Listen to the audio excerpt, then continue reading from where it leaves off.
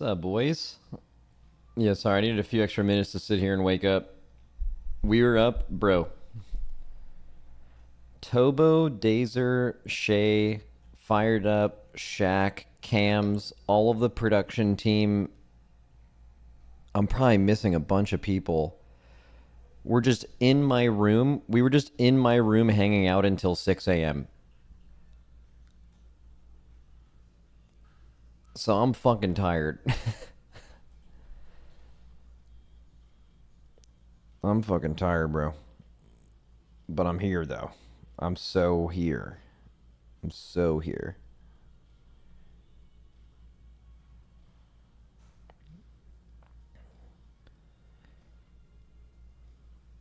Max, the drunk ads were funny at the end of the stream. Were the sponsors mad about that? I don't care, man.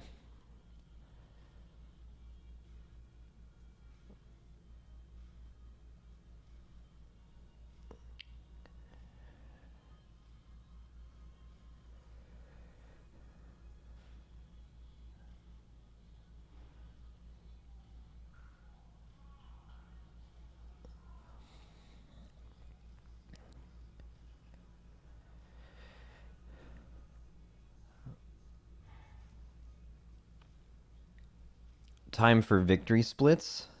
Bro, no shot, buddy. Ain't no way. Ain't no fucking way. God, splits are so not fun, man. I know there's no way for them to do it, but if they could kill all that shit, it would be great. Everybody is happy. But unfortunately, there's really no way for them to do it without, like, designing the game for a small amount of people.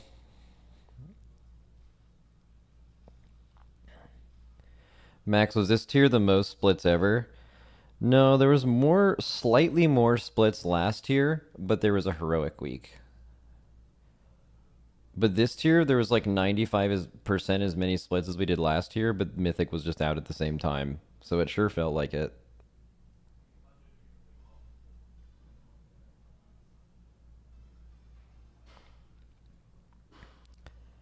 Max, so many gamers like Ben and Evade would come back if splits and buckets were gone. Yeah, dude, we'd be able to get like 3 of our all-time best players to return instantly if they removed that shit.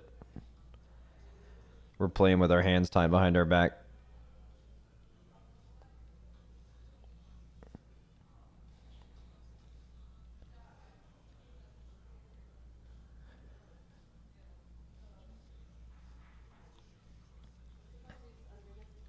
Max, viewer to reality comp comparison today. Yeah, we'll do some stuff. Yeah, I'm just hanging out today. I haven't been able to like actually hang out with you guys for a few weeks, so I'm gonna I'm gonna do that. I'm gonna just fuck. I'm gonna do that.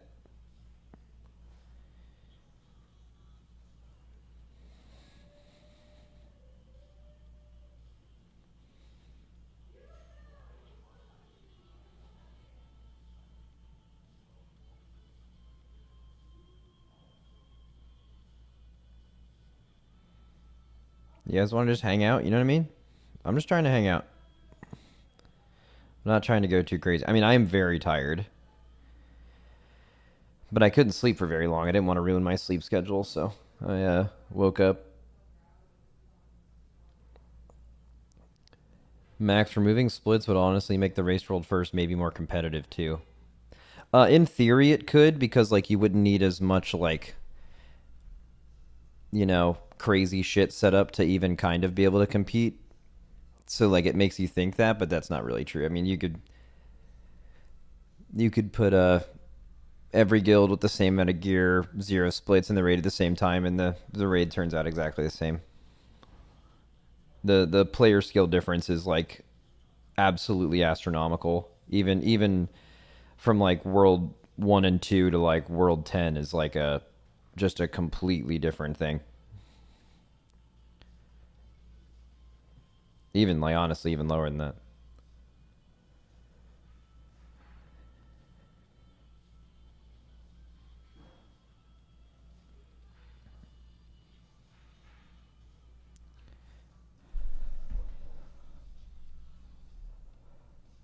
Where Cam? All right, I'm here. 1 second. Give me a break. I probably look like shit. I, I got. We were up till 6 a.m. I didn't really drink a lot. Some people definitely did. Um, but yeah, I'm feeling pretty good, man. Feeling happy. Wish we were able to do the last boss, but like a big. I mean, actually, I don't know. It's weird. This is one of those bosses where I feel like we're gonna have a lot more fun on this boss than everyone else. Like we had so much fun yesterday, but this is a boss where if you just like copy the strat going in, it's just not gonna be that fun. But like progressing a boss without a dungeon journal was like just insanely. Just we had so much fun.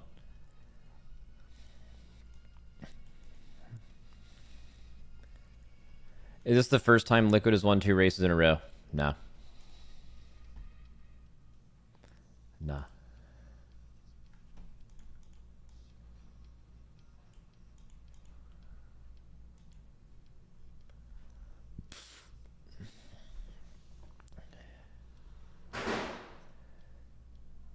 Max, thoughts on Fired Up's performance this tier? Yeah, Fired Up sick. He's always good. That's what Stripe said. He wishes there wasn't any dungeon journal for Mythic. Dude, that's my take. We've been saying for a while that, man, how cool would it be if we progressed a boss without a dungeon journal? And that's exactly what we did. That boss did not tell you, that dungeon journal did not tell you how that boss was going to work at all. The ads, nothing. You just had to figure all of it out. And that was extremely fun. Maybe my theory after sleeping on it is I think they they intentionally made the boss less difficult because the difficulty was supposed to be in the you don't know how this boss works and you have to figure it out. But I just didn't think they realized how good we are at that. Like there needs to also be like just as difficult kind of thing.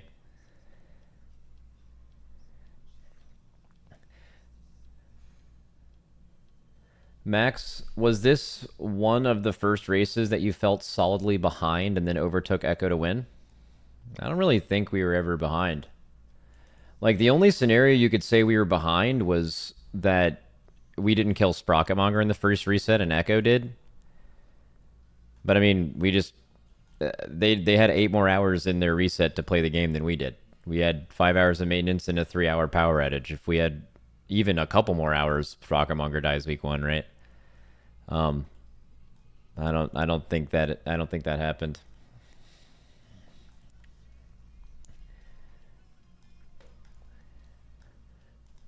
We felt like we were going to win the whole time. And when we woke up yesterday, and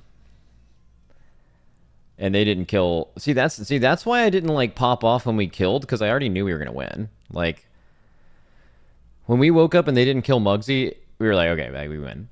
Right? Like it's still exciting, but then like the boss wasn't hard enough to like pop off about. It's like just surprising there wasn't something else, you know?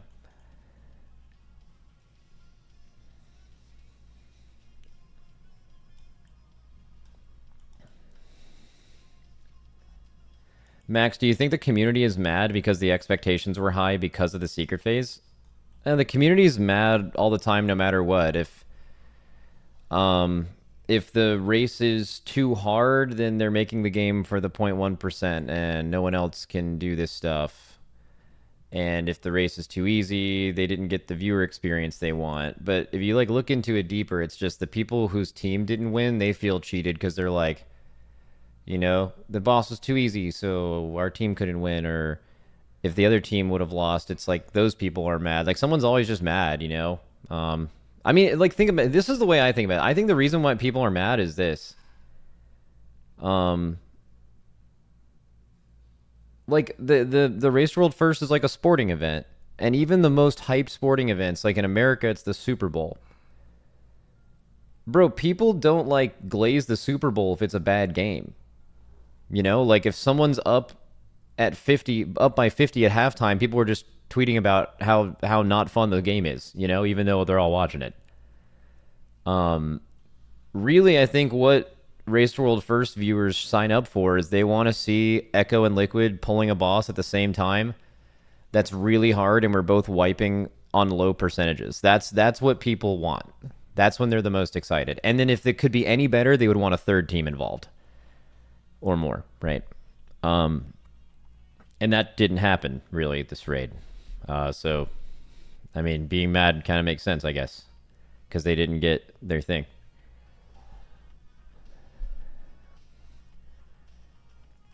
I mean, it seemed a little bit more competitive than normal because of the like how the end of the first week ended up, right? Like the EU fans and players were feeling themselves. Were like, I mean, I saw some clips. They were like, "We are solidly in the lead." I'm just like, okay, yes, yes, of course. Um, what is it? Genji was talking mad shit at the end of the first week, saying they were so far ahead. I mean, I kind of get that as a competitor because you want to feel confident. Like, bro, when you feel like you're ahead of the other team, it gives you so much confidence, man. Like when we woke up yesterday and they didn't kill Muggsy, which blew my mind. I was like, holy shit, bro, we played like absolute beast yesterday, and it was just we just woke up with the most confidence in the world. You can't make that shit up. It's a real thing. So whenever EU like can find a way to get ahead, they're used to what that feels like. They get ahead cuz like okay, let me give you guys a little insight into this. Figuring out a boss on your own and like paving the way is actually fun. That's what all of us live to do. Not just me, not just the like analysts, but like every player. That's what you live. You do this for that reason. You make 15 characters for 6 months and farm to do that. You don't do that to get to a boss late and just copy what someone else did. That is half as fun, right? Turns out when you're having fun, you're playing good. So when you're in the lead and you're like on a boss, usually you play really well because you're doing the thing that's more fun. And that contributes to you playing better. So EU's used to like, oh, they finally gets a lead because like last year they never did that one time. It's been rare actually in recent raids that happens. So like when it happens, they usually latch onto it. They start having fun and they start playing super insane. I know that feeling of like being behind and then getting back ahead again. It's so real. It's such a real feeling because you just start having fun again. Like, dude, I bet the fun difference between us and them on the last boss is insane. And I bet if I bet if they got to that, like obviously it was underwhelming and we weren't super hyped when it died. But we had so much fun yesterday, and I bet they had almost none. Not because they knew they lost, but because like that boss just isn't fun when you're not figuring it out. It's kind of built to be fun when you figure it out, but like because of the era of streaming, only one team really gets to be able to do it, which it was really fun to do that. Like honestly, dude, I'm begging them to make bosses without dungeon journals again because like that was seriously fun. If you watched yesterday and listened to comms all day, bro, we were on a fucking heater, dude. It was so fun.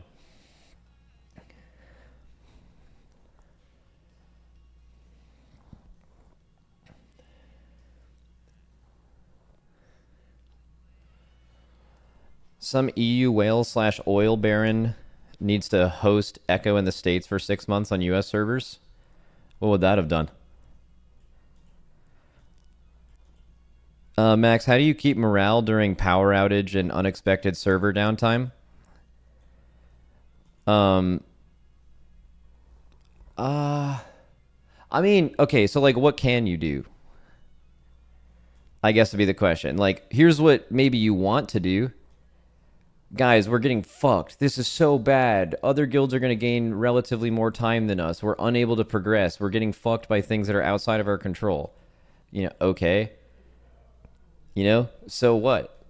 Like you just like what is what is the fucking point of getting mad about that? Like everyone's human and you probably will a little bit, but like imagine me, the leader of the guild, is just like having a mentee be, you know, about things that are out of our control. Everyone's just gonna play like shit and they're gonna be like stressed out and they're not gonna be confident and then we play bad. And then that's even worse, right? So you just kind of, it's not like fake it till you make it. You have to, because like for me, I can't fake anything. Like if I'm upset, I'm gonna be upset. Like I can't fake being happy, even if it's good for us. Like I just wear my emotions on my sleeve, I guess. Um, you have to like program your brain to just not get tilted, kind of. I don't know. It's weird.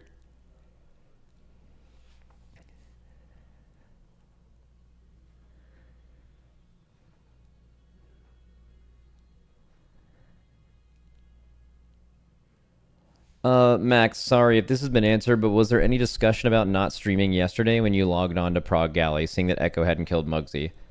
No. I mean, as soon as I mean, like I expected them to like kill Muggsy pretty early and then like get some good Gallywix info we could have taken. But then when we woke up and saw they didn't kill it, there, I mean, we just knew we won, so there wasn't really any reason to do that.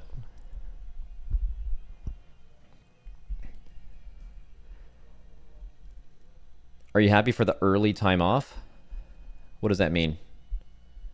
I mean, this was like a, this is not like a short race. This was like a historically long, like I think this is, I mean, since simultaneous releases, this is, I think, maybe close to the average 12 now. The average used to be 10 days, but like 12 day race, even with splits included, is still a long raid. It's not like a short raid.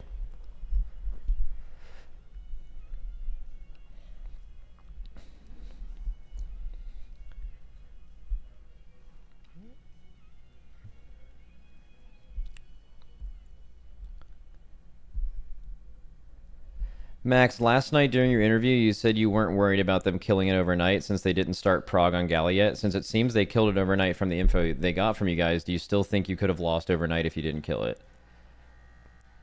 So let me give you a little bit more like clarity into what I said. So they asked me like, would you have been afraid to go to sleep?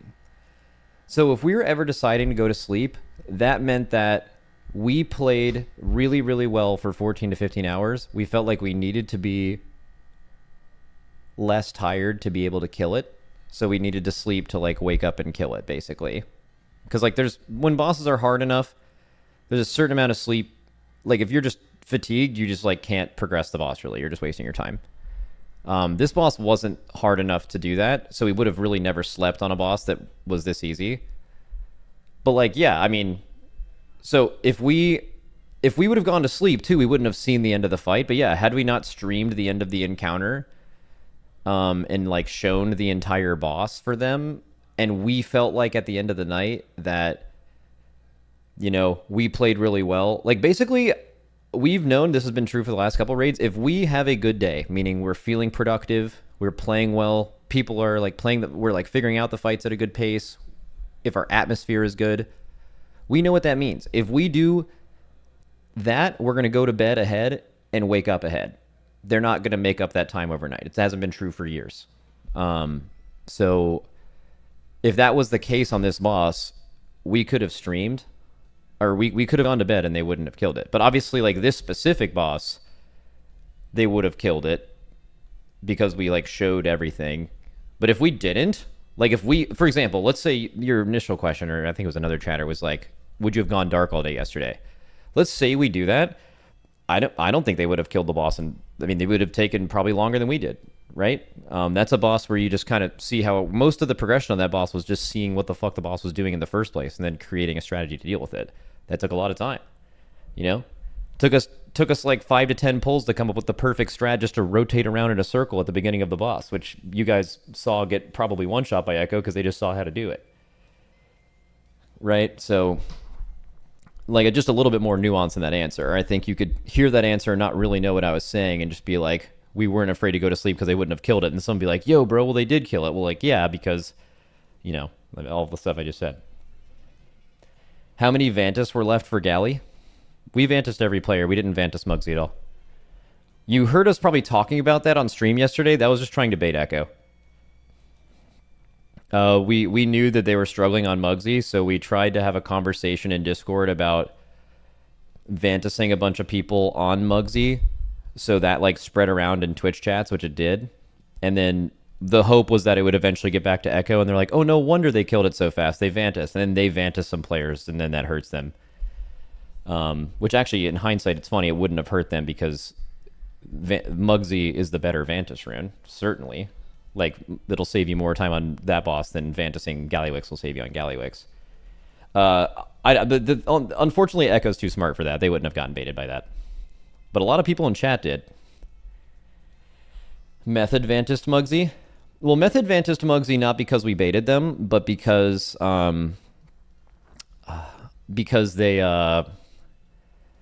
they like woke up and saw how easy Gallywix was, and they didn't have Muggsy dead yet. I mean, like if you were still on Muggsy and you see Gallywix, the solution is you Vantis Muggsy before you even think about it, because Vantis on Muggsy helps you kill the boss, and Vantis on Gallywix does it, right?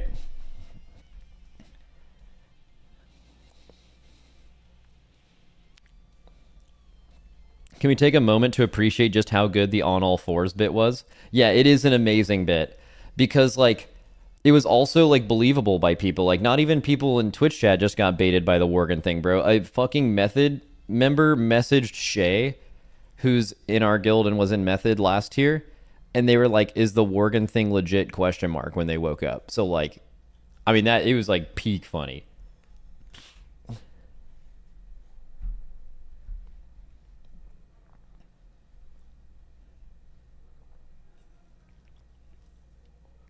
Max, how does the difficulty of Muggsy compare to Court? Muggsy's really hard. I don't know. I mean, Silken Court is just such a different fight. Like progressing Muggsy felt like progressing a really hard mythic boss. Progressing Silken Court felt like you were doing something really hard from a different video game. Like not really, but like kinda, you know? Like it was just like so unique. But yeah, I don't know. It feels like it was just it's really hard, dude. Like difficulty of bosses is purely a vibe thing. Pulls don't mean anything. In most cases. They both seem hard. I don't know. But it also like just happened.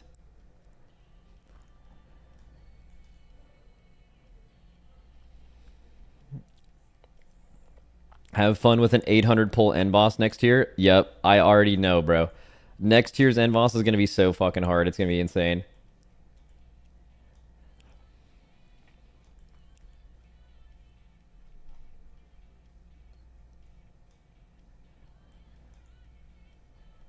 How much sooner do you think you would have killed Muggsy if not for the weird bugs? Hours before. Bro, we were playing so well. It was like pull 120 or something. And we had 4 pulls in a row where we killed the goon cages with in the last phase with everyone alive. And the mines bugged 4 pulls in a row. And then we killed it like 3 hours later. Money back guarantee, one or multiple of those pulls was a kill purely due to bugs. Dude, the bugs were driving me crazy. It is funny how fast I switched my tune though. Bro, let me tell you what I put in the fucking I was like talking to Blizzard, bro. I was hard tilted because of these bugs. It was so frustrating. Stone Legion General's level frustrating. Here we go. Mine soak spawning on a pixel of a new spawn is a new mine is extremely frustrating. It's a wipe every time possible to see. And then next one. 3 out of 4 last phase pulls are wiped trying to pop a CCMU mine that won't pop. Next message. Please fix this. Like I already know they see this, but I'm just like, guys, what are we doing here? And then like we killed it just after that. And I said, I have changed my mind. I will be immeasurably tilted if you fix these bugs now. This is also kind of a contradiction of what I said on the Team Liquid interview, because they were like, do you think they should fix these bugs? And I'm like, you know, honestly, like I feel like they shouldn't, but they probably should, because like you just probably shouldn't have bugs in your game that are that bad. But I mean, we did have to overcome these bugs, and we would get totally fucked if no other team did. And only we got screwed by this, right? So I'm kind of glad they didn't do it, but also not having any bugs would be sweet.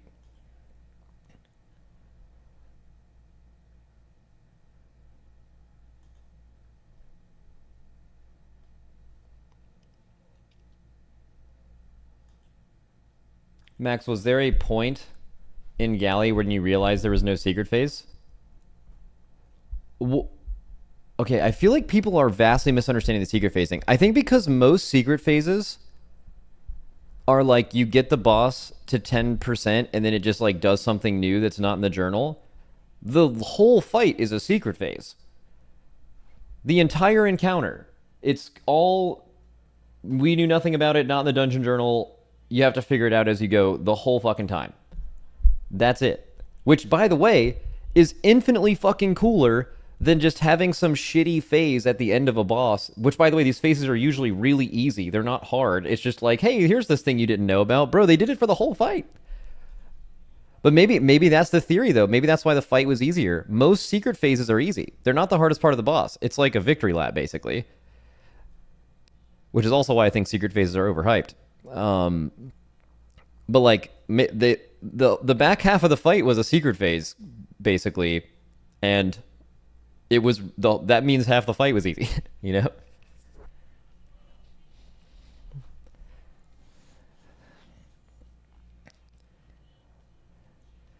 I'm surprised Echo doesn't just move to the U.S. for the race. See, people keep saying that, but I don't understand why they would do that. Like, why would, like, looking at the way this race and last race turned out, why? And this is not BM, by the way. This is just me trying to understand what you're saying. Right? Like, why would you re-roll an NA and lose your EU characters and go to a region where the people there are rooting for the other team more than you, so you're less likely to get helpers just to still lose? You know what I mean? Like, the NA advantage had literally no reason why we won any race we've won so far, by the way, but certainly not this one or the last one. So, like, what are you talking about? Why would you do that? That's such an insane commit.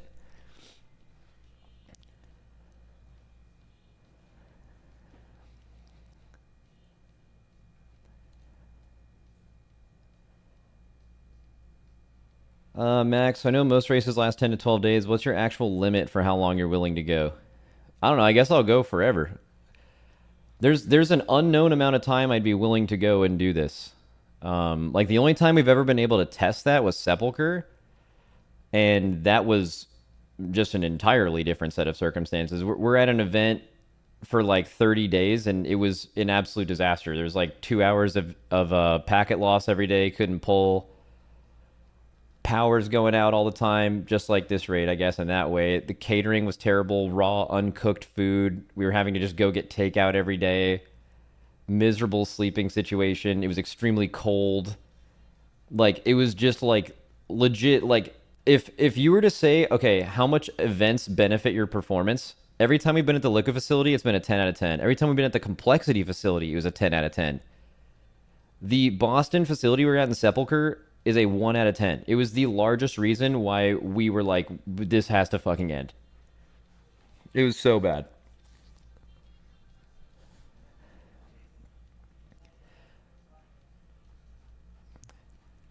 Max, would you have made the call to sleep if you were in Echo's shoes on the night you took it down? I mean, they have to sleep, yeah. You're not going to progress an entire boss after 15 hours. Like in hindsight, you can say that it's the only thing you felt like they could have done to potentially win, but that's totally in hindsight. Like, you don't know exactly when the boss is going to die. You don't know how easy it's going to be. And realistically, they would have still lost. They would have, you know what I'm saying? Like, we didn't lose any time yesterday. We smoked that boss, Gallywix. That was maybe the best we've ever played. No one was beating us on that boss. We were problem solving that boss insane, right? Even if they were like not even tired after 15 hours, if they kept going, they would have lost. And they were already at the end of a 16-hour raid day. They had no choice. They had to sleep. They had to sleep, hope we gave them a bunch of information, wake up, have a great raid day, and then kill it while we sleep. That was their only chance.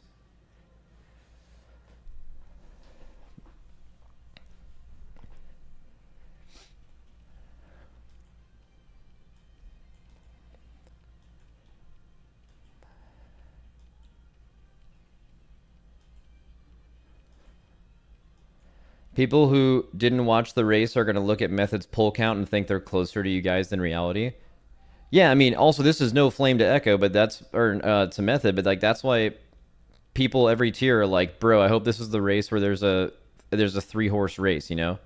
I hope Method's finally at the level. And I know that's like wishful thinking, but like, and I really don't mean this. I hope no one takes this bad, bro. This is not Flame Method. I think Method's a great guild. They're like doing their thing, but like they're no closer to world first than they were last year. Realistically, probably even the tier before, right? Like clearly, I mean, it's hard to compare them to us because we start at like a different time and like there's different sleep times and there's a different flow of information. But you can directly compare them to Echo, and Echo has just been the exact same tier above them that they've been for years with no change or difference, right? Oh, is Method killing, bro? Let's hit this shit real quick. Let me pull it up. Where is it? Twitch.tv/method.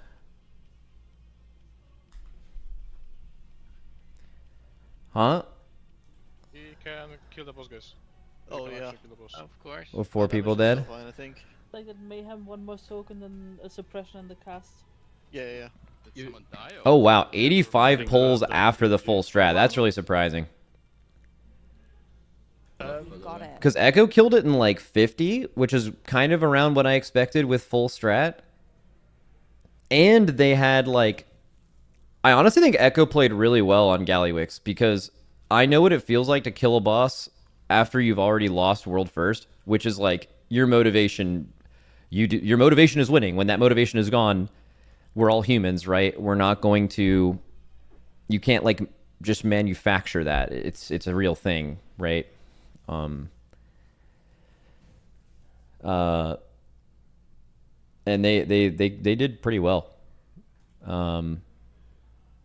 They Vantised. Vantis doesn't matter in this fight. Like a Vantis rune on this boss has an extremely low chance of being the reason you kill or don't kill this fight. You could overkill this boss by 10 to 15% of its HP if you optimize damage.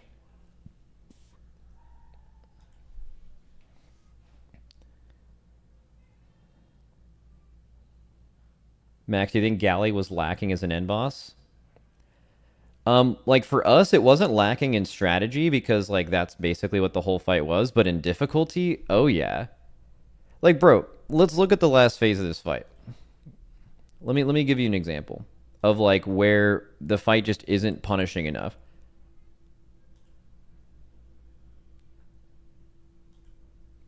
This is when we're on the fight? Okay. So P1 honestly is like a pretty good phase for an end boss, right? Like they made these technicians giga technicians with a lot more HP. The way you have to deal with this with like the permanent mind mechanic, and if you die to any mechanic, basically you just kill the whole raid. Bro, if fire mages didn't exist, that would have wiped you a lot, you know, if I guess the rest of the boss was trying to kill you a lot. These soaks are pretty easy. The movement, this suppression, one thing about the fight that just seems like, it almost seems like a heroic mechanic. You guys know in heroic, like this animation isn't really accurate, and like you need to actually be way farther than this to not basically get one shot. Bro, in Mythic, the fall off damage is like, it stops at the actual, at the thing, you know? It's like no damage.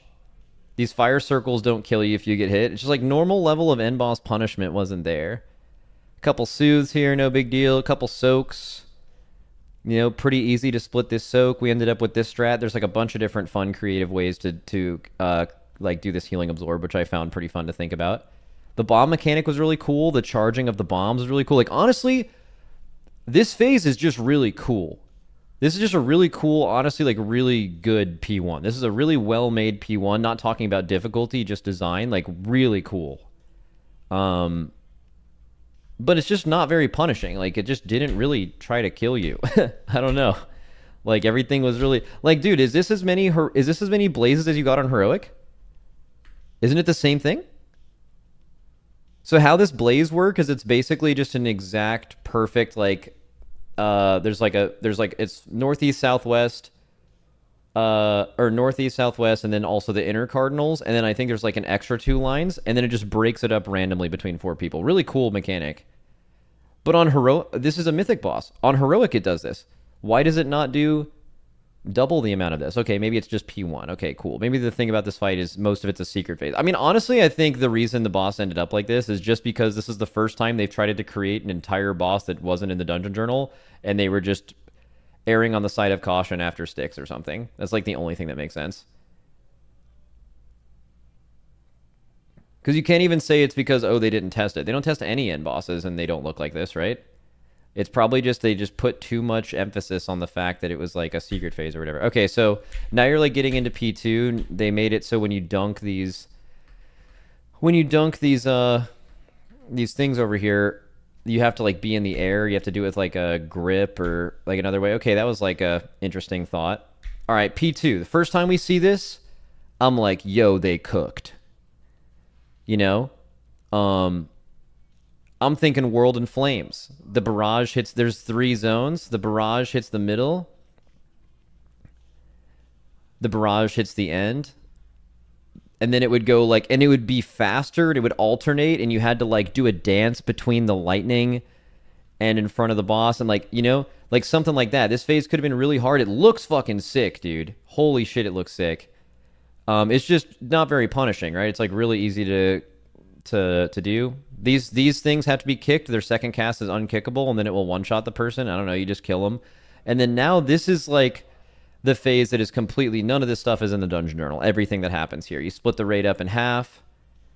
But like how I did this was this, right? So I just split up our raid. You only needed 5 people to soak this, right? So I had, you know, all the people with the bomb debuff over here never getting hit by anything, even though they're mages and probably could have soaked all of it, but just for the sake of consistent progression.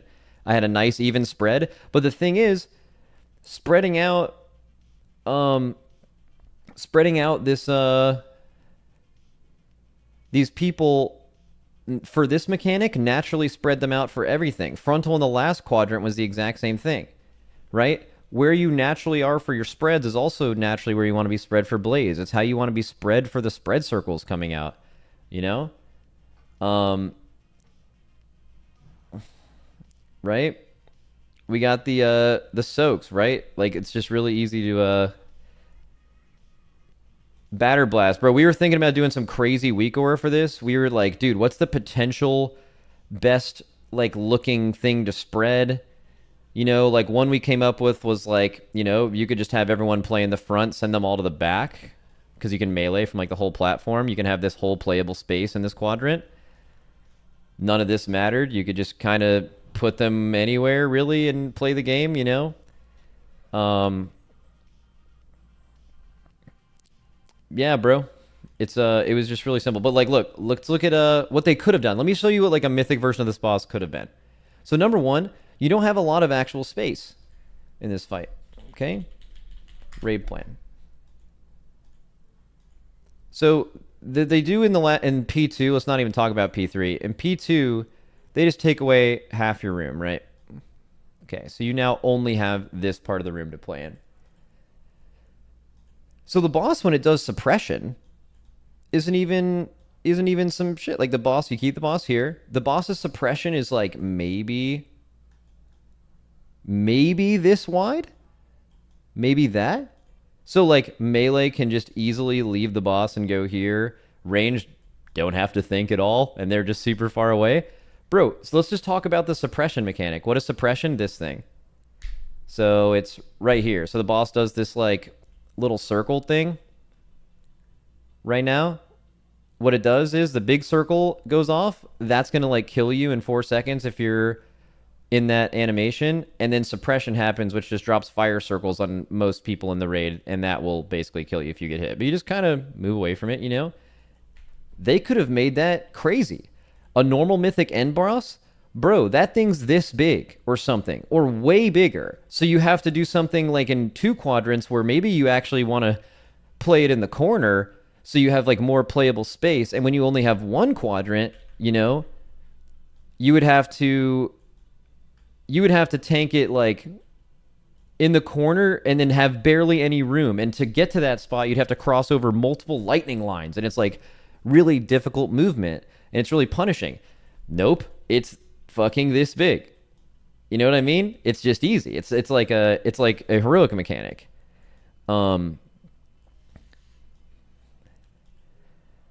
Another mechanic, the soak. They added a soak mechanic in this fight. So it happened right before this.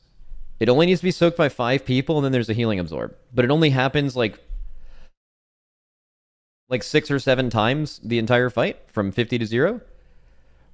Bro, you know what you could have done? You know, and it wouldn't have even been unfair. You could have had the boss here, and you would have needed a group of 5 people soaking. What's an easier way to notate this? Right? You would have had a group of 5 people basically soaking here, here, here, and here. And the boss is machine gunning 4 of these soaks in 10 seconds. In 10 seconds, and you have to be naturally spread from each other and within your own group in a 10-second window to satisfy this mechanic, or you wipe. That's not even like an egregious end boss mechanic. That sounds like it's playable. See you, buddy. I'm good. Yeah. So like that's a thing. That's just not real. The bomb mechanic is kind of interesting, right? It's like Fire Act kind of, where you, like, if you have a seed you can't die, but they basically just make 4 people the entire fight be unable to die. But the thing is the fight wasn't trying to kill you. And even if you could, mages are unkillable. They have more defensives than every class. They have a cheat death, and they can just blink over. Oh, there's a mechanic on me, blink. And then no mechanics happen again for 15 seconds, you know? Like, they're not going to die. Look, this looks difficult, but why is there a heroic amount of blazes? Why is there... Look at this spread. Okay. Bro, you could put this on everyone in the raid, and it would have added like 10 pulls to the boss at most. Ranger, like, barely moving. The spread circles. I mean, honestly, this was probably fine. Like, it was pretty punishing in the last phase. But, like, okay, so then you do all this, right? Okay, cool. So you have double the amount of room to deal with it. We've seen P2. This is P2. All right, cool. Let's go to the other secret phase of this fight. There's 2 phases of this fight that we've never seen. All right, cool. So now they've made us destroy this last coil. All right, so we're forced to now go to the single side of the room. All right, everybody get there. By the way, you don't have to be there right away. This thing doesn't do damage for 8 seconds. THD doesn't even have to set himself on fire and run over here real fast. He could just walk natty and he's here. Now, you just do everything you just did, but you just do it in a smaller space, but nothing's punishing enough to have that matter. The second intermission... Oh, there's 5 prongs here. I don't know if a lot of people notice that instead of 3. That's like their way of cooking this up. There's an extra kick ad that has to die. They say DKs have a raid buff, but they just make every ad on this boss drop directly on top of the boss for free cleave. I mean, second pull ever in P3. I mean, just kill it. First time seeing it, you know? Crazy. Like, the fight looked cool. It had a lot of cool elements. You know what actually my theory is? Do you guys know when Blizzard... Do you know when Blizzard creates raid bosses? They don't create mythic bosses and then make them heroic and normal. They don't create normal bosses and make them heroic and mythic. They create heroic bosses. When they make a boss initially, they create a heroic encounter, what's intended to be heroic, and then they buff it up for mythic and they nerf it for normal. That is the way they design fights. But because they, because this fight was like not in heroic, it's almost like it makes sense why it kind of feels like a little bit harder heroic fight, because it was something that was incepted and then not buffed to a mythic level. So it never went through the process of being buffed to mythic. It was created for mythic, which is something they do intentionally try to not do. I'm kind of just throwing shit against the wall here, but like I'm just trying to think how something like this happened. Yeah, I don't know. I mean, I wish this boss was harder so we could have won by way more, right? But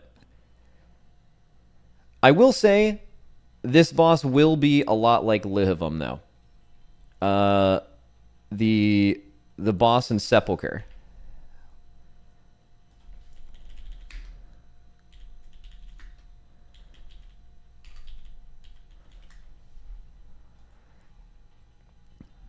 Here's what I mean by that. When most people think of Lihivam, they don't really think of it at all. It's just this fight that exists, and you have this strat for it, and it's like kind of easy to understand. But like this fight gives you so much creativity. I actually talked about this with Dash on the broadcast yesterday. And you have to choose which one of these ads you kill, which one of these prototypes you kill. Blizzard didn't even intend for you to be able to kill 2 in the same set like we are right here. We literally just did that, and we were like, we didn't think that was possible. And then they were going to talk about nerfing it, and then they were like, okay, well, you guys are already doing it, so we can't nerf it, right? So we had to do this.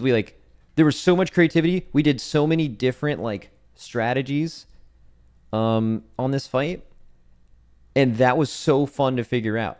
We came up with rooting these ads away to make it more feasible, and all that problem solving was fun for all of us. Do you know what Dash was talking about? He was like, yeah, Livum wasn't fun for me because it was just this boss where we just did these things and it was easy, and I just had to go root this ad the whole time. So that route that we came up with that was really fun was the source of this person's pain. And that's just a perfect example of Gallywix, right? Gallywix, we had a ton of fun on this fight. It wasn't a letdown for us. But anyone who lives to strategize bosses, like Echo certainly does, you're going to... I mean, obviously we wish it was harder, but we still had a good time, even outside of winning, because we got to do the fun thing. Anyone that was in that position would have had fun doing the fun thing on this boss. They were robbed of it. This boss is not fun, just like Livum, when you just know what to do going in, you know? It's just not challenging enough. Just so many things could have been so much more punishing. They could have increased the damage on so many things. You could have here. You know what is true? This is true. You could have 3, 4, or 5 healed this boss, an end boss, and probably it would have been relatively the same difficulty. Isn't that insane? I don't know if that's ever been true ever. Not even one time has that been true of an end boss.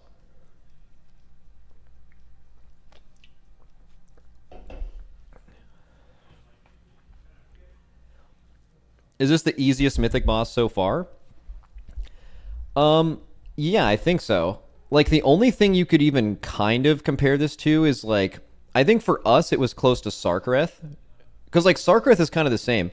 Dude, if we fully killed Sarkareth before Echo started it, I bet they would have also done it in half the pulls in sub 100 if they didn't have to do their own strategies. Because remember Sarkareth was we went live and showed the boss was killable and then it died, and then... You know what I mean? But if it had been the same, I'm pretty sure they would have also killed Sarkareth in sub 100. So this, I would say, is more closely related to Sark. But Emerald Nightmare is the other thing people are talking about. I think that's a little different for one reason. I think this boss is easier than Xavius in a way. So, and what I mean by that is Xavius is supposed to be easy. I'm saying it's almost embarrassing that this boss was this easy. People forget that Mogushan Vaults, Highmaul, Emerald Nightmare, the first raids of those expansions were supposed to be easy intro raids. They were not supposed to be Nighthold. They were not supposed to be Uldir. They were not supposed to be Nerebar Palace, where they now make first raids as just regular-ass raids. They're not intro raids. They're just full raids. Emerald Nightmare was not supposed to be hard, intentionally. Right? So I still even feel a lot of people give Xavius a lot of shit. I'm not really even sure why, because it was probably still too easy, but it was closer to what it was trying to be than this boss. Does that make sense? Xavius was closer to the intended difficulty than this. So this is definitely... I would say this is very similar to Sarkareth, though. I'd be willing to wager that if we just fully progressed Sarkareth with no information, we would have probably killed it in around the same time it took us to kill Gallywix. We progressed Gallywix. We killed Gallywix in 14 hours of progression, of fully figuring it out. I think Sarkareth is close to that. And I think in both of those bosses' cases, Echo would have done it in about half the time if they were to have woken up with Sarkareth with the entire strat from pull 1. Even then, though, Sarkareth was trying to kill you more than this boss was. Even just healing Sarkareth P1 was harder than healing anything in this fight.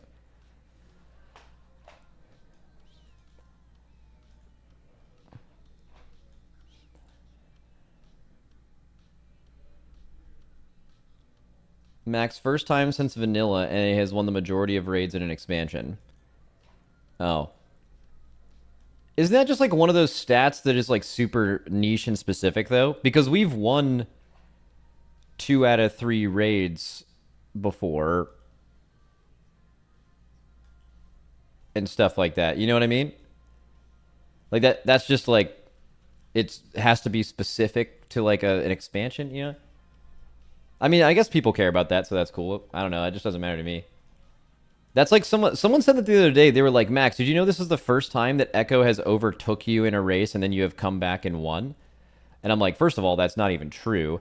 I guess that's technically true if you look at it by boss kills, but boss kills are like so irrelevant when it comes to going ahead or behind someone, you know? Like most raids you wake up behind and you go to sleep ahead, whether that time in between happens to be a boss kill, just happens to be randomly where every guild is in progression at the time. It has basically no significance whatsoever. Whether you're behind in percentage or a kill has no difference. Does not matter, right? So, and they were just mentioning that, and I'm like, they like it was like profound, like you finally done this thing, and I'm like, nothing happened. It's the same thing. A LeBron stat, yeah, it's like a stat that people make up about athletes to make them seem worse or better depending on their opinion of them.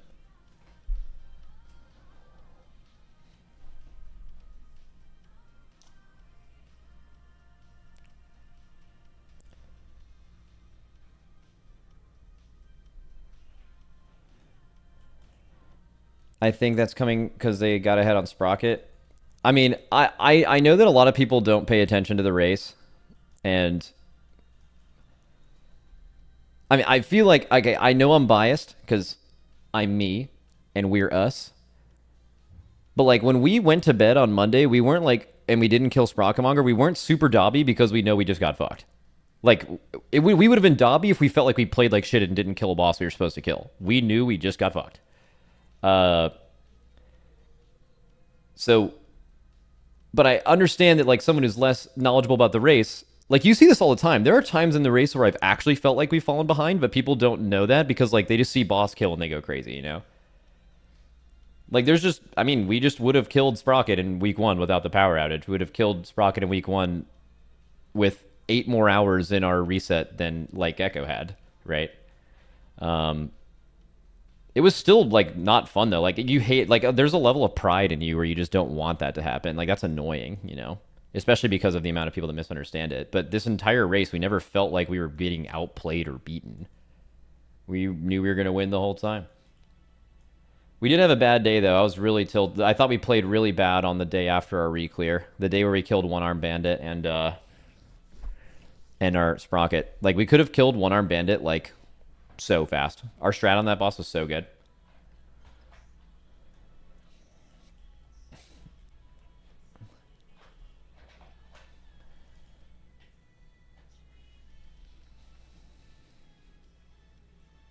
Is this the worst class balance you can remember for a race? Not really. I mean, this seems like pretty normal class balance.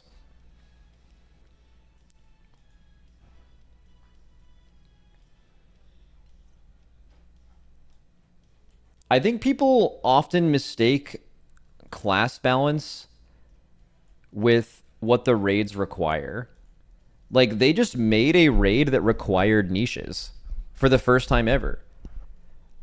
Dots are back for the first time since BFA, so you stack daughters on multiple bosses. That hasn't been true in so long. You basically just played melee cleave for years. They brought back execute. They brought back bro, people were like having their healers. Every guild had their healers DPS this tier. Healer DPS Moonkins, healer Shadow Priest, healer Windwalkers. Like, just so many funnel with DH is back in a big way. Actual class stacking. Bro, we haven't seen this level of class stacking since Legion. And Legion didn't have raid buffs. There's 14 raid spots that are basically pre-selected for you before the raid. And there's as much class stacking now as there was in Legion. But that is less to do with class balance than it has to do with what the fights are actually doing for you. Like, Fire Mage is not a super broken raid class. We didn't play 4 Fire Mages in every fight. We played like 1 or 2, right? And then on Muggsy, we played 3 because it's the only way you could cleave goons for some reason. And then on this boss, we played 4 because they created a boss where you want to pure single target and cleave a bunch of ads that directly spawn on top of the boss. That's exactly what Fire Mage does. You could, like, people are saying Fire Mage is OP, but, like, you could create a boss where you would have ran one Fire Mage. It's not even hard to imagine what that boss would look like either. It's just good at specifically that thing, and they made a boss that just does that thing, you know? Like, basically what I'm saying is people are complaining how broken Fire Mage is because of how many are in the comp. But, like, if they just created a different end boss with the exact same tuning, there would have been one mage and no one's complaining, except for Mythic Plusters, right? Like, that's what I'm saying. It's more about what the fight is asking of you than the classes itself. No class this tier is more broken than classes are broken in other tiers. It's just about a fight design class balance combo.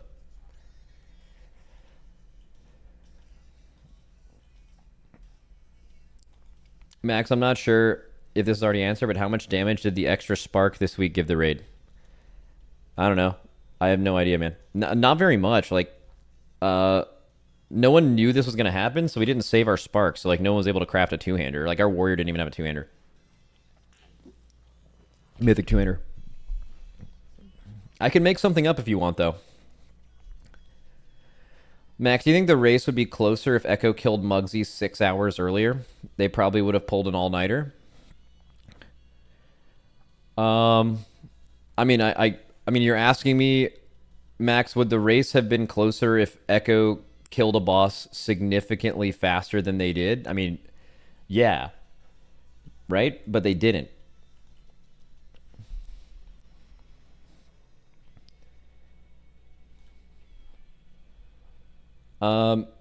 Max, thoughts on DKs and what to do to make them wanted?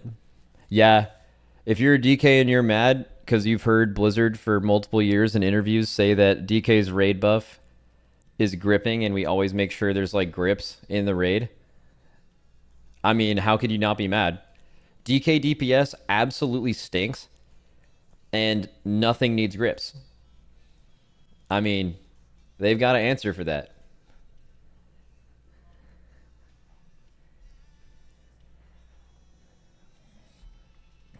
Max, do you think a Season 3 loss would be a big blow to Echo's viability, or do you think the following race would retain the same amount of hype? Bro, I'm not in that guild. I have no idea. I'm in Liquid.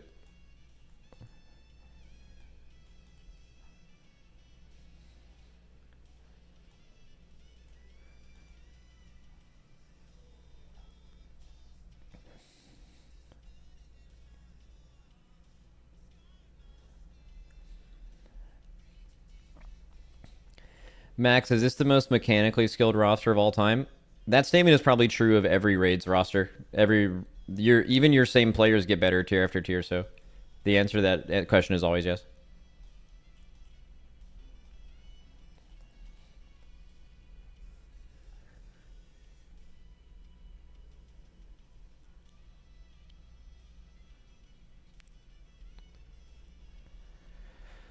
Has there ever been a 3-raid losing streak from either guild?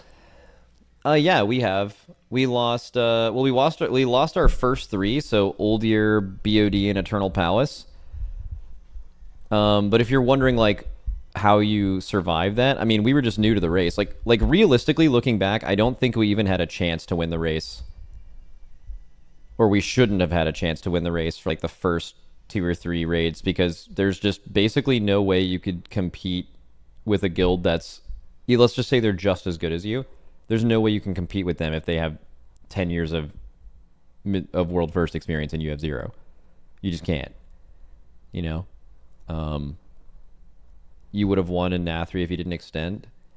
Maybe, but that's kind of what I'm talking about. We did extend because we didn't know what we were doing. We had no idea what we were doing. Right? They didn't take that race seriously. They fucking streamed it, which at the time was unheard of because they thought they had no competition. They didn't take it seriously. That's why they almost lost. In BOD, they tried.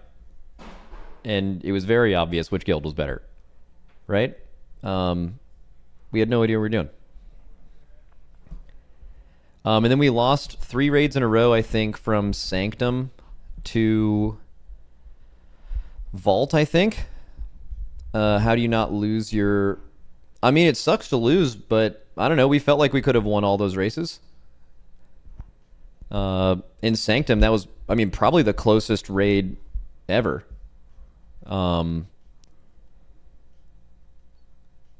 Then right after that, we had Sepulcher, which, you know, at the time, like, obviously didn't end well. But 10 days through that race, we were playing as good as we ever have. We basically had done, at that point, what was the longest Race to World first that had been happening since we started doing it. We were better than them on Halandris, better than them on Anduin.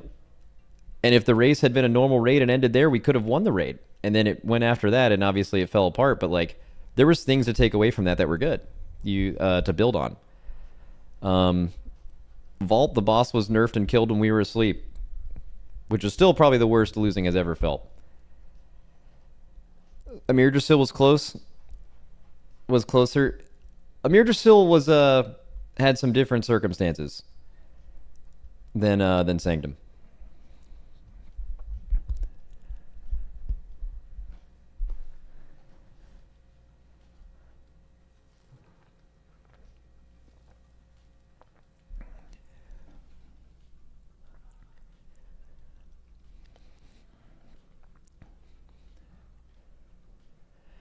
Max, did you ever consider going dark so Echo can't steal any of your ideas? Which they do a lot, and from what I see, and gain a lead. I mean, any guild who's behind is going to take any information they can get from any guild that's ahead at any given time. It's normal. And yeah, we did go dark for that exact reason. Specifically, the beginning of a boss makes sense to go dark. Like, going dark later into a fight doesn't really make sense. Like, for example, if Echo had killed Muggsy before we woke up and had a couple hours to spend on Gallywix, I'm just going to make this up. It took us, and we played really well when we went dark. We had like a bunch of pulls, and we got to like 60% or something. Bro, if we hadn't had gone dark, I bet Echo would have like basically done what we did the previous night in like 1 hour instead of 4. Purely because it's just that kind of fight. You know, you could just get a working version of it. You don't have to do any problem solving, testing. It's just done, you know? Where if we would have, now because we go dark, if they would have killed Muggsy before we woke up, they would have wasted hours. We would have gone dark and relatively gained hours of a lead just by not showing them something. But later in the boss, it's less important. But, like, obviously they killed Muggsy late, so they ended up having all that information anyway. But, I mean, you'd make that decision just in case they do that, right?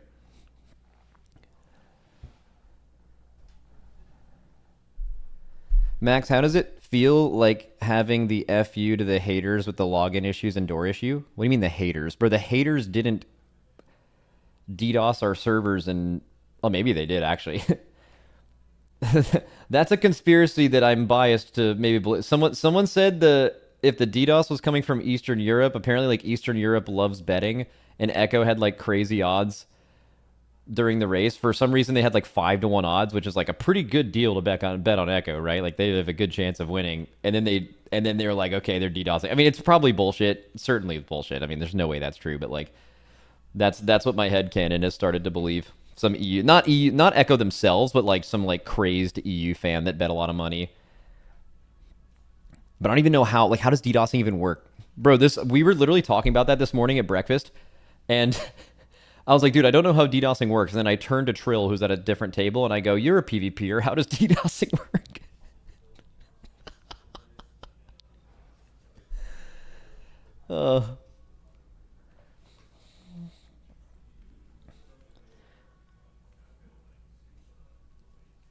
Bro's trying to expose Trill. I mean, he's never done that. Trill's too wholesome, but like PvPers are a different breed, bro.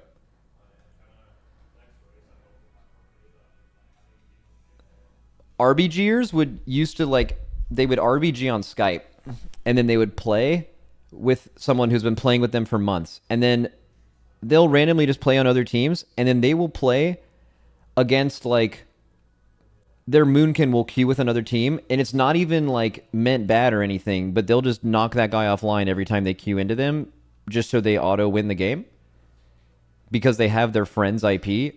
And then you'd think this is some crazy drama, right?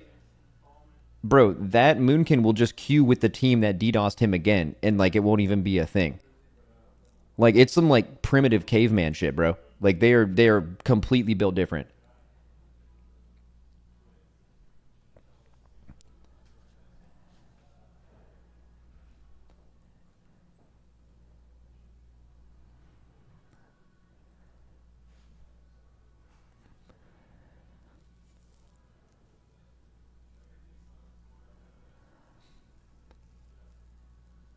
Max, please do unban requests. Oh, I could do unban requests. Probably not today though.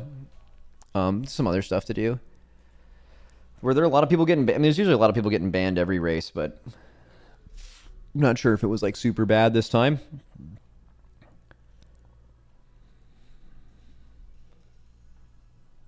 Oh, my mom's in YouTube chat. What's up, Mom? Congrats. Dad and I are super happy the back-to-back wins. Thanks, Mom. W, Mom.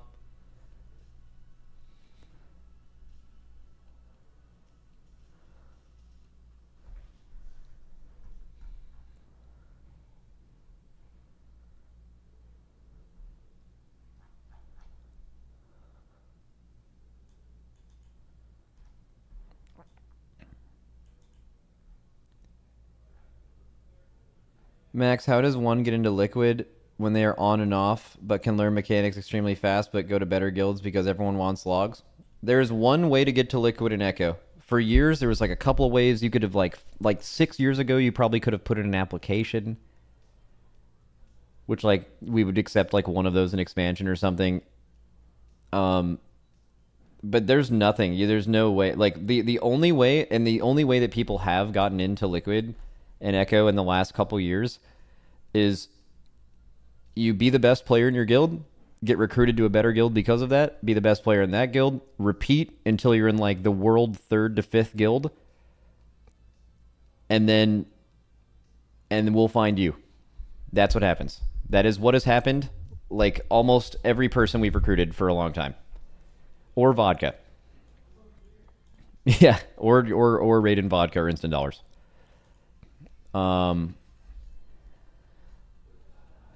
And you don't even have to play the game for very long to do that. There's been multiple people who've gotten to this level in the race in a very short amount of time. Like Boomy's been playing the game for like a year and a half or something. Tobo played the game for a year and a half before joining Echo for the first time. You can do it fast if you're committed and obviously like a complete freak of nature. But yeah.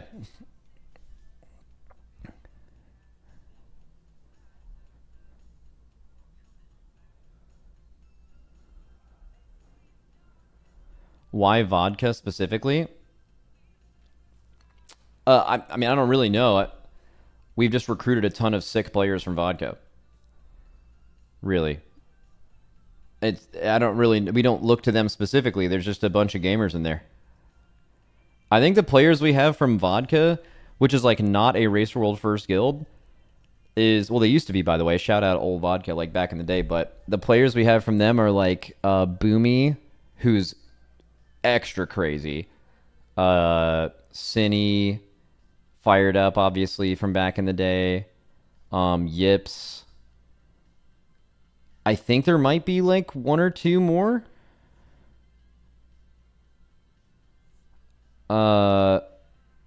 Maybe one or two more. But we just mentioned 4 players from one guild. We don't have 4 players from any other guild except for people in the Race World first. We probably have had 4 players from Instant Dollars, 4 players from Fat Shark, yes. Scott, Wolf Disco, Impec, and Zasevi, yeah, definitely 4 from Fat Shark, yes. We have 4 players from Echo. We have 4 players from... I don't think we have 4 players from Method. But like every other guild we have recruited 4+ players from is like a Racer World first guild. So it makes sense to recruit from them because they're developing talent that's trying to do this. Vodka is not. They just randomly have gamers there. It makes no sense.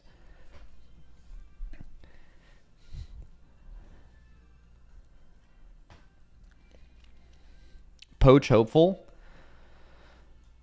I mean, we were not trying to recruit. The story of recruiting Hopeful goes like this. So we were not trying to recruit Hopeful after Amir Drasil, and then we heard Echo was. So then we were like, all right, well, maybe we could recruit Hopeful, because before we didn't know if there was necessarily a spot, but we could make a spot to make them worse. Still not really sure how good he was because he hadn't like done it yet. And then after last year, he had a tier of doing it, and he looked like he was doing pretty well. It's like, okay, well, now the person with potential has some proven value and seemed like they'd be a good vibe and stuff. So I think we reached out to him after last year, and he didn't want to leave. So, you know, I don't know if we'll do that again because we have a ton of really sick mages, so I don't know if there's really a need. But you could usually always make a need. Dranako can play Lock. Cine plays Priest. KSP is a rogue main. Literally all of our mages, who are fucking nuts, by the way, all can just play other stuff, right? You could always make room, but you just never know.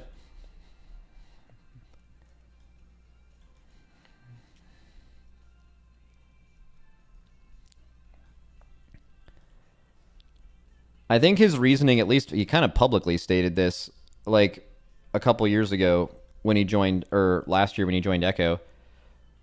Someone asked him why Echo versus Liquid, and he just said he didn't want to like go to a guild and be the like second mage, which kind of makes sense. Like, isn't it a logical thought that if you're going to a guild and you know that you are not going to be the number one on a class, that means that you could potentially be spending all of your time, you're getting paid, but like you're spending all your time gearing up 15 characters and 6 months of farm just to do 2 weeks of progression, and then you end up not even playing based on class balance, you know?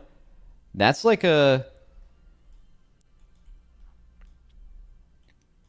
would suck, right?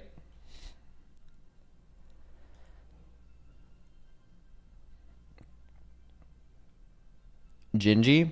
I'm not even saying like, oh, I can go to Echo and just be better. I know there's been a lot of like Gingy Echo or Gingy Hopeful Mage stuff over the last few days. I just mean like Gingy's a multiclasser. He's not a mage, right? Like, so like, theoretically, if Hopeful was like really good for Echo, he would just be the mage because they could just have Gingy play whatever, right? Like, you don't always have to have him play mage. He's like a hunter, he's played a lot of stuff, right? So that's really more what that means. Not like, oh, I can go to Echo and just gap Gingy, even though that's been the meme over the last few days. But like, I'm pretty sure most people know you're not, like, if you're coming to this guild, you're not going to, there's a chance for you to be the number one of some class potentially, but mage is not one of them.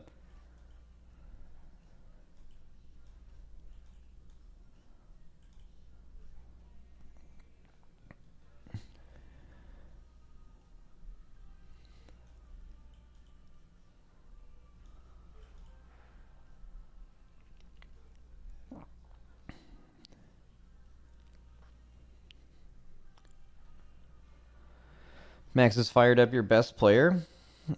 I don't know. I actually, if you were to like straight up hold a gun to my head and be like, you have to, if you don't answer this 100% honesty, and I'm like a genie and I know if you're lying, tell me who your best player is, I would not be able to tell you. I don't know. There's like probably realistically a list of like 6 to 8 people that are probably as good as you can possibly be at whatever they're doing in WoW. And then 20 people that are very close, you know.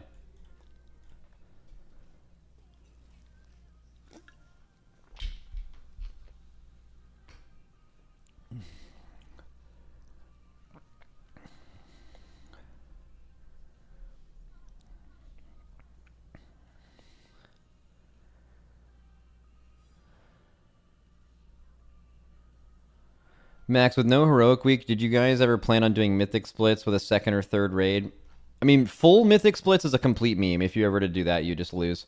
But like, if you progress and then on Monday, so what if we would have like not had power outage, killed Sprockamonger on Monday, we would have done a 2 out of 8 mythic on like for a couple of people that didn't get saved week 1 that we wanted to use week 2. Do you consider that mythic splits?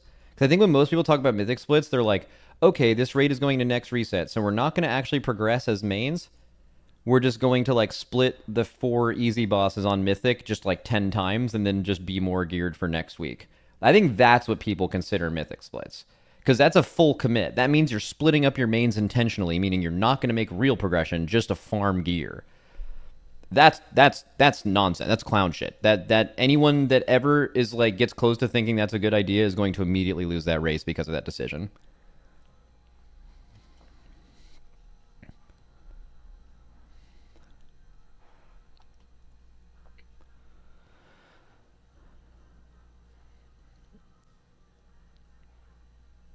Also, I don't want more splits, bro. Splits suck.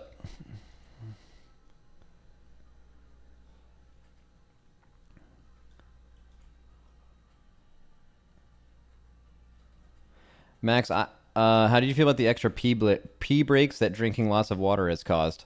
Honestly, it was worth it. We drank so much more W this race. Shout out Tanner. He was just like, we had like a performance coach this race, and he was like getting us some good supplements, making sure we were all on top of our water intake, making sure we were on top of our like not drinking caffeine at the wrong time.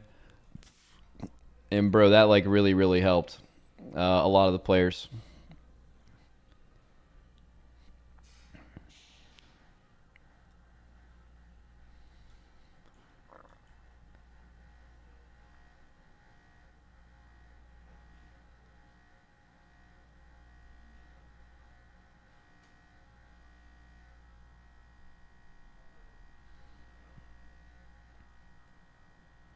Max, it really did seem like you guys were with it late into prog nights more than earlier tiers. Oh, like up later?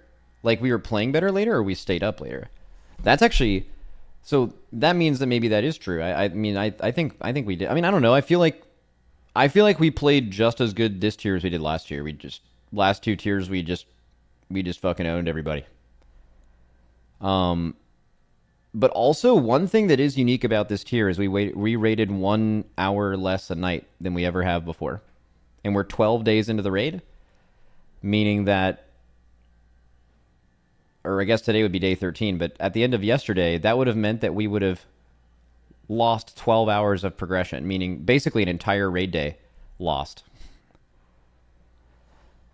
But obviously, I mean, the thinking is that it's better, right? You lose 12 hours of progression, but you... What's the best way to say this? You in the hours you're awake, you progress more efficiently. You know, like a sleep... The sleep is good thing. You could probably even do more. I mean, fuck it. Maybe next raid we'll just raid 1 less hour. Hit the crazy sleep.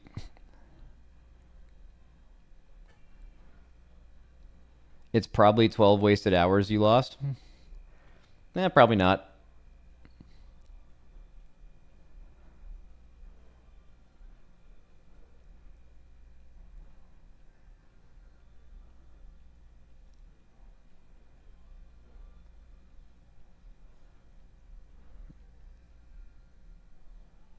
Max, how are you feeling taking risks into the next race knowing you're lined up for a sweep?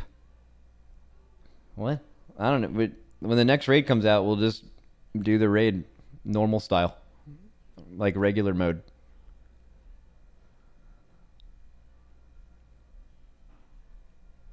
We've done this for a long time, man. It's easy.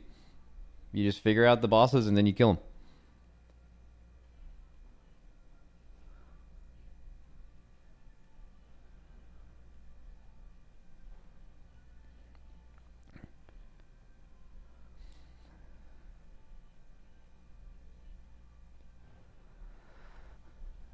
Did anyone fly out today?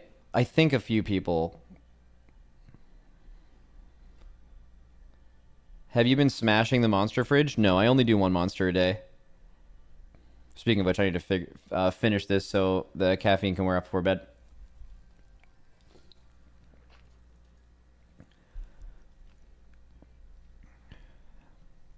If you didn't lead, would you still be a Race to World First Caliber player? I don't know. I mean, I'm biased and I'm confident, so I feel like the answer would be yes. And what that means is I would be playing the game all the time again and really committing myself to it. But the reality is, I don't know if I would, man. I'm kind of over it. I'm definitely over the 15 characters. Here's what I know. And before y'all think this is copium, there's like a dude in Echo that absolutely hates my guts that used to raid here. Oh, I guess he's like a caster for them now. That, like, his own words when he was here said that I was one of the best 3 players in the guild. Okay, so I'm using the words of someone who fucking does not like me at all, rather than just telling you what I think. And I, but that was when I played. Every other player I've seen stop playing and come back years later has never been the same player. I'd like to think that I'm better than that because I'm biased and I'm me and I could play again and try just as hard as I did before and be one of the best players again. But the guild's also gotten a lot better since I last played. But I've also never compared myself to other players in the guild when I haven't been raid leading, right? Like, I'm comparing myself to them as a player while they're just playing the game, and I'm doing that plus raid leading as much as I am now while playing the game, right? Those are comparing 2 completely different things, you know? So if I ever had to just play in the race and not raid lead, you know? I don't know. I'm going to give you the honest answer. I haven't, like, played WoW seriously. I used to do, like, MDIs, Race World First, for many years. I haven't played WoW seriously in multiple years. So the idea that right now I could step into, like, Liquid's Race World First roster and be one of the best players, no way. I wouldn't. I don't think I'd stick out and be, like, terrible. But I mean, right now I probably would because I'm fucking washed, bro. I haven't played in forever. I would have to, like, play the game a lot. I'm trying to, like, give myself the best chance here. Like, am I playing the game as much as everyone in the guild? Like, if I just, like, log into my monk, get good gear on a class after not playing for a year, and just, like, zone in, I'm gonna get fucking shit on, bro. Of course. But if I'm like still really passionate about WoW, playing all the time, really caring, I would like to think the answer is yes, but I also don't know the answer. If that makes sense. That being said, I could just pick this game up and start raiding in, like, basically every other guild except for, like, 1 or 2 and fucking own. Raid leading or not. I'll always have that. But at the very, very highest level, this long away, I don't know.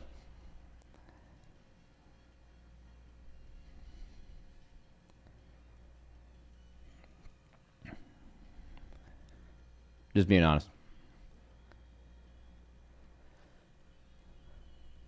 What's the lore behind? No, I'm not trying to start drama. This is like some old shit.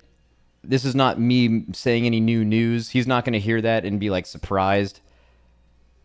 But, like, basically he was in the guild and he was an officer and I was the GM and raid leader and we just didn't see eye to eye. It's not like on some deep personal shit. We just didn't get along. It's that simple, right? And then he just went to the other guild. Yeah, it's not deep at all, man. Typically things aren't. It's not that big of a deal.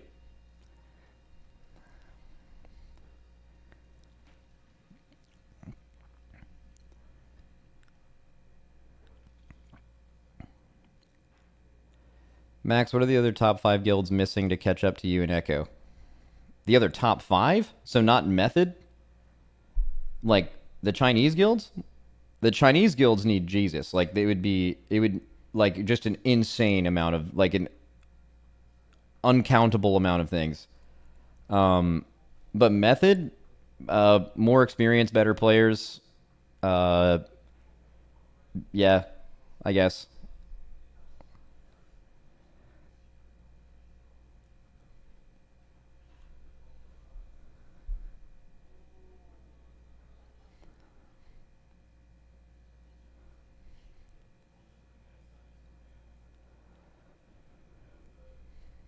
And then for guilds like Fat Shark, yes, and Instant Dollars, probably also better players and more experience. But also they would need to triple their raid hours, generate enough following to fill their splits, gain, like, hundreds of millions to, like, a billion gold to be able to support all of that. Just, like, there's, like, a ton of barriers to entry that exist, which is probably why a lot of people don't try. But even if those were removed, the player skill and experience is by far the biggest thing.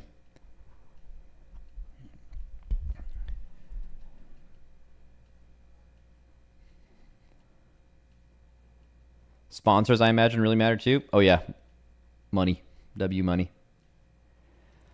I've always felt like I don't think money ever gets anyone's foot in the door.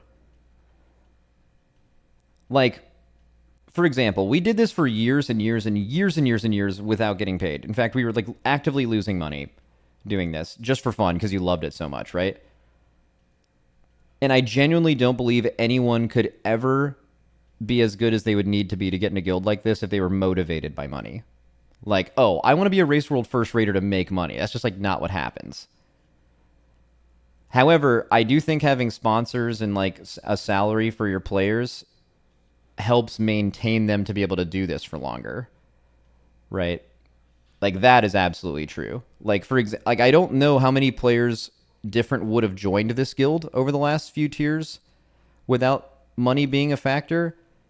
I'd imagine it might not affect that at all, but the amount of people that continue to play and don't quit, I think is probably heavily affected, which is very important.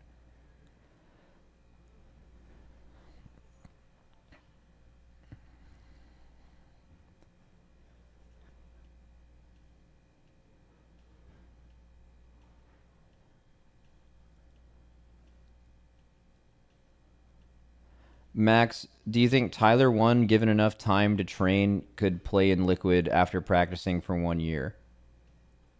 I don't know that guy. I'm not really familiar with him, so I don't know how good he is at games. But like, there are examples of like Boomy and Tobo are the two I know that like basically picked up WoW and within a year and a half were in the best guilds in the world.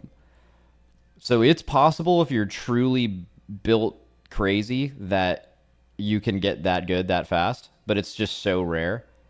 So it's certainly possible. I just don't know if he's built like that. I don't know anything about that guy. And I'm not going to say no because I'm not trying to get like clipped and then like, because like the realistic answer is no. Of any human, the answer to that question is no. In fact, it hasn't been proven that literally anyone on Earth has ever been able to do this in a year, including some of the best gamers ever, you know, like Ben and people like that. Like no one, you know.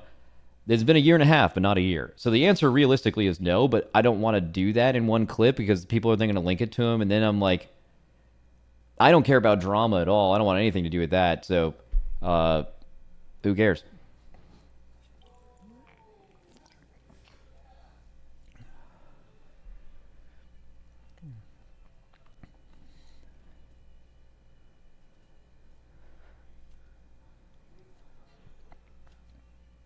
Max, do any players in Liquid work a standard job? I think maybe a few, but it's very rare.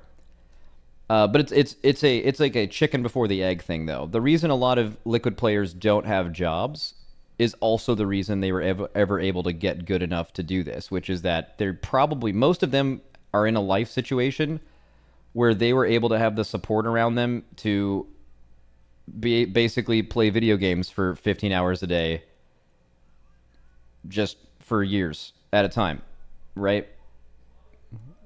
It's not you're able to do that because you're this good. You probably only got that good because you were able to spend that much time. Rich kids? Oh, not. I don't know if that's true at all.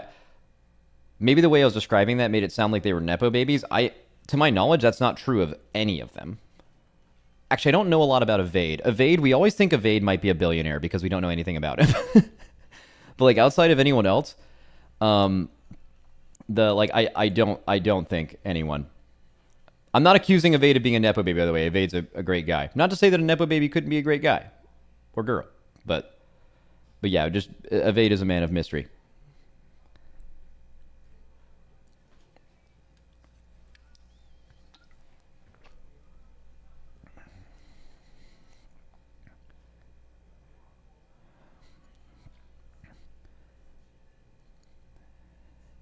Max, what's the chance that Shroud and Rizzy get in the raid? I don't know. I was kind of thinking about playing Windwalker, and then I remembered that, or I didn't remember, sorry. I was asking some people around the dinner table the other day. I was like, yo, what's got to be good in Mythic Plus right now? Like Fire Mage, Windwalker? And they were like, bro, Windwalker's terrible in Mythic Plus. And in my head, I'm just like, bro, how is that fucking true? They do infinite single target. They do infinite cleave. But I'm thinking of raid cleave. They're just hard target capped. Not even like soft target capped, like hard target capped.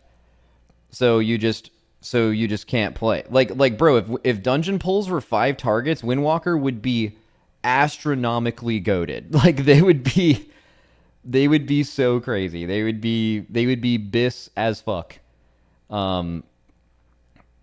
But yeah, get owned. It's a story of many classes.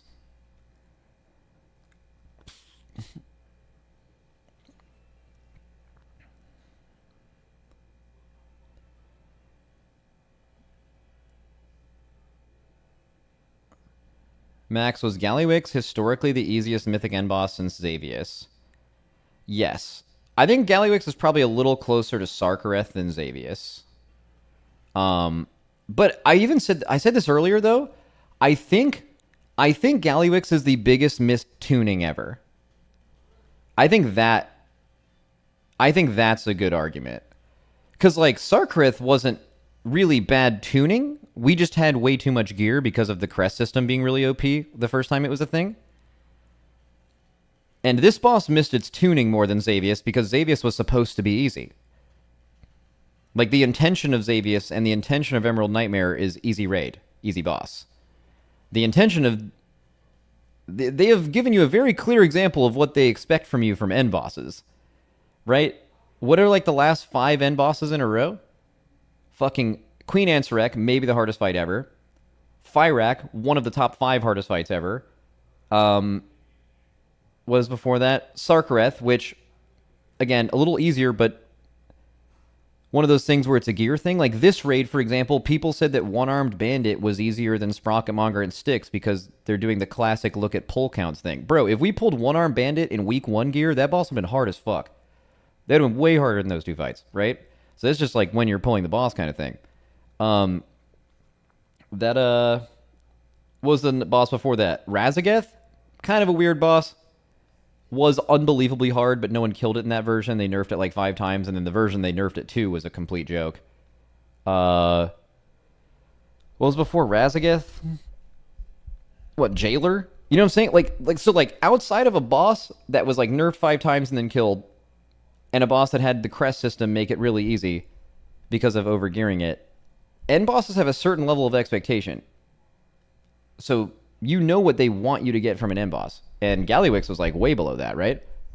The only people who kind of felt fun and had a good time on Gallywix was us, because we were just the people who got to figure all of it out. And it was difficult in its own way. It was a different kind of difficulty. It was not mechanically difficult. It was just like information gathering and quick problem solving difficult, which is really fun. But no one else gets to do that, right? We're the only people who gets to do that.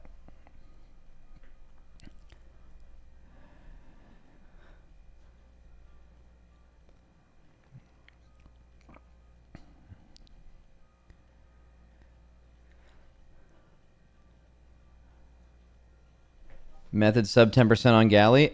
Oh, yo, tuning in. Hitting that shit. Oh, shit. Wait, I'm on an ad right now. Wait, I thought you meant like right now, bro.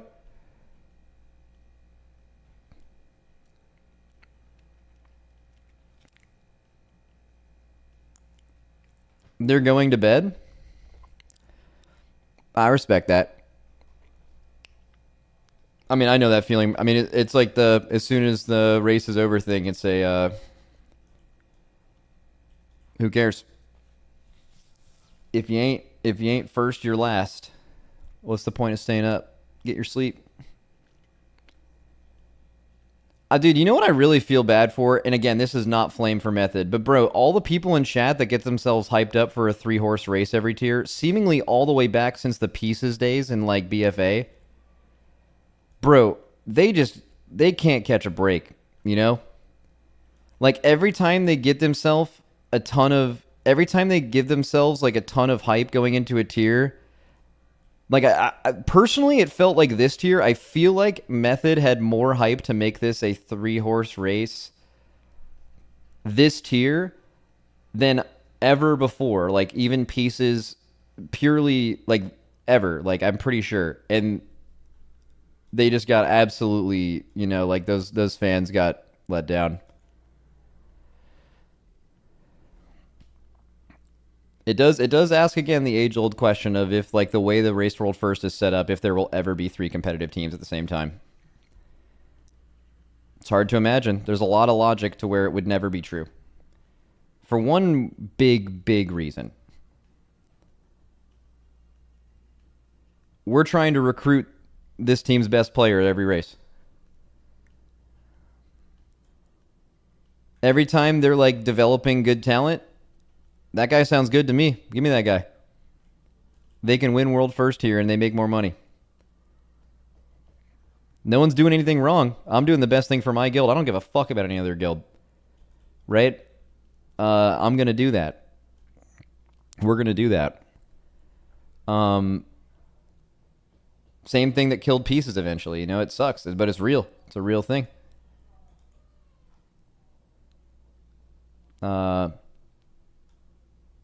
And maybe the biggest thing is, even if they were to ever have the exact same player skill, if they ever got to a boss, a truly difficult boss where you have to optimize damage and strategize it at the same time, how can you ever expect them to be good at that when they have never really been given a chance to do it? You know? Like, Echo has had practice doing it because they're really good, and eventually, due to like the way the race works, right, you'll eventually end up in the lead, starting from behind if you play as well, due to the sharing of information, and then now it becomes a flip-flopping thing.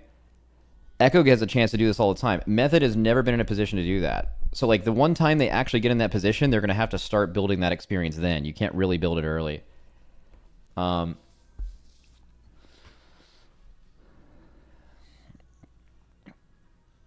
Max, would you take Echo's best player knowing it would kill the guild? I mean, it depends on who it is. I don't want Echo to die. Like, even though, like, obviously... I mean, I honestly don't dislike Echo. Like, I actually mean that. I 100... Like, I'm not bullshitting you. Like, there are people in Echo that I really, really don't like. But I don't dislike Echo. Like, their leadership I don't dislike. I don't think they're bad people. You know, but like, there's people in the guild I want to fail for sure. But I don't want them to die. And I don't even mean that from like a business perspective. I don't even mean that from like a, we are going to make less money because like, I mean, this is probably not a surprise, but we are,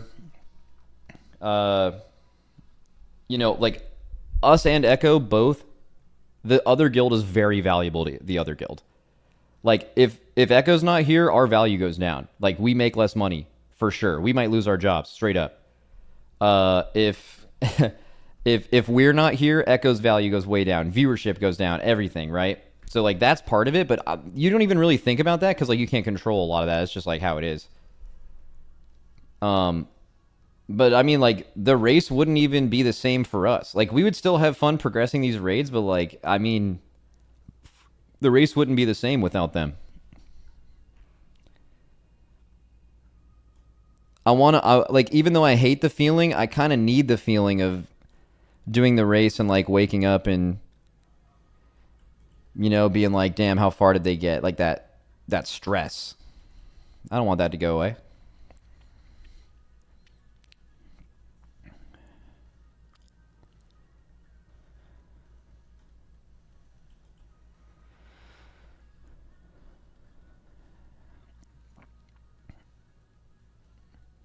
You like stress? I don't know. Part of it. I mean, I like it when we win. Dude, I just hate losing. Like, I would have...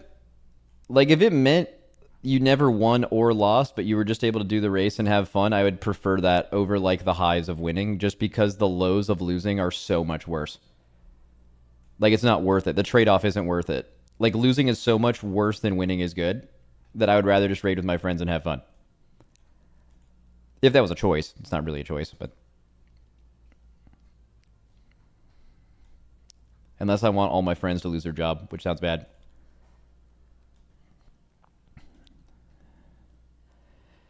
Did you know Gallywix was going to have 4 fire mages in the comp? No, I mean, we prepared 4 fire mages in case, because they were good enough at a specific thing this race that we might use them eventually. But I mean, we didn't really know anything about Gallywix, so we made sure we had to have, like, everything prepared.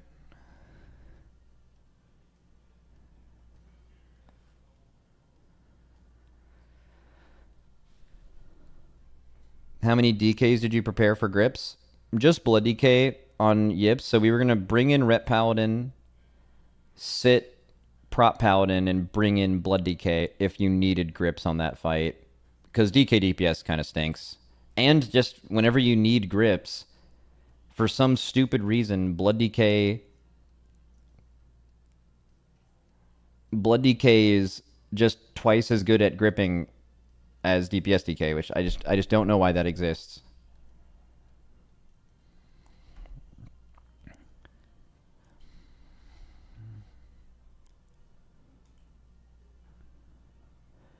All right, Max, with the race now over, how far off were the pre-raid community predictions for how many of each class would be in the world first comp? Oh, let's look at that. All right, you guys want to look at the pre-raid comp predictions plus pull count predictions? Let's do it. Let's do it. I'm just going to warn you right now. I think it's going to be really wrong. I remember even at the time, usually it's pretty close. This time it was like, oh boy. But to your all's credit, though, there was really so many things that it could have been based on the end boss. Because like I had you guys predict the end boss kill comp, but with how niche every class was this tier, and then the raid, really for the first time in a long time, they explored those niches. Like, Blizzard chose to explore those niches intentionally. All right, here we go. So this is Nerebar Palace. This was 3 weeks pre-raid, the guess, and then it was 1 week pre-raid, the guess, and then this is what it was actually, and chat got 16 right out of 20. Which is pretty good, although it's worth mentioning that there are like 14 things that are required raid buffs. You can look at that however you want. All right, so we're going to look at the chat list for the casino raid. Now, I want to mention, I did tell you guys we did the one 2 weeks pre-raid. We did the 1 week pre-raid. I told you that I would let you revise it 1 day pre-raid. I lied about that. I just didn't stream that day. I wasn't feeling it. We were just preparing for the raid. I didn't stream Race World last that day either. No Heroic Week, because that would have been sick content.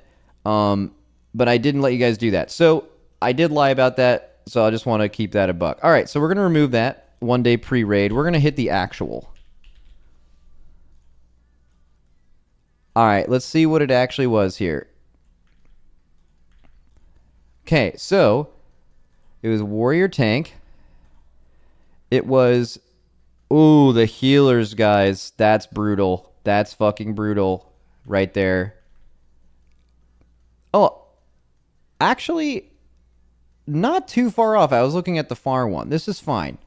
You were like 1 healer off, bro. That's fine. Oh, well, I guess I should leave it next to this, yeah. So it's easier to count. DPS, we could have played some warriors, so you guys are kind of getting screwed here. We sat our warrior, unfortunately for you guys, we sat our warrior 3 pulls before we killed it. So you guys would have gotten 1 here, which super sucks for Wolf, by the way. Wolf played great this tier, just warrior wasn't what we ran at the end, just because Fire Mage was better. All right, so we did run a rogue. I guess I should keep these in the actual spot just so it's easier to count again. I don't know why I'm making this harder on myself.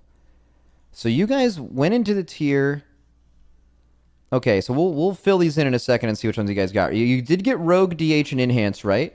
You guys did guess DPS DK. That was a tough one. We never planned on playing a DPS DK ever, and we were all laughing about how we even brought one in on sticks, even briefly, to grip stuff, which we ended up sitting anyway. Okay? So DK, you guys guessed Moonkin. Moonkin, historically dog shit rating class right now. They have to choose between AoEing and single targeting. Compare that to a mage. Mage is blasting full single target and is doing Moonkin AoE on anything that's around the boss. Just legendarily dogshit rating class Moonkin, unplayable outside of exactly sticks, in which, again, very niche raid, exploring niches, they were the best class at. And mages were actually still probably better on sticks with good boss movement. You guys guessed 2 evokers. For a lot of times we ran 0, but most of the time we ran 1.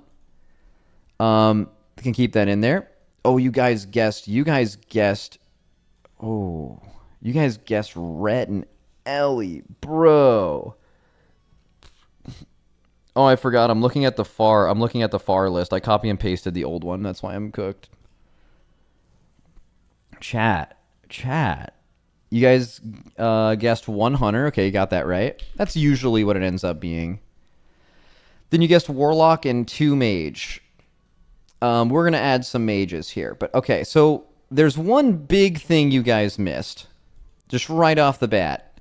So, and I'll even put them next to the thing that they replaced.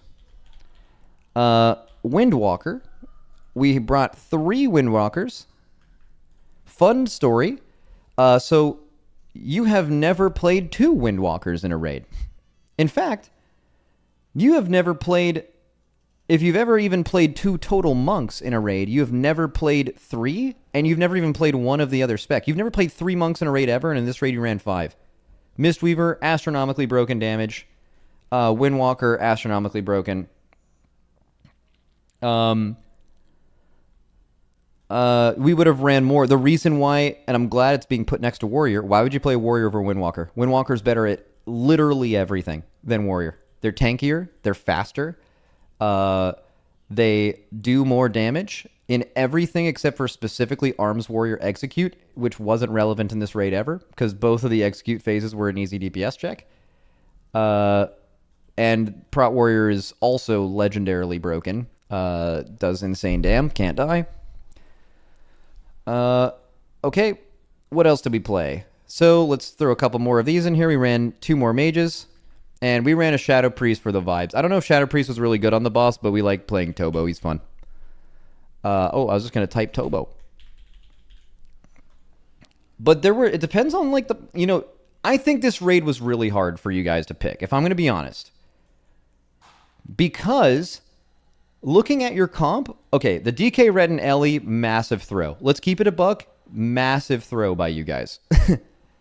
That was crazy. All of those classes are not good. But well, actually, I don't know. They're not that bad. It's just that Windwalker is so much better. And the way you think about things at this level isn't like, would we want to sit a DK? The question is actually, why would you not play a Windwalker over them? And we just have the ability to run 5 of them if we wanted to, right? Rhett's fine. It's just Windwalker's better in every way. And another thing, outside of throwing these 3 classes, they could have made a boss where the rest of this comp makes sense. In fact, there were bosses in this raid that made sense to play a lot of these things, right? There were bosses where you wanted 1 mage. There were bosses where you wanted 3 Moonkins. There were bosses where you wanted 3 Warlocks and 3 Shadow Priests. And then on the end boss, you could have played 0 Priests and only 1 Warlock. You know? It's just a raid that asked a lot of different things from you depending on the boss you were on.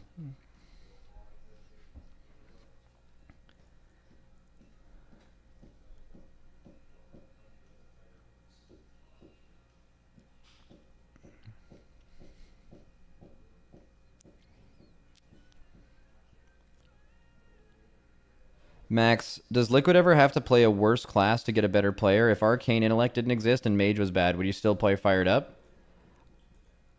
But it's like there's no Mage raid buff and Mage was bad? No, you wouldn't play a Mage. I mean, you might have Fired Up multi-class or something, but no. Like our best players are really, really, really good, but the whole guild is really good. You would sit anyone in the guild if their class was bad, if they weren't playing a class that was playable. There's multiple people who almost didn't play this entire raid. Like, Lip has killed basically every boss for us. I think he might be the most senior member of the guild. And, like, he's the most longest tenured active raider. And we had him prepare this raid, Ret Paladin, second Enhance, DK, and what was the last one? We had him Gear and Arms Warrior over the reset in case we wanted Execute. He just fucking struck out. Like, it's just every class that you play is stinky. Like just Giga low roll, go next, you know?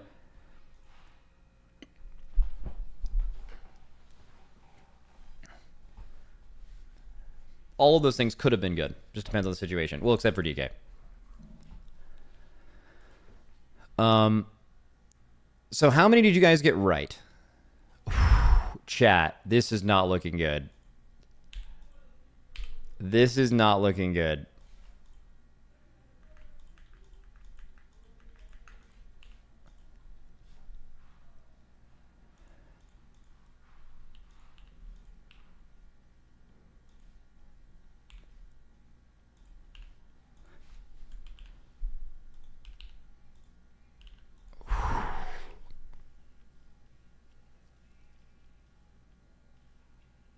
Chat, you got less answers right than the amount of raid buffs that are required. That's kind of tough.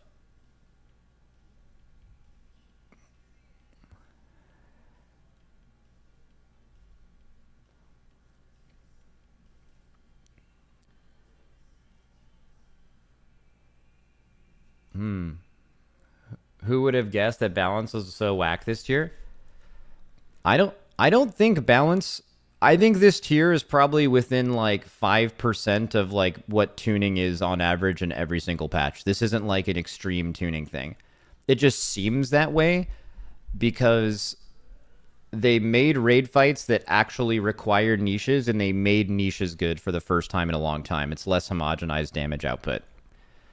That doesn't, like, for example, they could have made a different raid. In fact, if I really cared about making this argument, which I don't really care, I could go back and actually just show you a bunch of raid fights from a raid tier and give you the exact same balance that exists right now, and a class that you think is OP and needs to get nerfed would have been a one of for the entire raid because it never had the niche that they're good at, but this raid did. But this raid comp is pretty interesting. It's basically bring all of your raid buffs, bring one extra priest, and then play 5 monks and 4 mages. 9 classes. I guess 7 classes after raid buffs are just 2 things. Crazy. Class stacking that hasn't existed since Legion. And Legion didn't have raid buffs. Basically.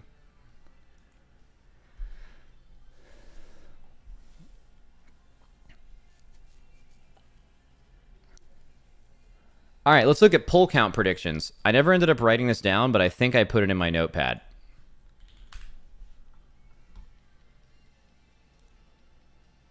All right. Here were chat's predictions on raid count, on pull count. Now, keep in mind, we're all going to get this wrong. But I'm going to choose to roast you guys first. Okay, you guys guessed Vexy was one shot. Hey, let's go. Let's go. That's a nice one shot. This is chat's guess right here.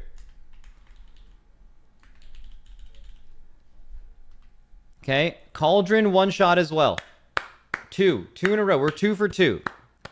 All right, on to Rick Reaver, which I gave you guys the benefit of the doubt of choosing whether it was a one-shot or not a one-shot rather than specifying. 3 out of 3. Not a one-shot. You guys are fucking owning. All right. Now it gets bad. So, Styx Bunk Junker 10. That is not accurate. It was 10 times more than that. It was a typo. Add a 0. I don't think so. I think it was just wrong, but that's okay. Sprocketmonger Lockenstock. 43. Okay. 60 more. One-Armed Bandit. 145. I don't remember what it ended up being, like 50 or something like that. But if this was a week 1 boss, probably over 100. So not a bad guess. Muggsy 245? Not a bad guess. Muggsy was really hard. I don't know how much Echo took on that. Let's see.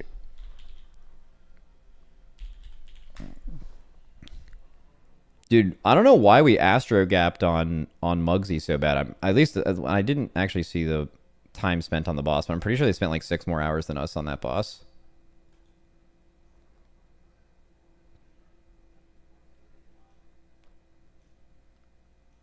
The boss was nerfed. That barely affected pulls. We were 25 pulls into the boss, and they were 20 pulls when they nerfed the stacking dot. And then when they nerfed the Moxie in the last phase, we were like 80 pulls in, and they were a little bit less than that. But also, we had only been in the last phase for like a couple hours, and they just got in the last phase. So those nerfs didn't really affect your progression very much because, yeah. Wrong raid. Is this the raid?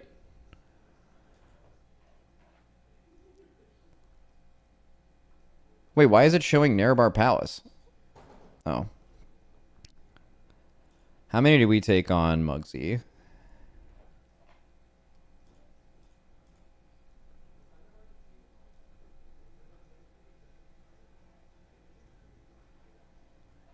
Where's the thing? One of the sites gets the pull counts right, and one of them gets them wrong. We have a habit of like pulling the boss when people are AFK, and then it just kills everyone over like 30 to 40 seconds. And one of the websites counts the pulls, and the other one, like, obviously correctly doesn't. Go to Warcraft logs. Okay.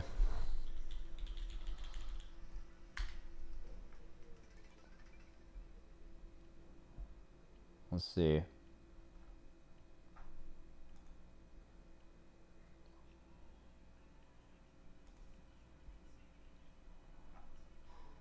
Look at this, though. This is crazy. The last boss has been killed, and only 5 guilds have killed the 5th boss. That's crazy. Oh, 9? I guess it's 9. Yesterday it was 5, though. It was like 4 yesterday, I think. I think a lot of these guilds killed it in the last like 24 hours.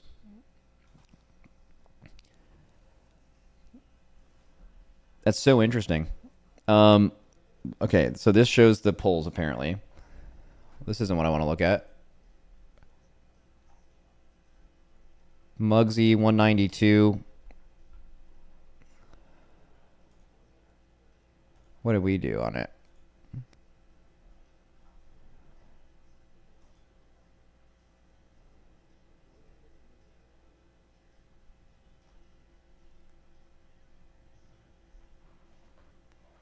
$149. But the pulls from 149 to 190 are all very long pulls, so it's very time consuming. Like here, we got it low, and then we were like, all right, we'll just kill it now. And Echo had a lot longer. I thought they were going to kill... I thought Echo was going to kill Muggsy way faster because that was like the only boss that you would have wanted another arms warrior, and they had one. So they could just kind of like freely get the DPS check, and they didn't do it. Like, we did the like, yo, we'll just kill it now, and they just did all of this.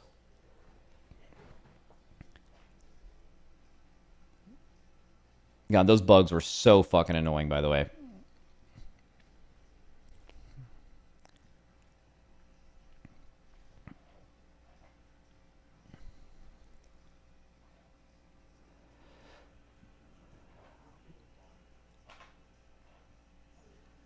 Max, did you have a strat for the end of Muggsy, or was it luck with the bugs? Huh? I don't know what you're asking me.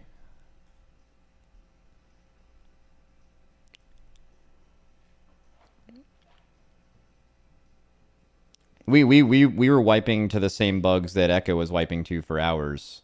So we were both dealing with that.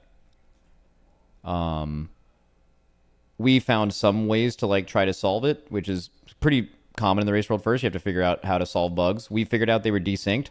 So what we did was we had our players, instead of run into them forward, we had them run into the back of where the mines were kiting, assuming that the CC immune that makes them faster was assuming their actual desynced model was behind them. And that seemed to make it more consistent. But Echo had videos of us doing that, right? So they could have done the same thing. And comms of us talking about that.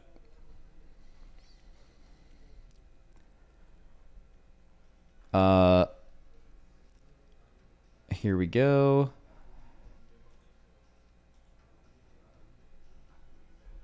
Yeah, so that pause. How long did Method take? I feel like Method, when I realized Method, like if anyone's trying to size Method up to Echo and us, it's pretty hard to tell earlier in the raid because none of the bosses were really that hard. But when we got to Muggsy, like Muggsy's way harder than every other boss we killed. I think that's when you could really tell. Not in pull count, because obviously pull counts vary. In fact, I bet they killed Muggsy in less pulls. They killed Muggsy in less pulls than us. So the most casual race fan you know would like convince themselves that like Method played insane on Muggsy. You know? They Vantas that boss. Completely irrelevant that they Vantas it. That doesn't matter. Like, this is a boss that I remember seeing this where Echo and us were at like 100 pulls on this fight the day before it died, and we were both wiping at like 10%, and they were like 25 pulls in and they wiped at like 50. He was, bro, this is it. Pull 25, they wiped at 25%. Look at that. Pull 25 for Method, they wiped at 25%. Let's look at our pulls. Let's look at our pulls. Here we go. Muggsy, pull 25. Ooh, that's 45%. When did we hit 25% for the first time? Here we go. Pull 64. Bro, Method outplayed us so hard. Do you see why pull count Andes are just so fucking clueless? Oh, man. I'm not even dogging on Method. It's just, dude, people who ever mention pull counts and are serious just blow my mind. Anyways, yeah,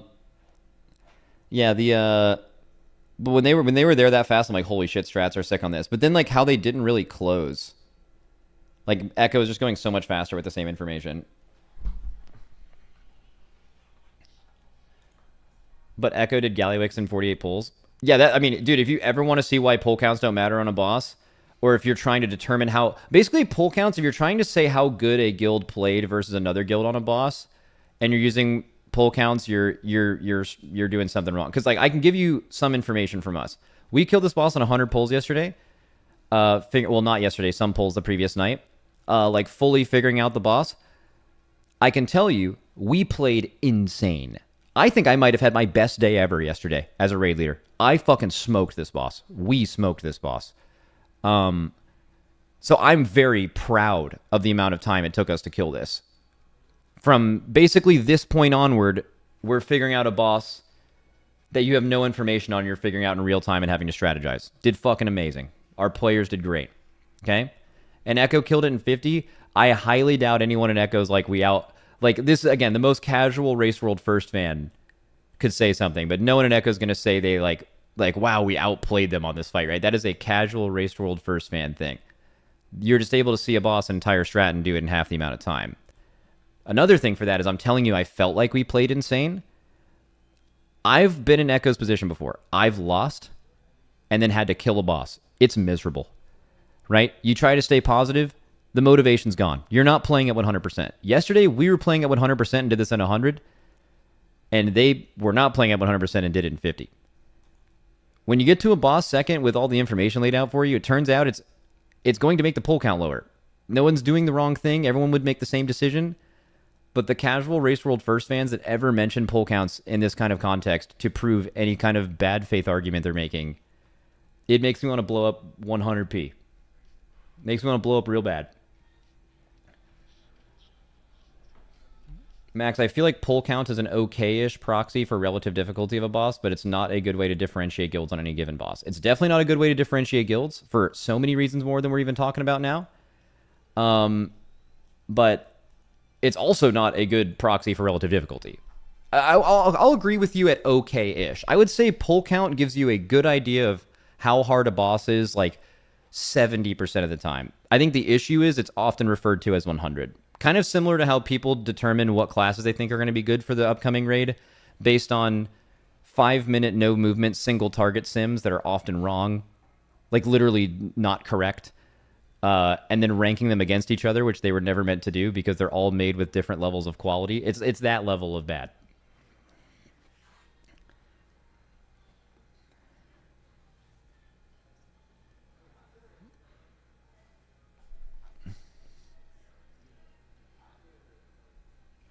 But why do they not have half the pull count on any boss if they always have more information? That's a good question. But also, some bosses are more copyable than others, right? I would say, like, this boss is just one where when you have it all laid out for you, it's really easy. But the time, like, here's the answer. The extra 50 pulls it took us to kill this boss was creating the thing that made this boss killable in 50 pulls. Does that make sense? Like, here's an example. You guys know the very beginning of this fight? Very beginning. This is probably, I think, maybe the easiest way to explain this. Here. Where's our kill? Okay, very, very beginning. Right when he jumps down. Okay, this thing. What you guys saw Echo do on this is one-shot this. They one-shot this. This took us 7 to 10 pulls. Did we play bad on this? No. You just have no idea how it works until you see it. And you try different things. You try range staying. You see what kind of damage it takes to do this. That's a 10 pull to 1 pull difference in the first 20 seconds of this encounter. Right? Or they 2-shot or 3-shot or whatever. But like, that's an example, right? Like, this is something that happens fucking immediately. It's one of the easiest parts of the fight. But without any information, it will add pulls just trying to test things. Oh, it's already working. We got past it. Okay, how can we make it better? Someone else doesn't have to do that. You've already made it better. The most time efficient thing is just to do it. Now, I'm not saying, I feel like I'm probably I'm probably doing the thing where like most people understand this, and I'm like over explaining something for the person who's never going to change their mind. You know what I mean? But I will tell you that anything regarding global release, poll count Andes, it's just I hate seeing. It's just extremely annoying when you know a lot about something. Maybe this doesn't sound so crazy when you phrase it like this. When you know a lot about something, when your life's work is doing something, and you see thousands of people confidently say like opinions about how stuff works that is just completely unfounded and false, it's just like so fucking annoying. It's not a one guy, it's thousands of guys. Like, bro, we were like staying up late last night watching Gingy and just reading his chat, bro, and it was just like, oh my god. Like, the Echo chat at least is like more reasonable, but the actual like hardcore Gingy fans, like the fans who see like the clip of him in Classic get hooed by Tyler 1 and he rips, I'm the best World of Warcraft player, and he's 100% dead ass serious. Like, the fans who see clips like that and are like, that's my goat. Like, bro, so much confidence, bro, that's my goat. You know, like those people, that's who's in Gingy's chat, right? Like, seeing their opinions on like the race to world first after it's like when Echo's killing it, bro, that was like a completely like out of body experience. I could not believe it.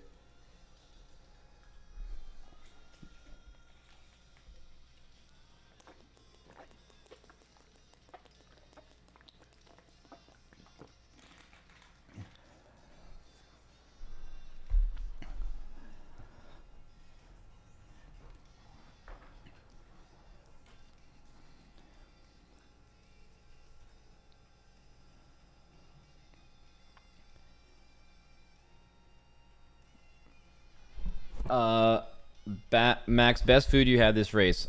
Chef Heidi's orange chicken is always my favorite. It's hard to single anything out.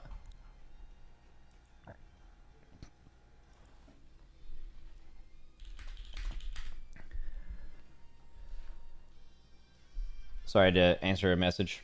I also should. Oh, my phone fucking died. Fuck.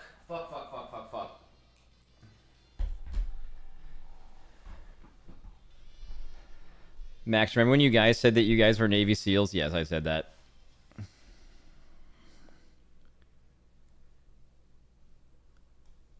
That is true. Oh yeah, Chef Heidi. Yeah, she makes a bunch of good food, but she makes this orange chicken dish, which is, I mean, just imagine you're like haven't had shitty Chinese food like Panda Express for like months, and you're just craving, like, I'm talking food court at a mall tier shitty Chinese food. And you want it so bad. Like, I know that feeling, right? Just the feeling of just needing that, you know? Rude, No, I don't mean shitty in like a. I guess that's kind of confusing in a negative way at all. Like sometimes the best thing that I want to eat in the entire world is some shitty Chinese food, right? Um, so like, have you ever had Panda Express orange chicken? Like that shit goes so hard. All right, now imagine it's like you're craving that, and it's like the best possible version of that you could make, like gourmet Panda Express style orange chicken. God damn, bro. That is my shit. It's so good.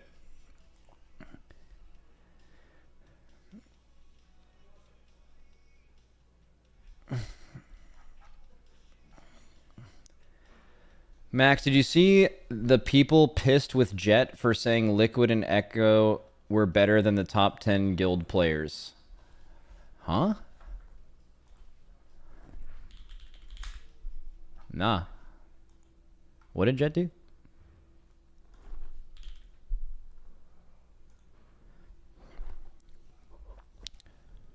Let's see. What now? What now? This raid is just react farming players left and right. When a friend, bro, this picture is so quotable. Like, I love the fact that this picture exists. Like, this is just, this might be one of the best pictures the Race World First has ever produced. It's the one that mentions competitive WoW.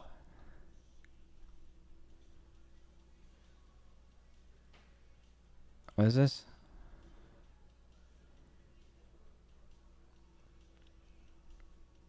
I'd have Jet muted. The discourse might be discoursing. Where is it, bro?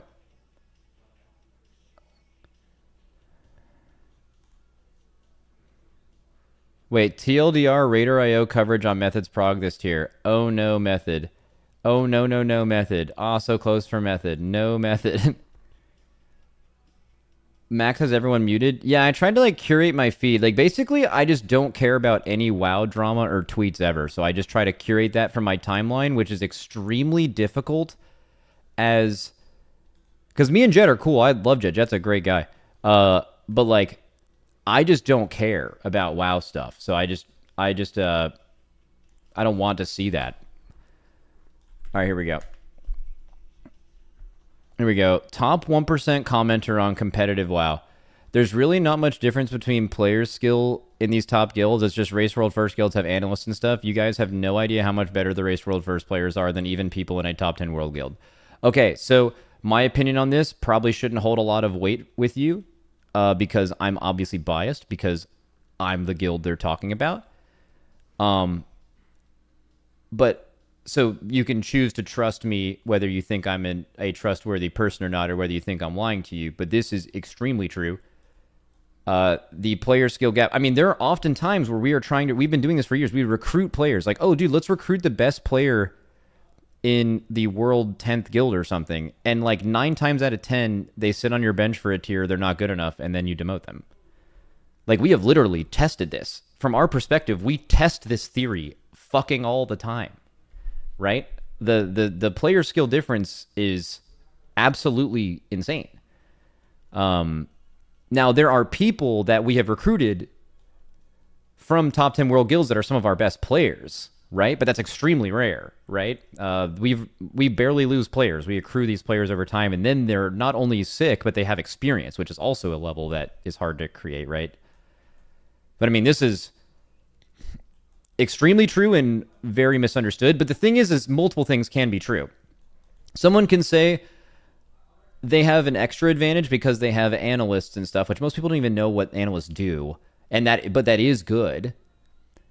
And we have people trading us gear and splits, and we have more gold and we have money. Like there's all those things are true, but usually people use that information to wash away and say there's not actually a skill difference. It's because of all of these things.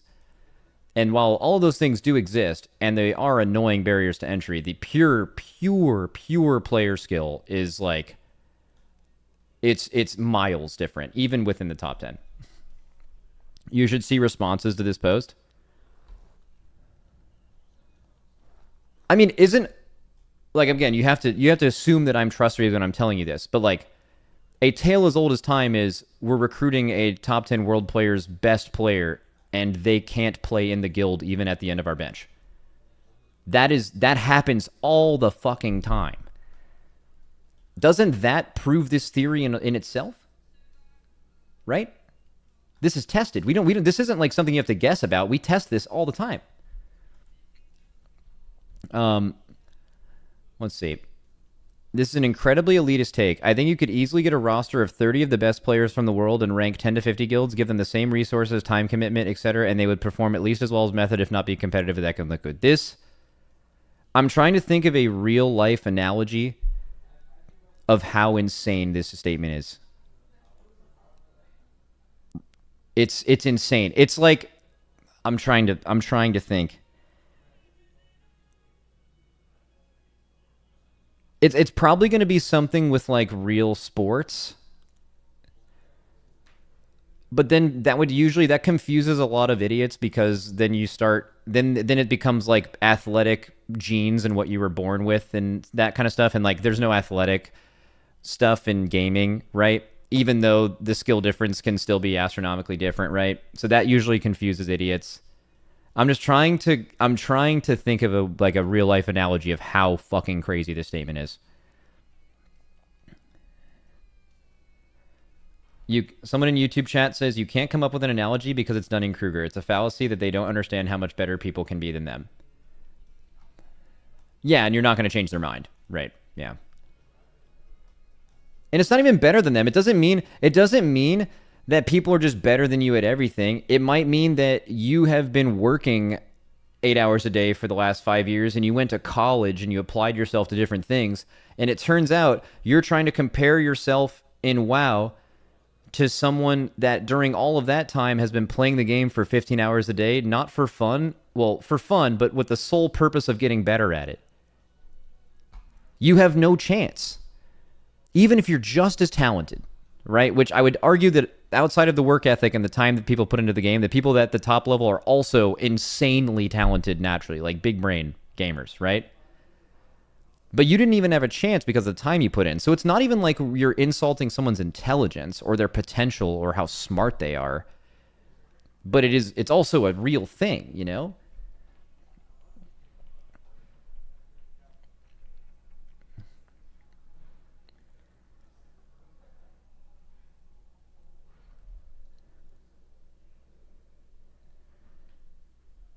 What is it? Brian Scalabrini? Exactly. Brian Scalabrini probably said this to the best. This is Brian Scalabrini. Okay? This was him playing for the Celtics. He was an NBA player. He was actually pretty good, but he just looks like he wouldn't be a good NBA player. That's basically why he's a meme, right? He played pickup with these like dudes that just thought, and there was like this video of him just, I think it was a video or like maybe it was an interview of him smoking just obviously people who play basketball at like LA Fitness or something, right? And the quote was, "I'm closer to LeBron than you are to me." First of all, quote goes hard as fuck, and it's true. But like, there's a lot of like club basketball players with the same level of Dunning-Kruger that are like, bro, I could totally whoop Brian Scalabrini, you know, or like the worst player on an NBA's bench. You know, they just don't know. The worst at this, bro, have you guys ever watched MMA or any kind of combat sports with a douchebag?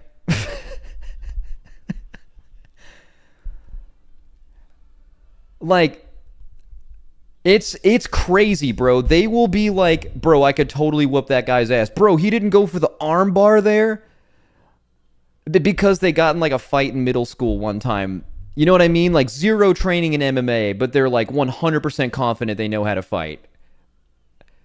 I don't know if you guys have ever experienced that or if you have a friend like that. I have a friend like that. Or you used to have a friend like that. And that's what this reminds me of.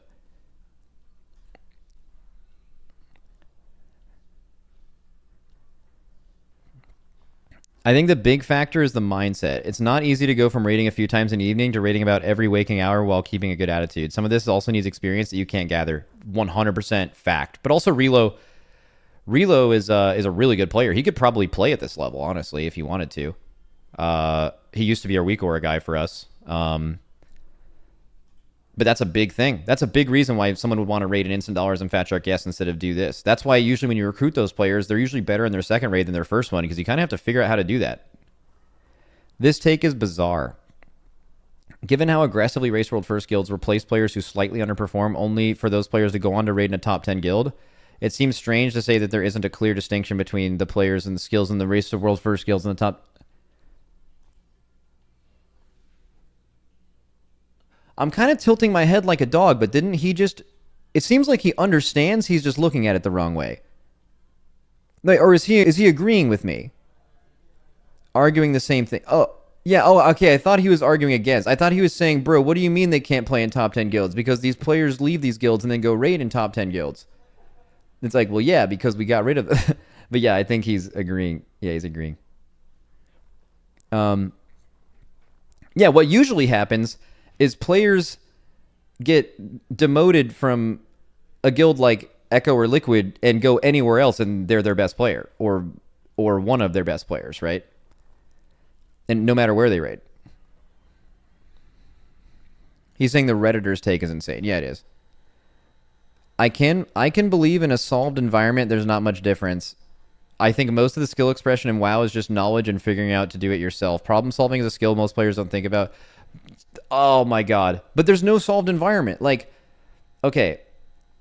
I think when most people see us get to a boss, they see like me talk about positioning, and they're obviously hearing about me talking about something on another monitor that they can't see, and everyone in the guild's looking at it, and they're like, oh, Max is like fucking cooking some shit up right now.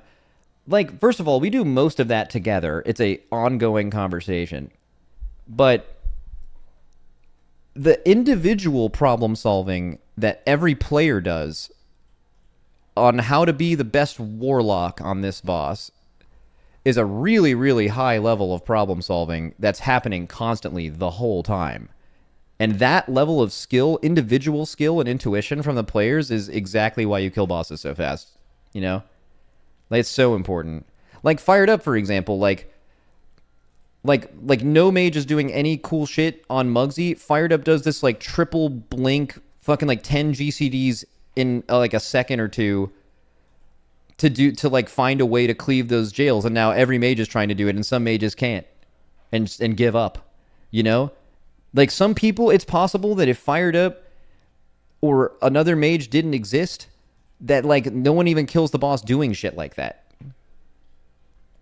Not to glaze Fired Up, but, like, you know, like, it's just some people's brains are built diffy. 100% true. I don't know. I mean, I'm just going to go ahead and agree with everyone that agrees and disagree. I mean, I just think this is, like, the most true statement that is often misunderstood ever, and I think that this person is... Again, the thing is, though, is it's kind of a lesson you can learn from Twitter. This person is never going to change their mind. Probably about anything, by the way. But certainly not about something they're willing to tweet about. So it's like, what are we even doing here?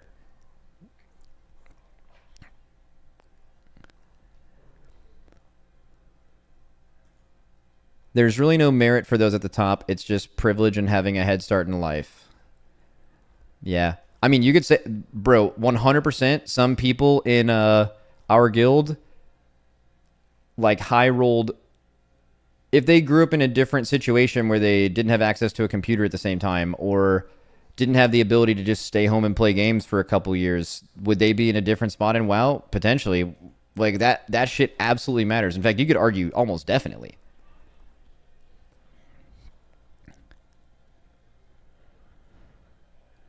These people just can't comprehend that the difference between the 0.01% and the 0.1% is the same skill difference as 10% in one. It's just really hard to understand without experiencing it. Yeah, I mean, another example I give sometimes is... here's an example. Like, let's say you're doing a 60 pull boss. Not a super hard boss, but like a pretty hard boss. And you were to play with... I don't want to glaze Fired Up again, so I'm just going to pick someone else. Like Impec on Enhancement Shaman, right? So 60 pulls into a boss. Impec and the best enhancement shaman or enhancement shaman player in the world top 15 guild, 13, 12 guild, 5 guild on pull 60 might be really close to each other, with Impact probably being a little better. And you might think that, like, oh, that guy could, like, play in Liquid, but, like, how? And that's kind of how success is measured sometime. What was your parse on the kill? How much damage did you do on the kill? But, like, when you kill a boss matters. We're trying to kill bosses really fast. So it doesn't matter about how good you are on pull 60. What we're measuring is how good you are on pull 1. How many things can you figure out by pull 5? Right? And the reality is, if you see the difference in this and why you need to see progression to actually tell the difference between two different players, is what I just mentioned about pull 60 is also true in farm. When you see someone like Impec and someone in a top 15 guild in farm, they probably look pretty similar, right?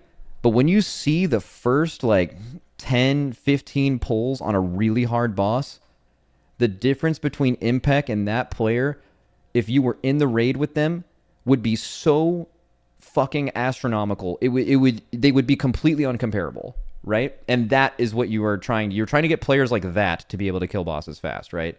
And that's probably why a lot of this stuff is hard to understand, because unless you're in that situation, you haven't seen that, you just don't know.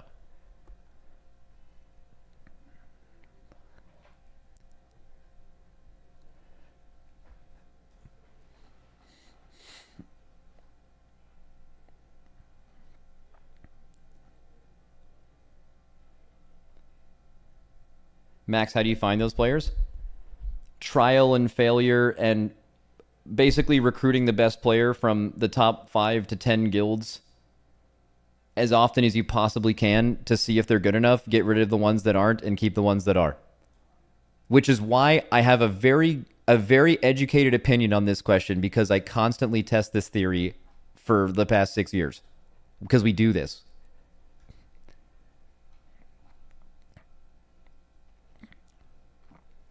I was thinking about this, if there's a podcast about this, but would you, could you put Max on a top 20, 10, 25 guild and make them instantly competitive for world first? Like as a raid leader? No shot. Like no fucking way. No way. No. I'm glad that question was asked just so I can answer it. It would blow your mind. Like I'm really good at what I do. Right? I can figure out bosses really fast. I love doing it. It's what I'm best at. I love that I'm in a situation where I have to do that, and I delegate a lot of the stuff I hate doing. Really lucky. Bro, if I didn't have the players I have, I would have no fucking chance. No chance. No way. We would get smoked. Like not even bro, we would make Method look like, we would make the Chinese guilds look like Echo and Liquid combined. Like it would, Jesus, like so different.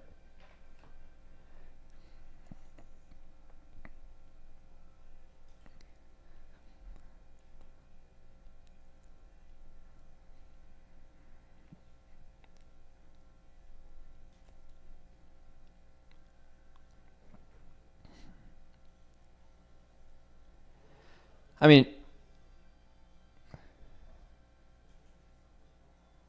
yeah, just so. I mean, it's just gonna be a lot of people saying the same thing. Yeah, just done it. Just an example of just peak Dunning-Kruger. The response is this. I'm glad for Jet speaking the truth though.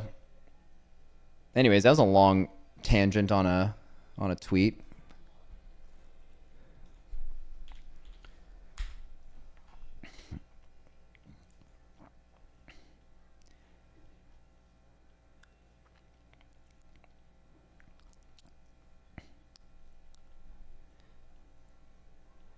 Max, in your opinion, how much slower would Echo be if they weren't able to use your strats, or previous tiers vice versa?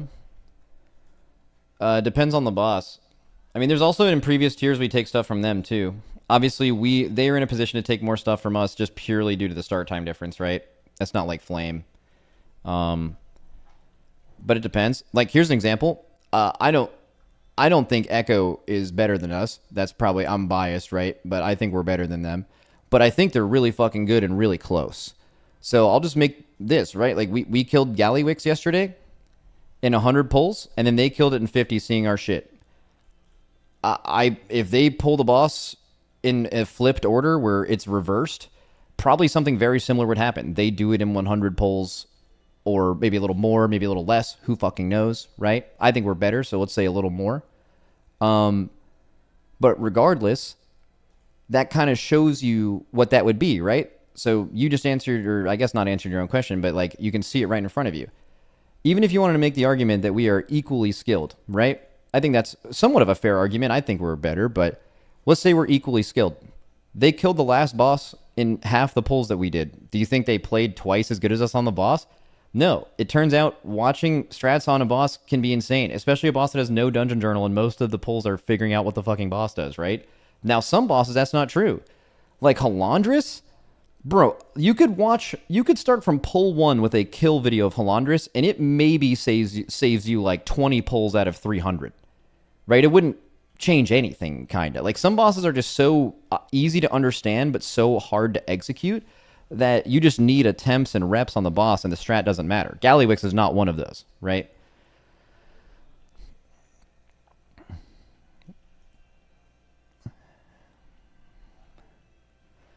Did you look at their Sprocken kill? No. We well, I mean, okay, yes. Like we looked at it like, okay, we wiped at the end of the reset, and then now we're pulling this. Like, did they do anything that would help us? And it's like, okay, no, we're doing the same strat. Like, we got to that point of the fight first, so we knew how to do that point of the fight. We just had to do it more, I guess. But yeah, I mean, I any single time they're on a boss, even if they're behind us, I will watch a pull of what they're doing to see if something they're doing in P1 is like slightly better and more consistent than us, because that is good. I want to steal that. I like stealing things. And when they're slightly ahead of us, that is ideal as fuck, so we can do the steal. Stealing's OP. But on Sprocken, it's very easy to understand. We had the same strat basically from the beginning. We actually looked at some of their Sprocken stuff early, not late. Not after they killed it, though. Like, after they killed it, like, we knew how to kill the boss and could have killed the boss before they killed it, so there wasn't anything to see. But I did check.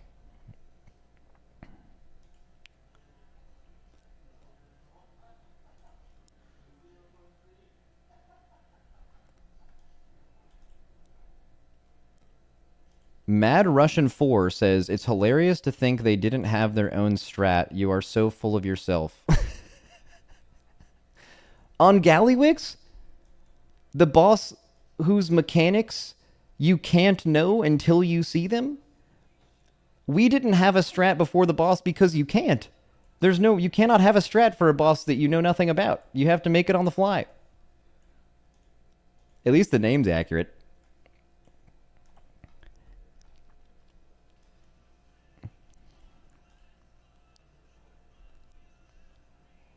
What is it? Gingy said that they watched your kill and use your strat. Yeah, of course. And and we would have done the same thing. It's not flame or bad to do that. It's logical.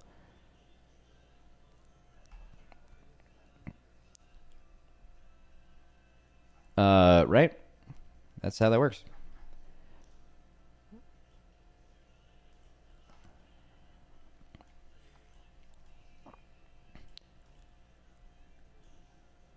There are bosses where, like, they'll definitely... Like, even if we show a strat, they might just have their own that they like better, right? Based on PTR or whatever, but not on a boss you haven't ever seen before.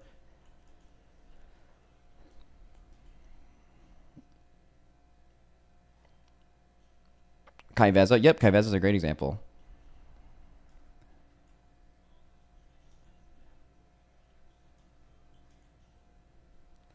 Max, can you comment on Gingy and Hopeful's performance versus I'm Fired Up? Gingy and Hopeful are an Echo. I have no idea about their performance. They're not in my guild. I could make something up by watching them on stream, which I had very little time to do, but the reality is watching someone on stream gives you no idea of how good they are versus playing with them. So you and I, unless you rate an Echo, don't know either.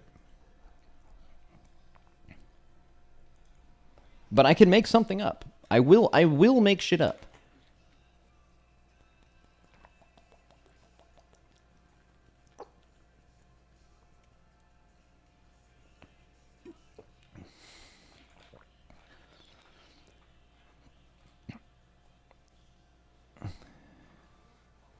Max, do you think Method has a chance to win World First again?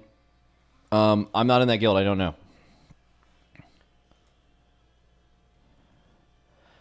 Max, if you guys didn't kill Galley last night, would they have killed it while you guys slept? I answered this at the beginning of the stream. So, like, if we couldn't have killed it but still showed the full boss, they would have killed it when we slept, but we also wouldn't have slept. Like, we killed this boss with, like, 4 hours left in our raid, right? So the scenario where we would have gone to sleep meant that we thought the boss wasn't going to die in the next few hours, 4 hours after we killed it, which meant the damage check or the boss would have just had to been way harder. And if that was the case, we would have slept with easy heads. We knew we won as soon as Muggsy didn't die when we woke up.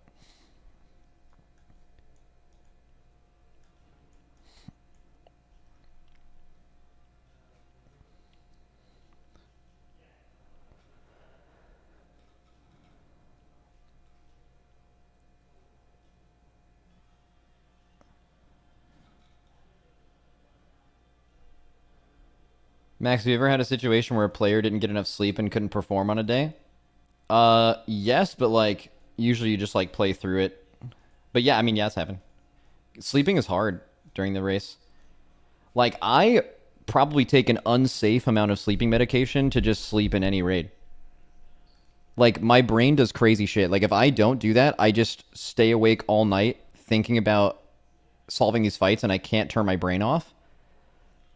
And for years, I just tried to raw dog sleeping. I just wouldn't take anything and just try to fall asleep. I would have like nightmare dreams in the middle of the night, and I would wake up in a panic trying to figure out. I would have a nightmare about not being able to call mechanics in time, and not being able to figure out something, and then I would just be waking up and still thinking about it when I wake up, and then I'll realize that the thing that I'm trying to problem solve isn't real. Like it happened on Tindril most recently. Like I like went to bed on Tindril, didn't take sleeping medication, couldn't go to sleep, eventually like fell asleep at some point, and I woke up in like a cold sweat thinking about how to soak seeds and fly in the air and soak the orbs at the same time, which is something that never happens. And we had seen the whole fight at that point, so we knew that never happened. But in my head, in my nightmare, I had created an extra mechanic lineup that never existed and was trying to figure it out, which it was unfigurable out. And then I was just in a bad mood like all day. Like there's something wrong with me. So like so now what I do is I take like a bunch of melatonin, I take Z-Quil, actually no free ads. I take a sleeping medication and then the ultra version of that sleeping medication, and I take a double dose of like all of it. I'm going to tell you right now, you don't have to tell me, I'm positive that's not safe. It's the only thing that works. I basically have to knock myself out with a sledgehammer, and that's the only way I can sleep during the race. It's the only thing that turns my brain off.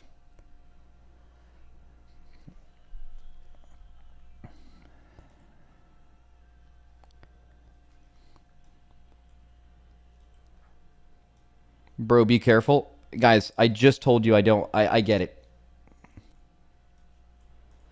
I get it.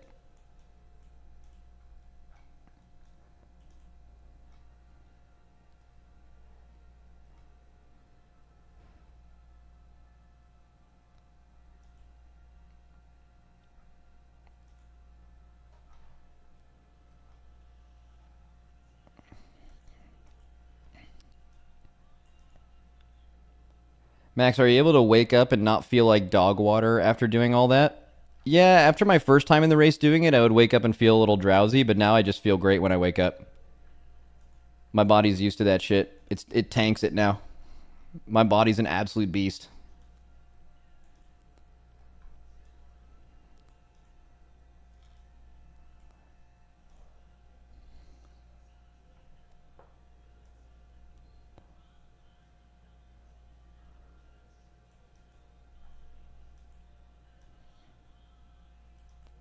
Max, any response to the allegations that your Raiders weren't on all fours the whole race? That was so good. The most funny thing about that for me is I knew chat would take that and run with it, but the method player asking Shay if the Worgen exploit was legit was so funny to me. That they actually had to like... That means they were asking that question within their own guild. Scott was never Worgen. Like, we were just making it up. Like we were just... Like, we basically had him take all the trash balls, so eventually he just started doing a ton of damage because he was doing all the trash balls. And then we asked about it, and then he just did the Worgen bit. It was so good. But the fact that other guilds had to talk about it and it ended up just being the all fours thing is so funny. That was actually just one person. Oh man, that's not fun though. In my head canon, the whole guild was talking about it. All right, anyways, I have to go do a Race World First documentary interview, so I'll be back in a few minutes. Oh, that's the wrong one. Here.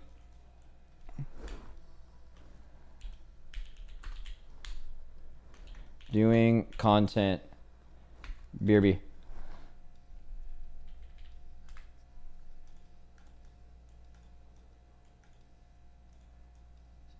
All right, I'm heading over. Be right back, boys. What kind of content? It's some kind of like documentary footage thing.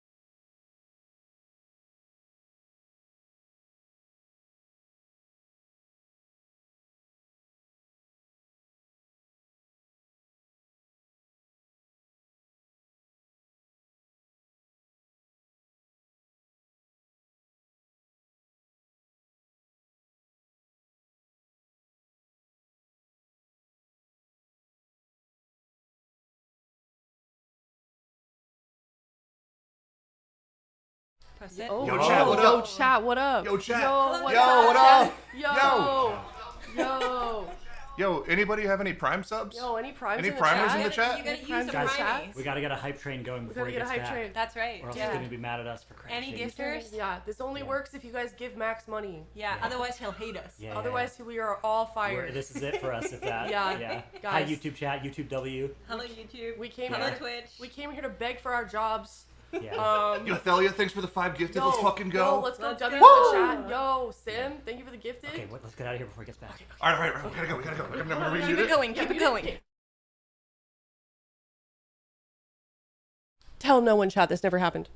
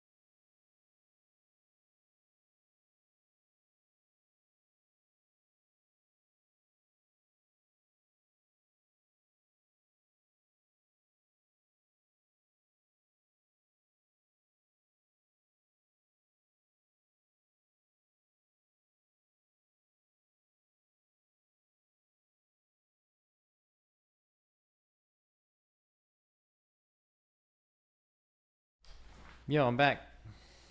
Only for a minute though. They need us to like go hit a pick. They want us to do a guild picture because the one we did before the race, our jerseys didn't get here yet. They got held up in customs.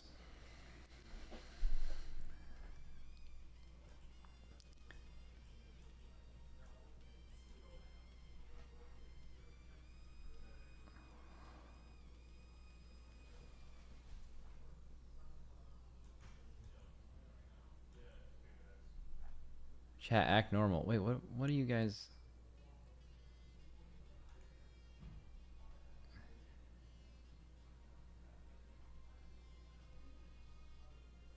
Wait, I can just scroll up. What the fuck happened?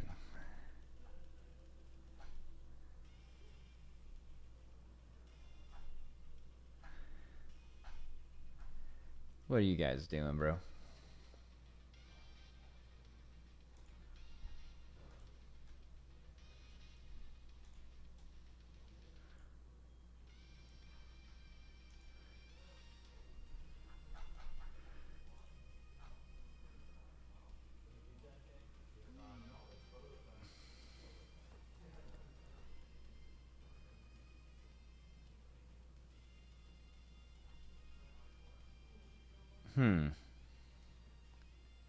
Is it the same documentary from last season? Bro, here's the best part about my job. I have no idea. Everything's a surprise to me. I only know what I care about. I don't care about content.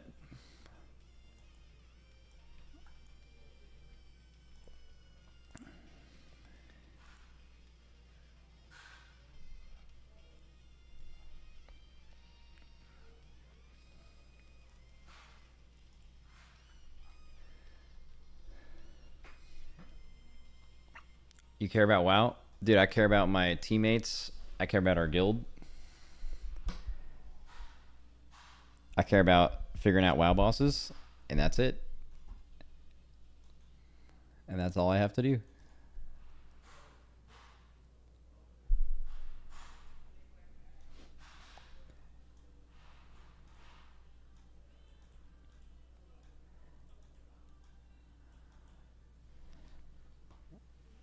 Damn, dude. Need you back on the potty? Dude, bro, don't take this like... Well, it is kind of serious. I kind of low-key don't want to do the pod anymore. And it's just for one reason. I don't know if I'm going to not do it. I already told them potentially, but... Bro, every time I'm not on an episode, all the comments are about like how it's so much better that Max isn't here. And like the episodes I'm on, they're just like everything I do, they're mad about. Now Max fucking talking about this, I fucking hate that. Max is fucking just telling Dorky he's fucking wrong again. I talked to Dorky about it. I'm like, bro, is this really true? Because like I have a good relationship with him, and he's like, no. He's like, it's fine. Like, don't worry about it. Like, it's a good vibe. Like and I like made him swear, you know. And it's just, you know, I don't need to do the podcast. I don't care about the money from it. It's purely because I like talking to them. But like, if the viewers like don't like me being there, then I just don't see the point of being there. You know, I don't like imagine like you're like, man, this is a really good episode. I can't wait to watch it on YouTube and see what the community thinks because I'm proud of what we made. And then I look at the comments. And they're all just like, God, Max is the worst. And it's not like some of them, it's all of the top comments. It's not like random shit at the bottom. It's like the majority of the comments. That's a sign, bro. That just means I'm not supposed to be doing it or something. I don't know. It's gotta be.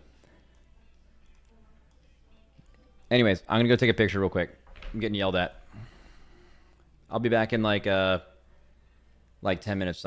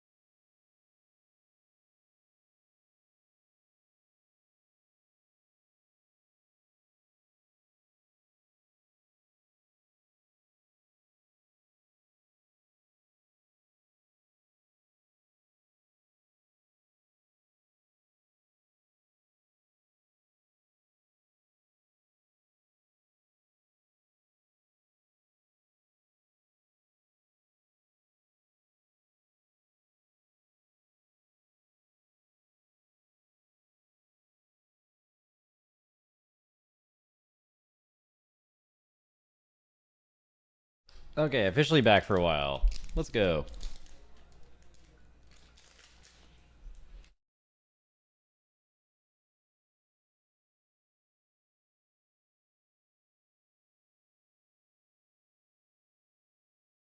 New shirt? Yeah, bro, we had to take a pic. Yo, by the way, the I think these jerseys are the best jerseys we've ever had. And it's kind of like it shouldn't be. Like they're kind of anticlimactic because the whole art is like wait. It's this side. You see the like dinosaur and shit? You see the dinosaur and these guys? This is the second boss. Like that shouldn't be cool. It shouldn't be cool that it's a second boss, but it just looks so cool. And the aesthetic of that boss is so awesome, you know?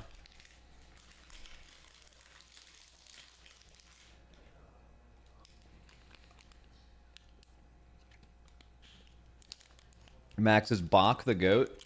Bach might be the GOAT. Eric Eschenwalds is my GOAT. He's my GOAT. Maybe Chad Lawson.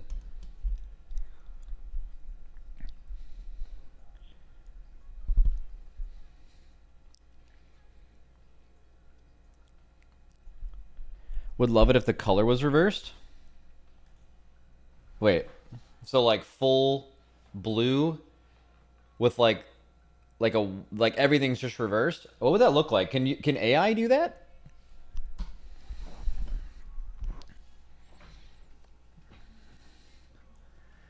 No one wants to wear a jersey with that walking booger Gallywix on it.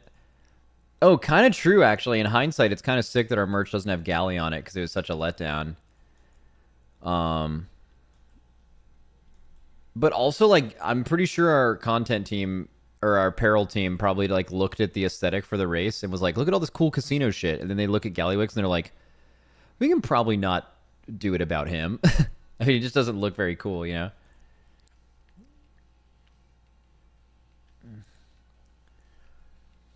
Max, why do you never read YouTube chat? I do, bro. I've been reading YouTube chat all day today. YouTube chat goes crazy. There's someone in YouTube chat right now named Happy Clam. Using the first name, last name bit to good use.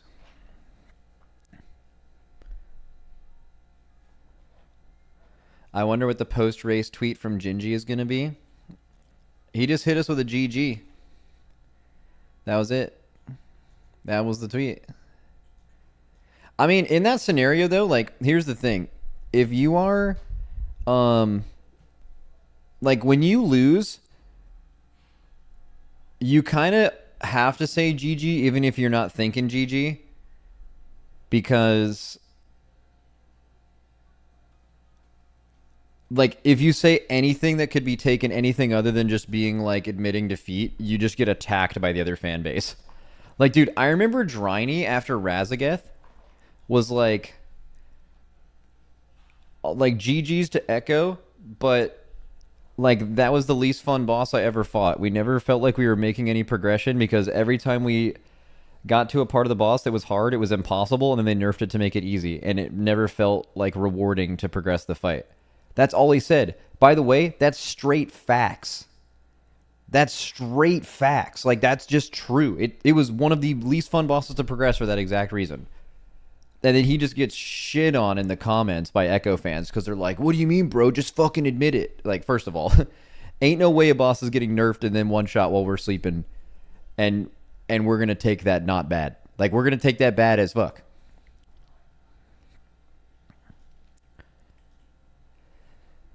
Like, insanely bad. But that's not even what he said, though. So that's what you have to say. I don't really know exactly what he thinks about the raid, but I mean, I doubt people in Echo think they got like release diffied. You know, I think they knew what was going to happen in the race after what they did on Muggsy. They're fans, like the least knowledgeable Race World First fan. You guys have been around for a while. You know what their takes are going to be. But like an actual player, highly unlikely.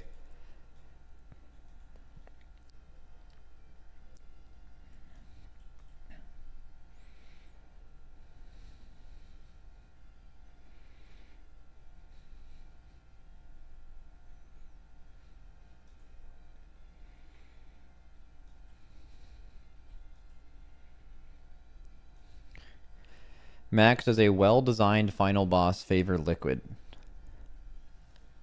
I don't know about designed. I would think a harder end boss favors Liquid, but I'm biased. I think we're better than them. So when you're better than someone, the harder the boss is, the more the gap creates, right? But that's just me. Obviously, I'm biased.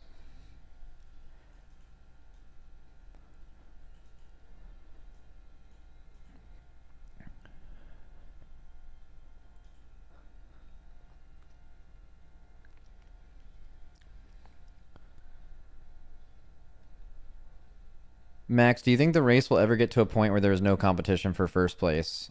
No, not unless Echo or us die. And I don't think that's going to happen.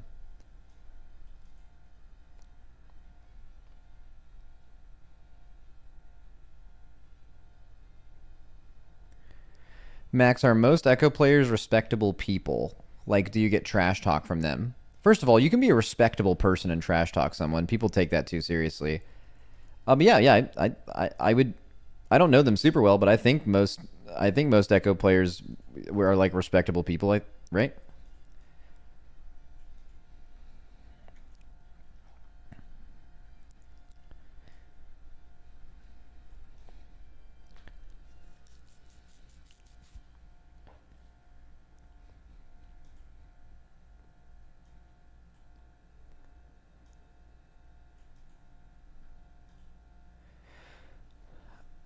Max, any pride in being the first expansion NA has ever won the majority of races, assuming there is only 3?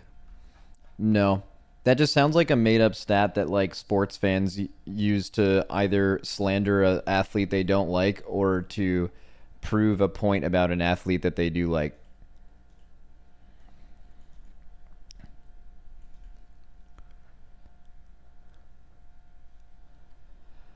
Honestly, the hate Echo gets from their own fan base because of removing X player is crazy. I mean, that's a touchy subject to touch, but I guess I'll just say this. The like I'm not super knowledgeable on that whole situation, so I will say there's probably, if you like understand that situation, there could be a credible reason to be like, I'm positive Zalia did nothing wrong, right? And Echo totally fucked up by getting rid of him. But Echo as an org probably had no choice. Maybe it was handled poorly. Again, take this with like the biggest grain of salt. I'm not involved in this situation. I haven't even read all of it. It doesn't involve me. But all I'll say is like, it was interesting going into this race because we gained a lot of fans. People who were like anti-Echo that used to be Echo fans because of the Zalia thing. And I'll say, while you could be a completely reasonable person and somehow have more information than everyone else on that and be positive that Zalia is innocent, which I think a lot of that's kind of up in the air. Again, I don't even know the guy, just right. But I think, what's the best way to say this? It's really obvious how all the incels feel about it. maybe is the way to come right out and say it. Like, we gained a lot of fans this tier, but I don't know if they're the fans you want. If I can just say that. Now I want to be very clear. I am not saying anyone who's saying free Zalia is an incel at all. I'm not saying that.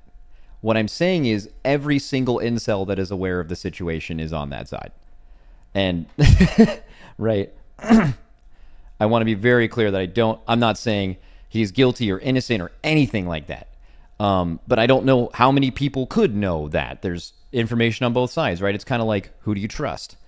But there is something that a certain kind of person is going to feel about that, some culture war, and maybe their general opinion on women, that have made their opinions very clear and are no longer Echo fans and have now been like, bro, I'm a Liquid fan now. And I'm like, yo, you don't have to be though. Like, high key.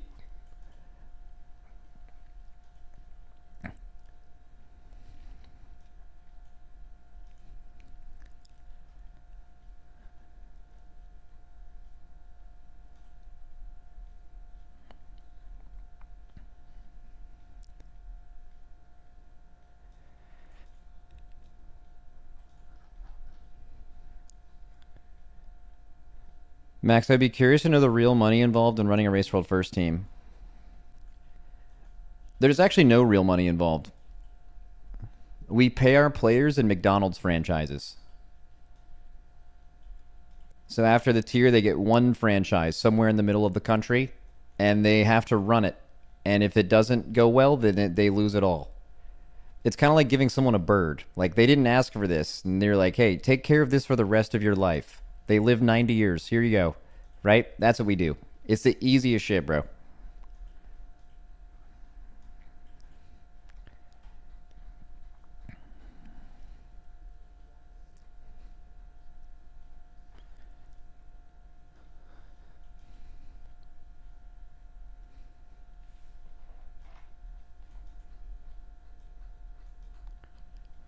Max, what's your level of stress right now? Like an absolute 0. Okay, it's a 1. It's a 1. It might be a 2. Because basically the last year of my life has been just playing hockey multiple times a night.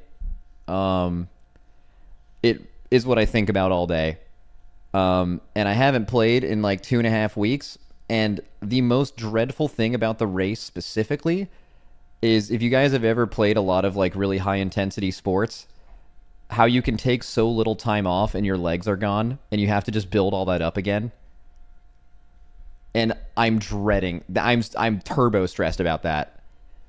Because you can't start playing multiple games in a night again, at least not without a good level of play, and then you have to like build it back, and it's so annoying.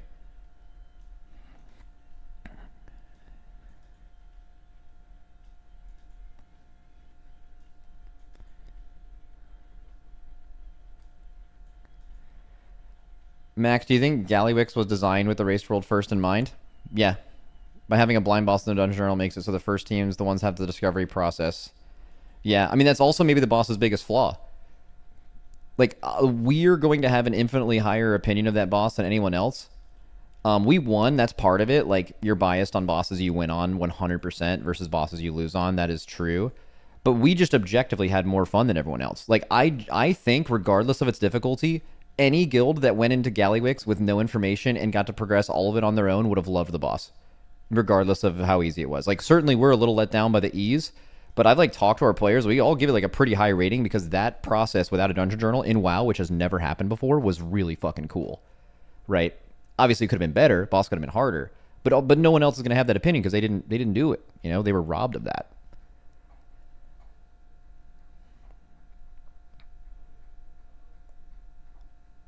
Max, I am curious about one thing. Do you think after back-to-back W's, do you think more players from Echo or Method are wanting to join Liquid? I don't know, probably. Like, would they be more or less likely to want to join us after winning or losing? I guess after winning, you have a higher chance of winning. We also make more money than both of those guilds. But I don't think that's a big differentiator for players. It's not by a lot, and I don't think it like is a decision-making thing. You have to change region for some people. That's a hard non-starter for people if they care about their account. Sheesh, how do you know that?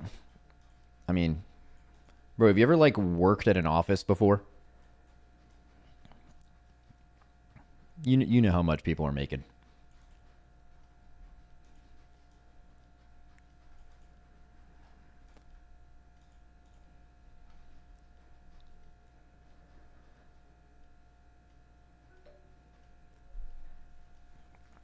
Unless management is trying to suppress talking about wages. You guys should talk about wages.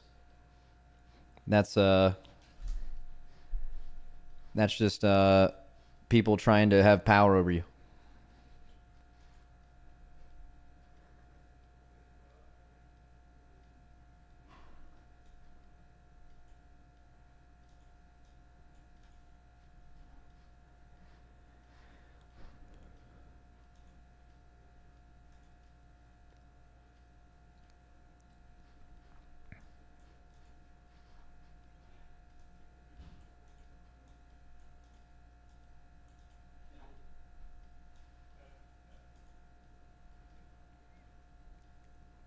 Max, your dinner tonight looks so good. Yes, it does. Max, what's life after WoW look like for you? I've thought about this a lot recently. I have only recently been sure of what it is, because one thing I figured out when I started streaming, and especially when I started running the guild, is that I know I have to be my own boss. I will never, I just can't work for someone else. I don't know what that says about me, by the way. Not like out of a respect thing. I just need, the only thing that's interesting enough to me is when it's all on the line because I'm putting it up and there's some stakes. Or at least that would be the goal. If I had to work to that goal, obviously that would be fine. But I think if I ever stopped doing all this shit, well, first of all, I think I would always stream. Because I could always do, bro, my streams are so easy right now. I just turn on my stream and like yap for 2 hours. And I enjoy it. I love that. I wouldn't want to stop. I genuinely look forward to that. I look forward to this today. Right? In a way where like people are like, why didn't you take a day off streaming after the race? Because I haven't felt like I've streamed for the last 2 weeks. You guys have just been watching me do something. I'm not talking to people. So I'd start my own business. I would just take all my money that I've made and just dump it all into a business that I think would be really cool, and more importantly, that I really, really care about. And I'm positive I would succeed at it. I would try so fucking hard. And then if it didn't work out, I'll just blow up. All good.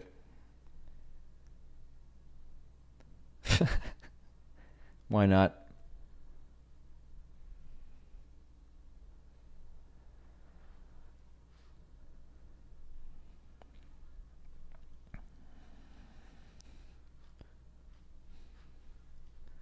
The funny thing is I don't know what it is yet, but I'm sure whenever I want to do that, I'll know what it is.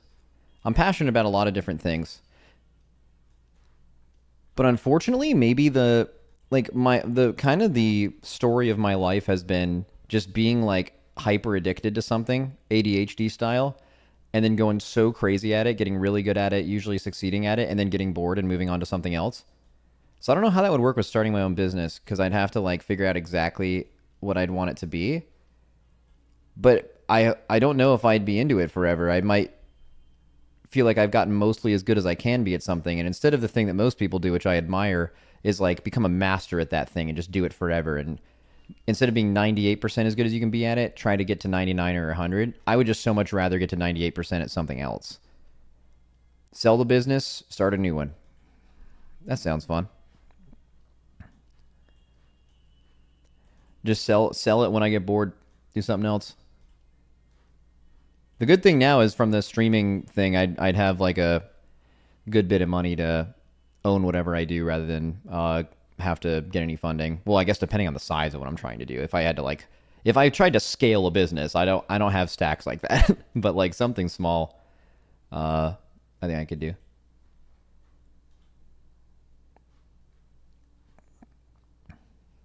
Max, aren't you like 100%ing being good at WoW? Nah. There's always ways to get better.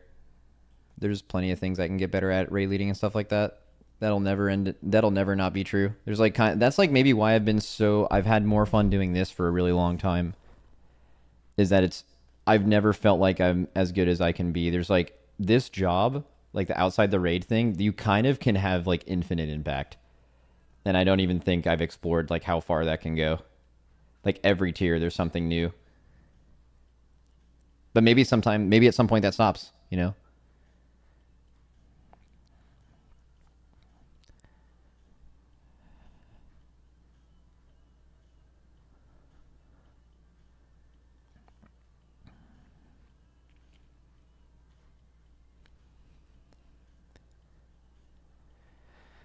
Max, were you annoyed by THD crashing your hot seat interview? Nah. Definitely not.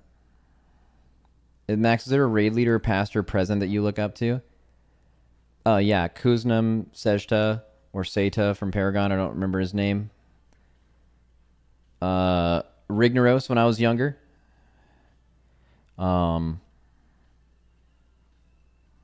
Those three.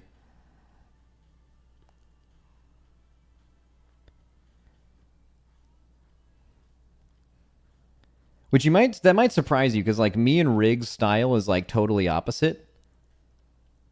Right? Like you could like it's possible that the way that I raid lead is like the antithesis of Rignaros. but I still respected it, bro. People can have different styles. There's maybe not one thing that's better than the other.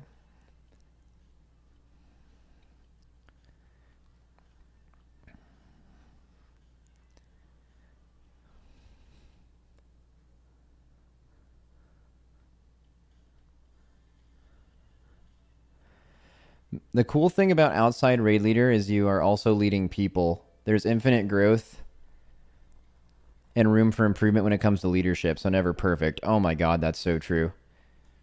Like, bro, the hardest thing for me is like whenever I get bored, I can get frustrated. Like, so here's the point that's the hardest part in the race for me.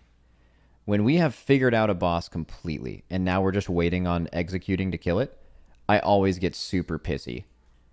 Because literally, like on some child shit, I'm just bored. And I'm ready to move on to the next thing. I'm not stimulated, so I just throw a fit. And I try so fucking hard to fake it. I try so hard to be locked in on every pull and trying to keep the morale up and the vibes up.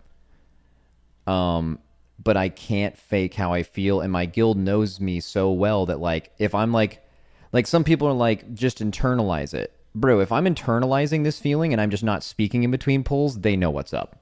They know me so well that like they can literally feel everything I'm feeling. And if I'm feeling annoyed, and that shouldn't affect them because like it's an execution boss and I'm only annoyed because I'm bored, they will play worse because they know the vibes are worse because I feel that way. And I'm trying, and I know I have that impact on them, and I try so fucking hard because I feel so bad because it's all like there's so much pressure in that, you know? It's pretty easy to just be like, well, just don't feel that way, never get that way. But it's so hard, man. For this long, this many hours a day, this many people watching you, it can just, it's so fucking hard. And that's the hardest part of my job. It'd be so easy if like I could get upset or I could get bored or I could have an off hour or something just attitude wise and it wouldn't affect them. That would be so nice. But the fact that the slightest dip in my tone of voice can shift in the like success chance of an entire attempt is like it's fucking it's insane, man.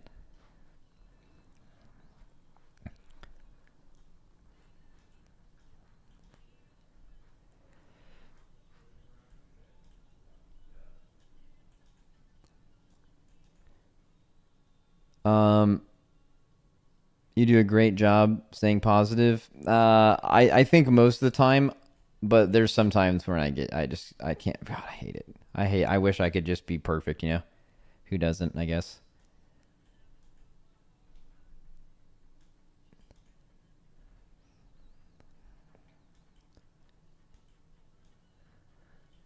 Hashtag stay positive. Yeah.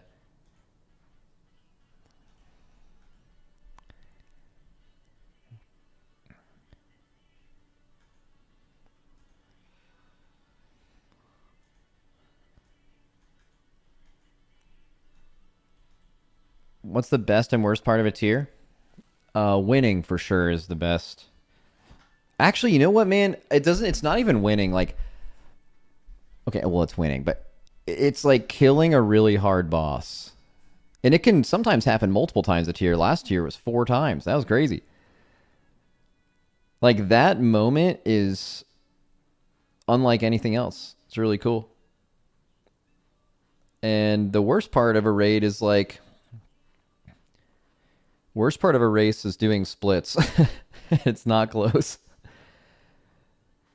Okay, well, losing the race to world first is worse because like not only did you like fail at your goal, did you feel like you let everyone down that you care about, but then on top of all of that, the dumbest people you know are just spamming your chat, calling you and your friends stupid and bad. And it's just, it sucks.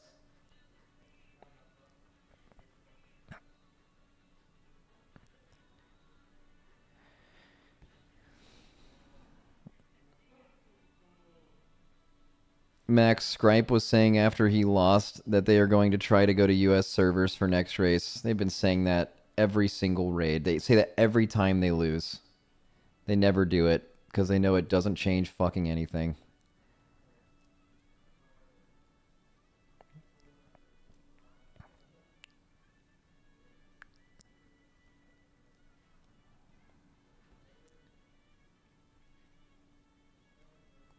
Max, do you have any idea how to remove splits?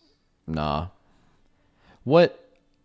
I mean, no, without like affecting a lot of people in the game. The only thing that I've heard that kind of makes sense is they like lock how many times you can run a raid in 1 week on the same class. But then you could just get a new account. And then we'd have 15 characters, 15 accounts. Anything involving Tournament Realms is just immediately missing the point. But, yeah, crazy.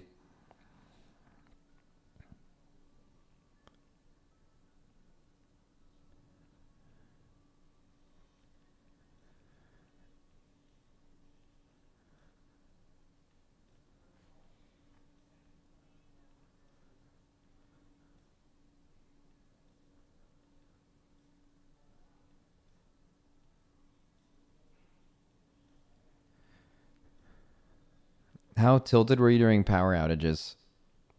I went through a full stage of acceptance. The power first goes out. I'm like, yo, guys, let's go hit some stretches outside. Everyone's like, yeah, power will come back on soon. We go inside. Power's still not back on. All right, cool. Yo, there's a ping pong table. Let's fucking hit this shit.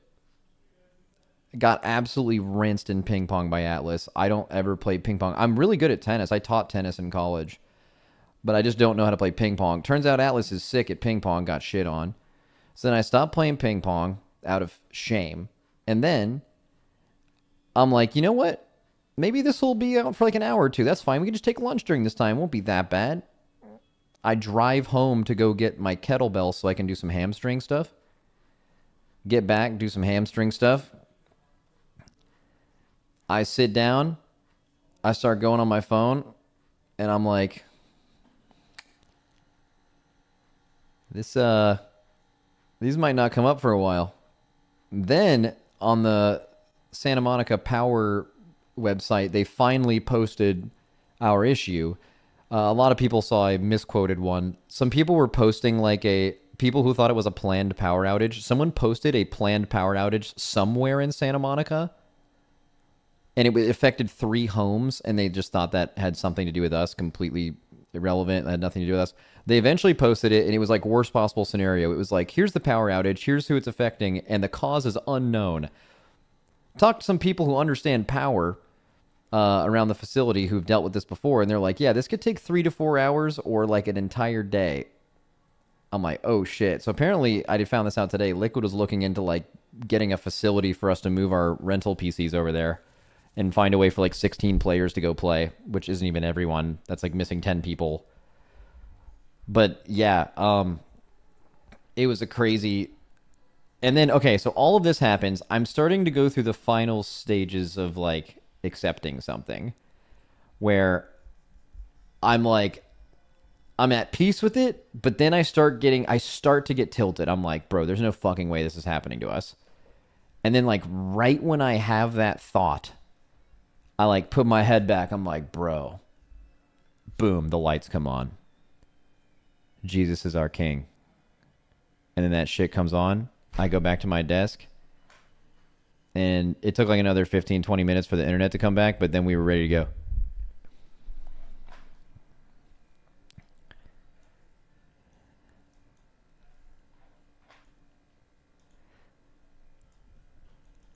Max, is Liquid considering backup generators now? No. I saw some people in chat answering that, and they might be right that you can do that. Maybe I'm naive, but I'm pretty sure getting emergency power backup to last for 12 hour, like a full raid day for like probably 50 different computers, an entire production setup, an entire facility It's either going to be impossible, which is unlikely, or astronomically expensive. And it's just not feasible. And they would basically only be doing that for the race, which only exists here every, like twice a year. And it's not like the main thing Team Liquid does. I mean, bro, I'll keep it a buck. If we were the league team, I bet we'd have it. Like, dude, Team Liquid would definitely kill all of us if it helped the league team. Like, 100%. That's okay, though. That's what it is. We would get turned into juice.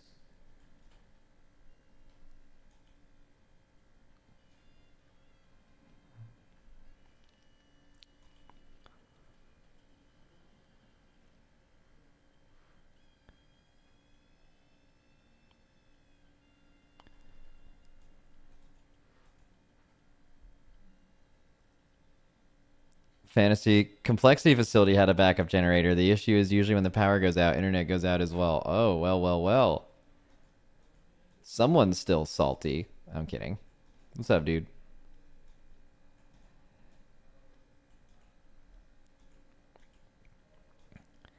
Max, commercially, how big is the WoW Team Liquid versus the entire Team Liquid Esports? Bro, we're a fucking tiny ant.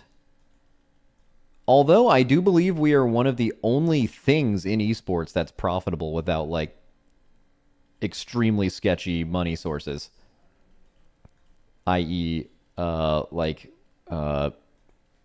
Saudi money and stuff.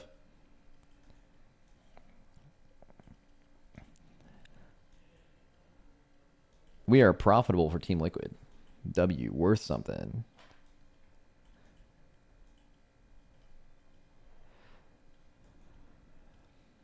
Max, was Bubba ever a raider? Yeah, he was born in spreadsheets, bro. Nah, he was a raider. He raided in BDG. He never raided here. He did play pro LCS though. Back in the day.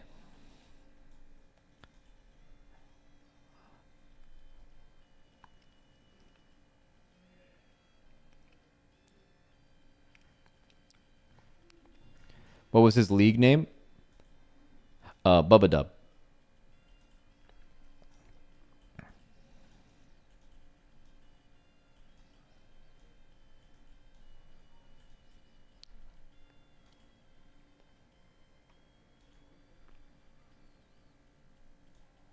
He was a great coach. Yo, I believe that. I think Bubba would be a fantastic coach. 100%. He'd be sweet. Max, do you ever think about going into any other other games Race to World first seriously? Well, like other MMOs? No. We get fucking shit on. It'd be so disrespectful to even think that you have a possibility of going into someone else's extremely niche and specific MMO and think that you could like spend way less time than they have and be better than them. There's no fucking way. These games are all so hyper specific with like specific skill sets. They're all really hard and have like super specific knowledge. And there's just no way you'd be able to compete. Because the only reason we're this good at this is because we fucking love this shit.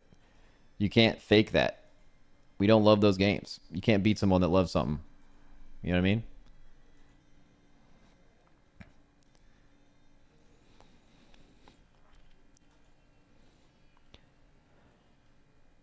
Doesn't Echo do it for Final Fantasy? No, they bought like a world first team that already raids in that game. They're not doing it themselves. They would have no chance.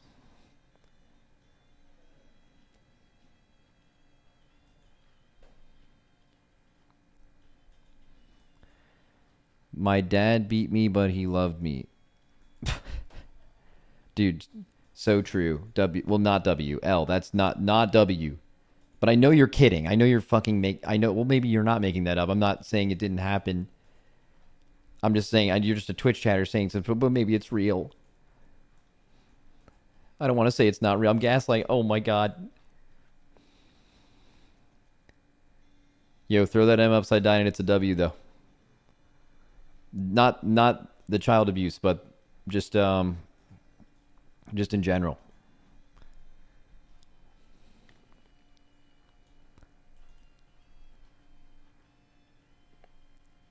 GG Max, was nice having you. You're canceled now. Bro, take me out. That's fine.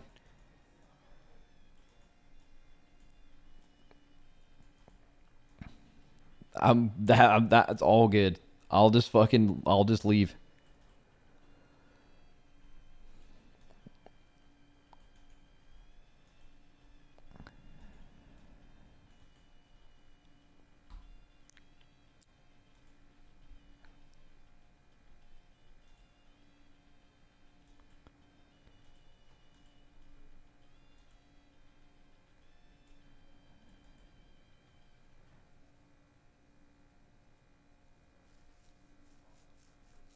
Max, do you think Blizzard intended for the entire raid to be easy, but just mistuned Styx and Muggsy?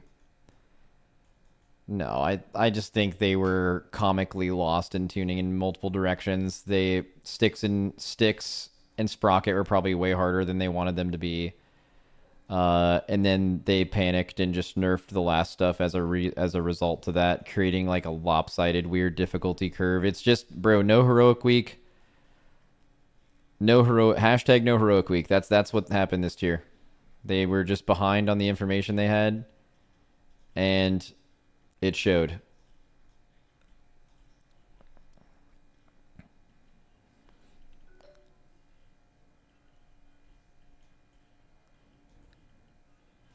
Max, would you recruit from an OCE guild? Oh yeah, for sure, man. Oh yeah. If there's some gamer, I don't care where you come from, as long as you can speak English and you're a gamer, you can come from wherever because we can just fly you here for the race.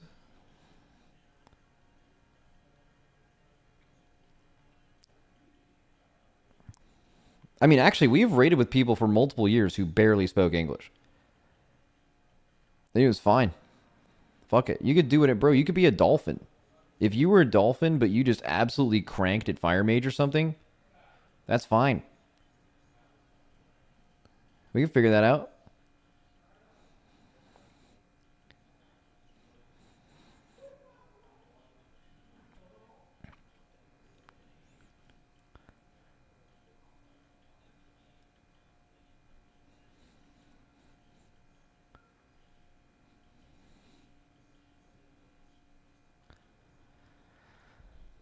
Max, aren't Scott and Nick European and Liquid just flies them out?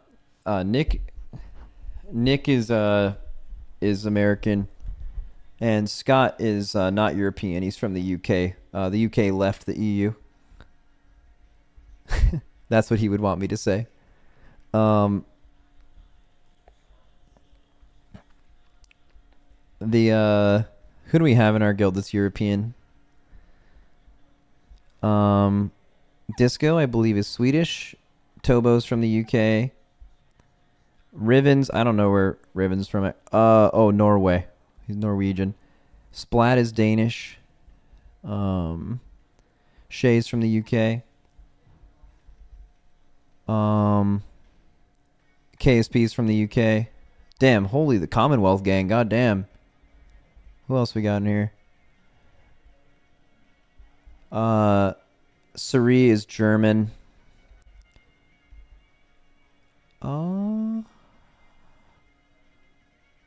Zevi, I don't know Zevi's nationality, actually. I mean, he lives in the United States.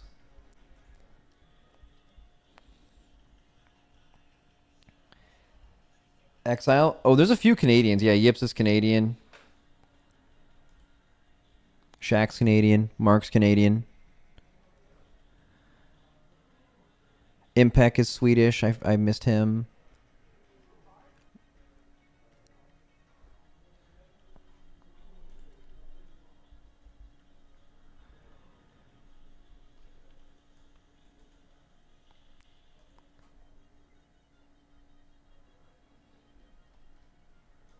THD, yeah, THD. I don't know where he's from, but it's not from here.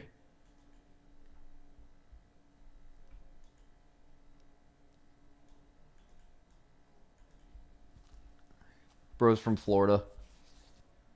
He's not from this earth.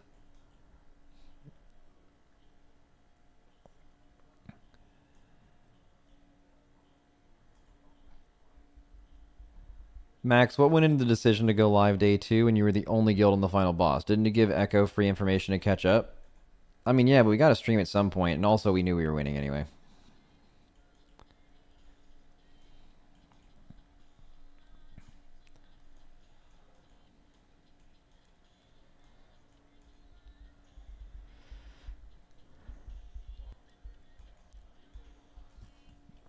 Max, did you feel splits were optimal this tier?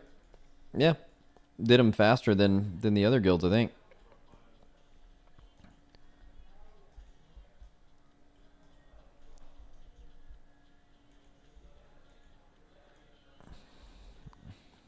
Max, can you explain your shrug reaction after winning the race to world first?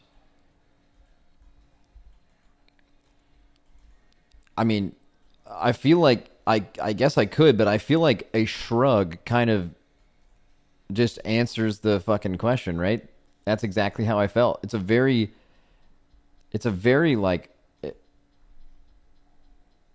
feel like a shrug just answers it, you know? You're the only one that didn't pop off.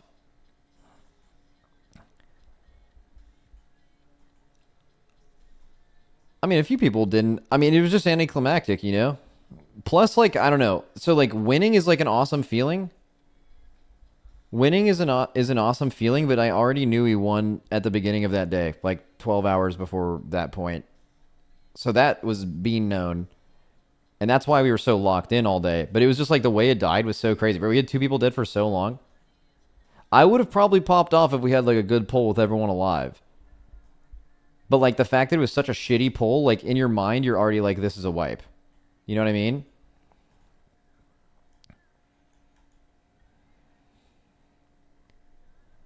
Yo, my headset's happy though.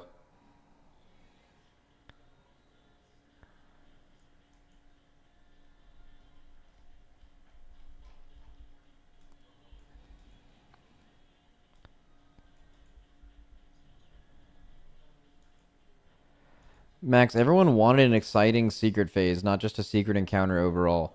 Why? Yo, I think Gallywix being easier is a reason to be upset. And the fact you didn't get your super tight race you wanted is a reason to be, like, upset. But the entire fight being a secret phase is just 10 times fucking cooler than every single, like, super... Like, dude, the P2 intermission on Gallywix is as cool as every secret phase they've made. Just straight up. It was like, you have no way to know it's there. It's like a cool design. The only reason you don't like it is because it's easy. You want to know what's also true about every other secret phase? They were fucking easy too. Gul'dan, Jailer, those phases were not hard. You did them in less than 5 times of seeing it. You know? They're not like... I think your nostalgia might be blinding you, bro. That shit was easy as hell. Like, okay, like, I mean, Illidan came out. That's just cool lore shit, right? But, like, Gallywix, that's not going to happen. There's going to be a bunch of beams and circles and shit. And that's what happened. You know?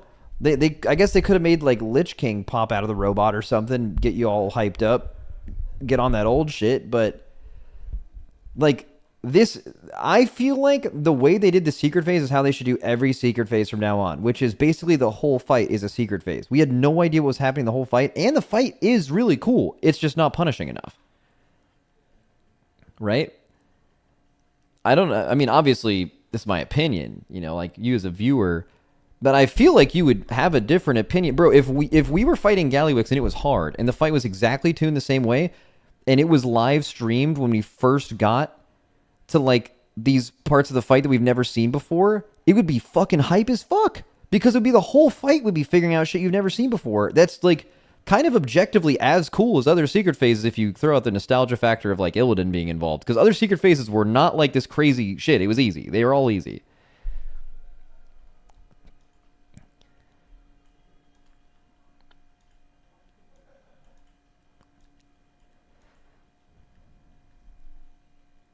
But our criticism isn't taking away from your Race World first win. Well, I'm not implying it is. It's just we have no faith Blizzard can tune untested bosses well.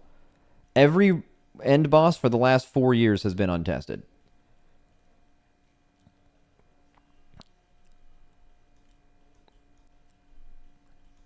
It is no different. Relax, bro. You're freaking out. It's such a good bit. Fucking calm down.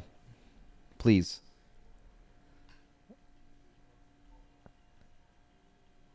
Max, do you think Blizzard will ever release another mythic-only end boss like Raden or Sinestra? Nah. Doesn't really make sense, right? A larger percentage of the population does heroic than mythic. So why would you create a boss just for a smaller percentage of the game to ever interact with it? Doesn't really make sense. I mean, wouldn't you just rather continue make it on heroic as well so more people can interact with the thing that you've made?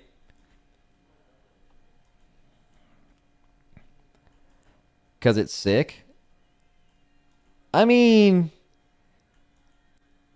was Raden and Sinestra really sick though? Like Raden, deeply flawed boss, Throne of Thunder version. I mean, I guess Sinestra was kind of cool because it was the first time they did it. But like sometimes the first time you do something, it's really cool, and then people get over it. Like, bro, the first time they did season 4, it had such an extremely high approval rating. Right? They like tried all this different shit. We got an extra Mythic Plus season instead of a super long last farm period. It was like, at the time, people were like, yo, goated. Also, the knowledge that it was created by like 3 people, like basically 3 people at Blizzard were not tasked to do this thing. They did it for fun, and then Blizzard went and ran with it, and they like basically gave us content with such little effort while still getting the expansion out. Like, that was goated. And then they did season 4 a second time, and it was the exact same thing, and people hated it because they just didn't want it again. You know? I feel like Sinestra is kind of like that.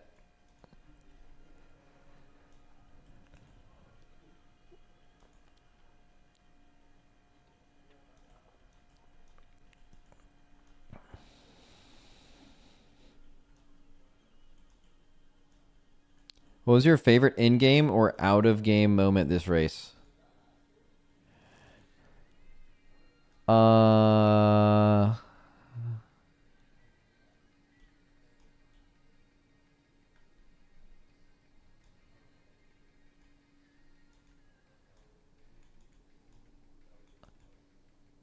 In-game? I don't know. I mean, winning was so weird.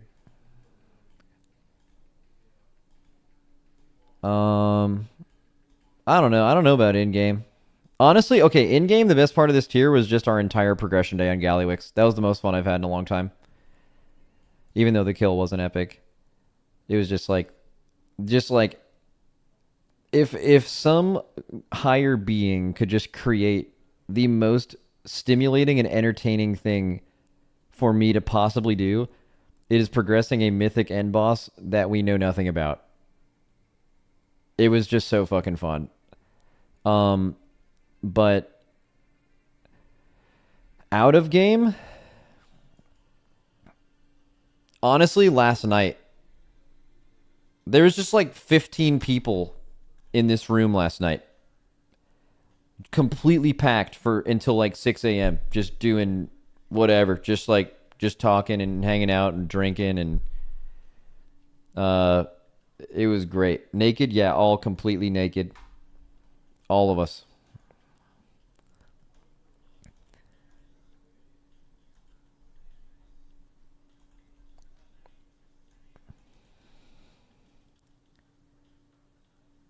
Max, do you think you would ever do a documentary or something on the planning and strat process looks like, or would you not want to sort of give Echo or Blizzard any ideas? No, I don't care about anything like that. I just wouldn't create that content because I just don't really care about that. Like, if that, like, I think that could be good content and someone in Liquid might want to do it, and then they're like, you guys are doing this. And I'm like, okay. And then they'll do it against my will. And it's not because I want to give anything away. I just don't care.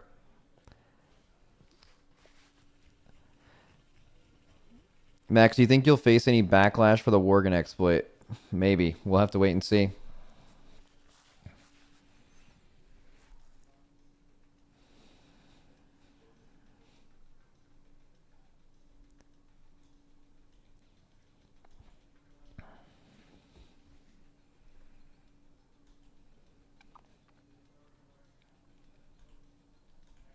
I wish the race was more competitive than it is. What do you mean the race was competitive, right?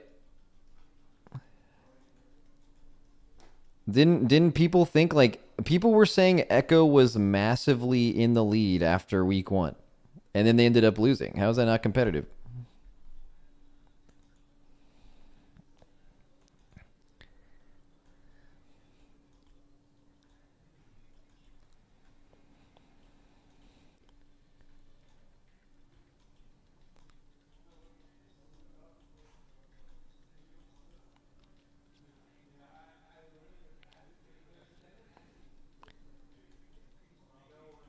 Max, do you think a better way to do the race is to drop the patch at the same time in both NA and EU and China as well? No, I think that would be worse. I think it's actually better now that they release them separately. It would not be good for us to all get at the same time for sure. That doesn't make any sense, right? Come on, man. Relax. You're being extreme. Calm down. Max, is there a being in the lead? It's really hard to tell who's in the lead, really, if both teams are playing well until you kind of get to like a regular final boss. I mean, there was definitely a point where Echo was like in the lead, but this means the like likelihood of who wins the race changes. Like the end of week 1 was so fucking irrelevant. But I mean, they did get ahead. Like they ended week 1 with more information on One Arm Bandit. But also, like when you're saying in the lead, like people, okay, in the lead is different than outplayed. I heard someone on Twitter say like outplayed. They're like they outplayed you on this. I'm like, bro, you can't outplay having eight less rateable hours in your reset than another guild because of things out of your control. Like that's just simply not what's happening, right? But they literally killed a boss first, which I mean, that's just objectively a lead. Did we win? Yeah. Dude, winning's awesome. Winning's a relief. Winning is a relief. Losing sucks so bad, man. It sucks so bad. Winning is just like, thank God we didn't lose.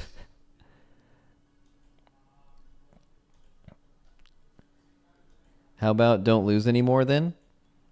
I mean, yeah, maybe you put it like that. Max, does losing suck more than winning feels good? Oh my God.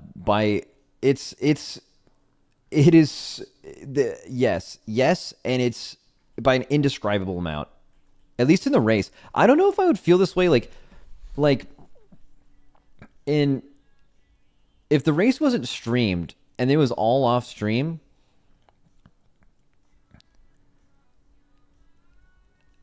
and you play your best and someone beats you, you'd just be like, damn, GG's, I got outplayed. You can live with that. You feel like you didn't beat yourself. Someone just played better than you. You can bro, that's some human shit. You can tank that. That's fine.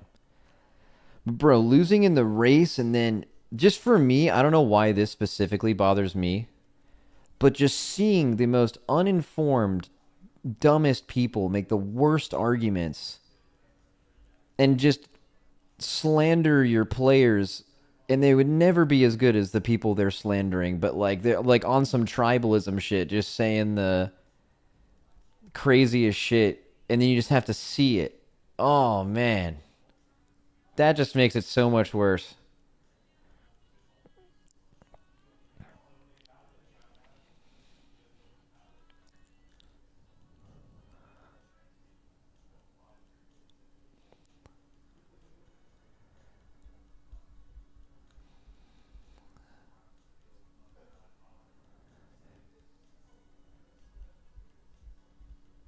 Max, if would losing by 3 to 6 hours be the worst feeling ever? I mean, we've lost by that amount before. It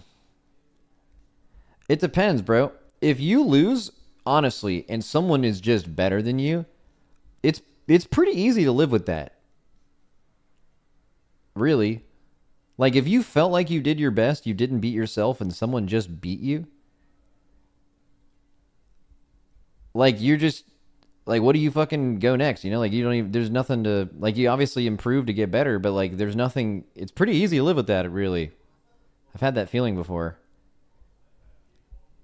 So it kind of depends on how it happens, really. Like if you lose by 3 to 6 hours and your power went out for 6 hours, yeah, you'd feel like shit. If you lost because a boss was nerfed in one shot when you were asleep, it would feel really bad. If you initially felt if you initially felt like it was a super close race and you just barely lost like a Mirdrasil, you're like, damn, like we could have probably played better, but they just won. And then you find out later that's not quite exactly what happened. Then it feels very, very bad, but only much, much later on. Losing can feel all kinds of different ways, man. But really the worst that losing ever feels is when you feel like you beat yourself. I don't know if I've ever actually felt that way about a raid we've ended, but I felt that way on bosses before. Like usually when I'm the most upset about a performance on a boss, I feel like we got in our own way. And that's hard to live with because that's avoidable.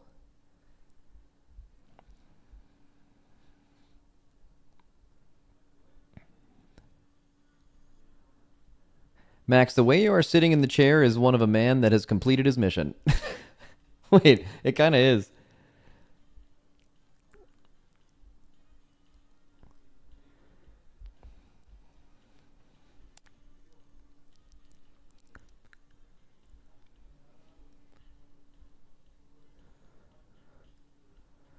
Max, what has been your favorite win? I don't know.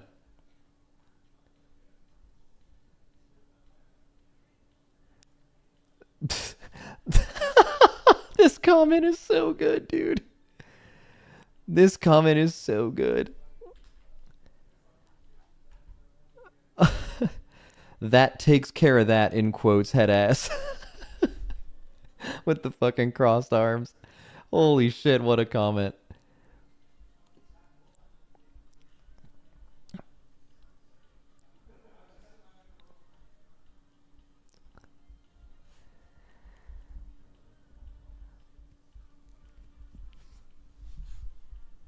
Okay, I mean, I think like they all feel better for different reasons. Like Nyalotha is the first time you're winning.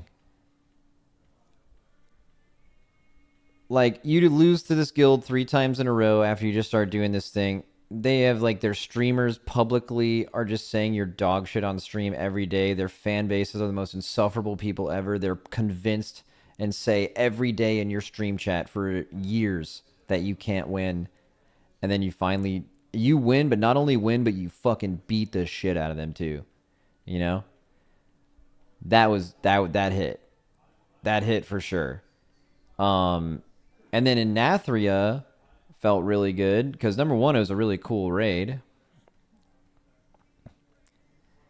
But also it was like winning back to back was good, you know? Because like in Nyalotha, people like coped their way into saying we won because of the 21st man. Which I just thought was like really disrespectful to our players. And then also after we won in Nyalotha, Method released a YouTube video that was called "Can You Buy World First?" ? Which was like in the title at least heavily implying that like we just bought World First. So we took that real bad. So beating them again after that felt really good.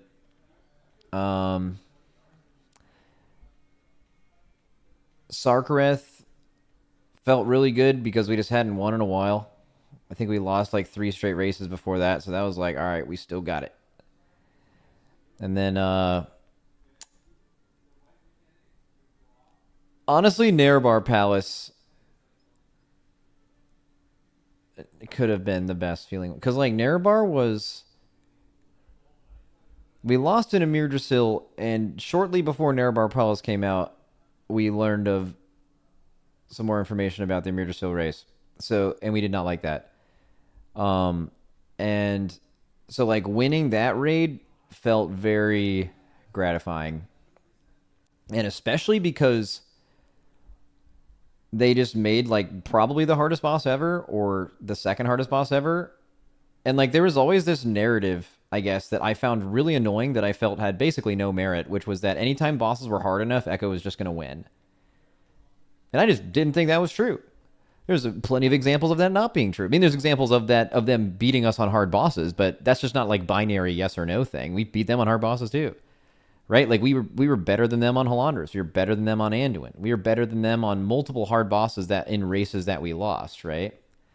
And then they made one of the hardest bosses ever, and it was one of the biggest gaps in the race ever, right? Kind of putting that entire narrative to bed, and that was really nice. I like that a lot.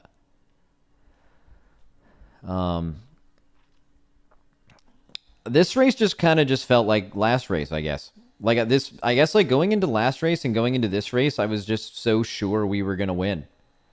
I just knew that if we didn't absolutely throw, we were going to win. And I don't think we threw in the entire race. We even had a lot of things not go our way. Really, like a lot of shit not go our way, and we still did it.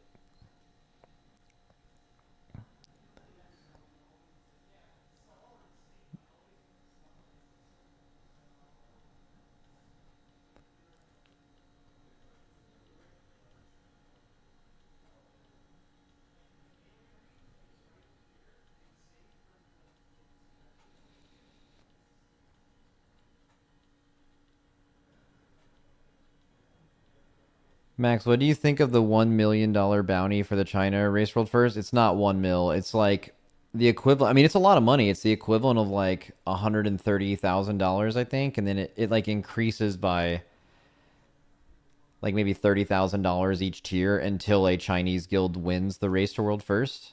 Yeah, if you guys have been out of the loop, they announced that like when they brought WoW servers back to like give some incentive, I guess, for Chinese teams to compete. Totally makes sense. It gives Chinese WoW a lot of value because that would bring a lot of hype and attention to. I mean, look at how much viewership exists right now for if you can compete. They just want makes sense. They want a piece of that. But I don't understand what you mean of my opinion on it, bro. I wish Blizzard would pay us. I mean, they're not. That's not Blizzard putting out that money. But I wish Blizzard, bro, having a prize pool for the race would be sweet, man. I love free money. Give me that extra money, baby.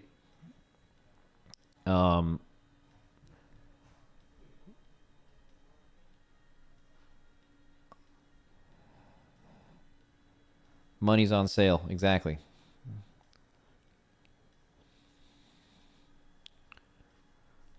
Max, it felt like viewership was down this tier. I remember seeing your stream was down like 50K or 50K at some points previous tiers. I think going dark hurts it a lot. I think splits hurt it a lot. But also, to be honest with you, I have no idea what the viewership was. I'd never look at it. But I have also heard other people say that. That's why I'm commenting that. I mean, I know splits kills viewership. Like last year, we had a heroic week, so viewership was good again. And this year, they brought it back, which kills viewership, which is crazy because they're trying to advertise it while actively killing the viewership for it. But yeah, it also depends on when you're going live. Like, I think something that hypes people up a lot is seeing guilds go to a new boss. But what's kind of normal now is like when you go to a new boss, you turn your stream off, which there's a bunch of logic to doing that. I've done it before and I'll do it again. But it also isn't great for viewership. But yeah, splits. I mean, Split Turbo killed it. But it also depends on the time of year. Like some times a year, it's like better than others. COVID super boosted it.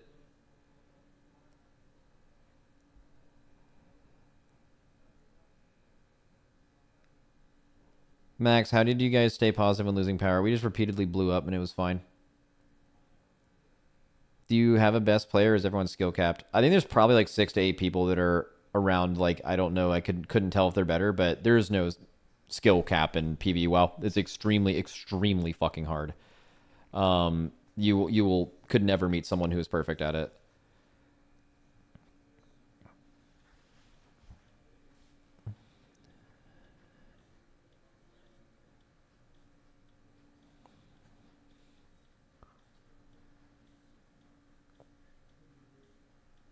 Max, how do you feel going into the next tier?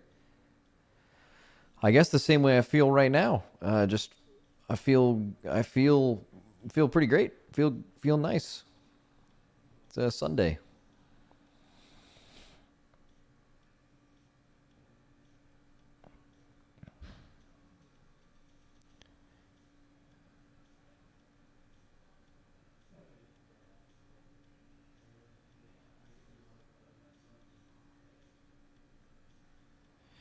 Max, if we had a Liquid versus Echo game of CS, who do you think would win? Ooh, I'm not sure. We have a couple of very, very, very good CS players in the guild. I'm going to guess Echo, though. Just because Counter-Strike and PC gaming competitively is very cultural in EU, and like Counter-Strike is like religious when you grow up in EU, bro.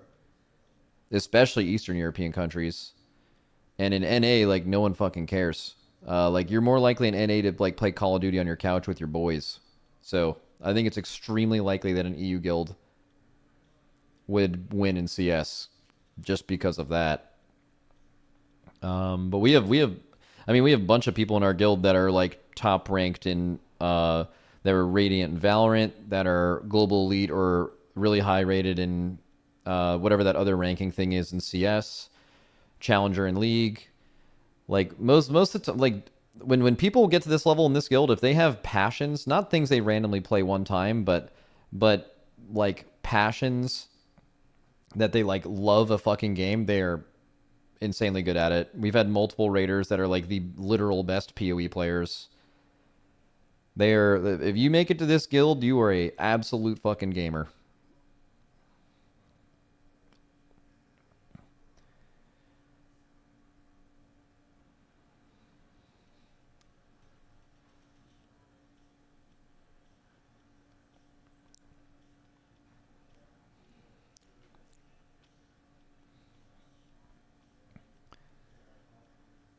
Max, did you miss not having a council fight this raid? Maybe. I mean, I don't know. Have they made a good council fight in a while? I mean, I'm okay with them. Yo, that's a good point. They didn't put a council fight in this raid. Don't they put a council fight in like every raid? Wait, was there one in Nerebar? I mean, Silken Court was not a council boss. Wait, there wasn't one in that raid either. Huh. I mean, they just had like a bunch of raids in a row with shitty council bosses. Like Council of Dreams, bad. Primal Council, bad. Forgotten Experiments was like okay, kind of a different take on it. Prototype Pantheon wasn't great. There was like basically Prototype Pantheon V2 in some other raid. Yeah, I don't know. Council Blood was good. Bro, Council Blood is so polarizing. I think Council Blood was great, but a lot of people hate that boss. I mean, Council Blood is definitely better than every boss I just mentioned.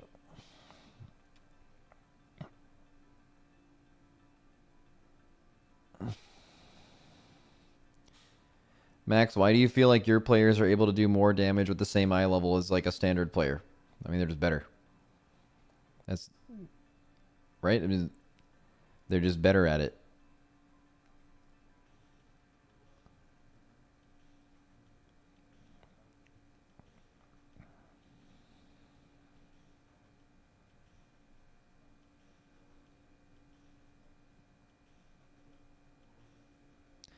Max, did you like the mid-raid difficulty? Yeah, I guess. Yeah, like Styx was like we like to fight hard bosses. Harder the boss, the better chance we have to win. Love that. And we kind of do this. We prepare all year to do hard raid fights. So love seeing that. But I don't think it was good for the game. Like Styx being that hard is not good for the game. Honestly, Sprockamonger being that hard is probably not good for the game. But yeah, I mean the difficulty curve this tier was weird.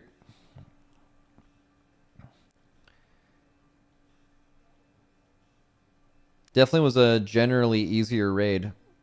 Like mid tier easier. Definitely some harder bosses. I mean, there was what, 3 bosses over 100 pulls? That's like pretty standard. That's like extremely standard actually. That like Castle Nathria had 2 bosses over 100 pulls. Like outside of Sepulcher, most raids only have like 2 fights that are over 100. Let's say that raid had 3. Although there was no like giga huge pull bosses.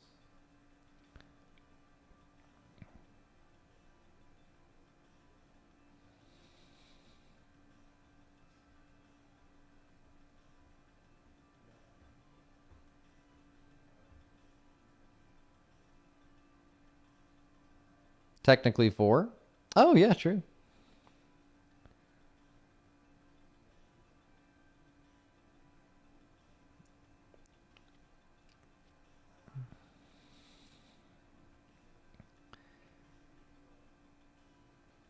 Would you prefer races have 1 to 2 bosses that are 250 to 300 pulls? I mean, if they're good, yeah.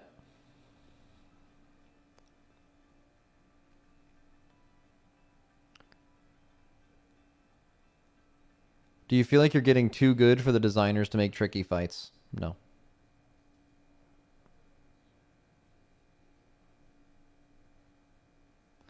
Max, it's weird. From a viewer perspective, the amount of pulls on a boss needs to get to a certain amount for it to be hype, but too many and it sucks. Is that weird? Isn't that how you'd interact with basically any video game? Imagine you're playing Elden Ring. If you kill a boss instantly, you'll never think about that boss again. Even if it has the coolest design ever, it just wasn't... There wasn't enough stakes to make you care about that thing. And if that boss made you wipe 3 times more than any other boss, and you started to hate it, and when you killed it, you were just relieved instead of happy, right? That is also, like, not ideal, right? What you want is a challenge that you feel good when you overcome, right? It's somewhere in the middle, just like what you just said. That's not hard to understand. That's true with, like, fucking anything. That's, like, true in life. That's just, like, how that works.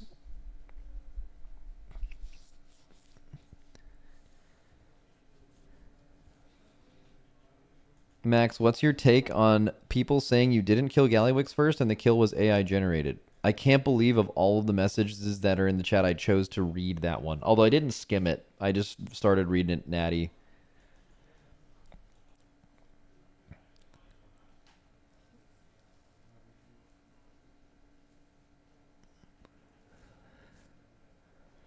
Max, you've probably answered this before, but is there a specific reason you raid lead from I'm Fired Up's POV exclusively? Like, the technical reason is that you know you need a mage raid buff and he's always going to be in, and THD is the only other, like, range where that's true, and his UI is terrible. And he's unwilling to add things that I need to see on it. So that's the real reason. But also, I like to watch him because sometimes I like to feel alive, bro. Like, sometimes I like to challenge my brain. Like, I'm trying to call things out and watch the raid, and then he just does the most absurdly dangerous movement for no reason. And then I get distracted, and I have to still try to call the fight, and it adds, like, a little spice into my day.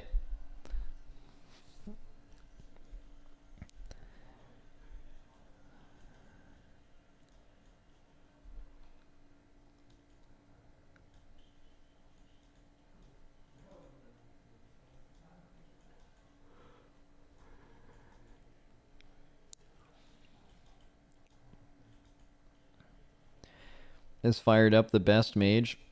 No one knows, man. No one knows how good anyone else is unless you play with them. So saying no, he wouldn't call himself the best. No one that plays them. It's just it's a fan thing to say. Anyone who's saying that's making it up. But also W makeup.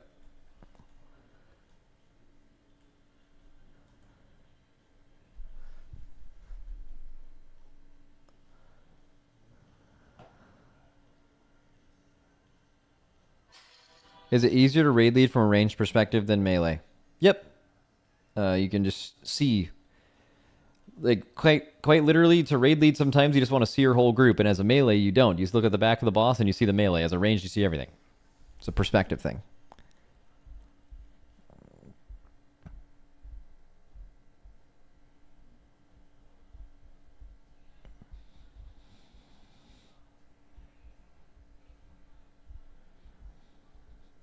Max, how did you natty proc a new healer with smacked?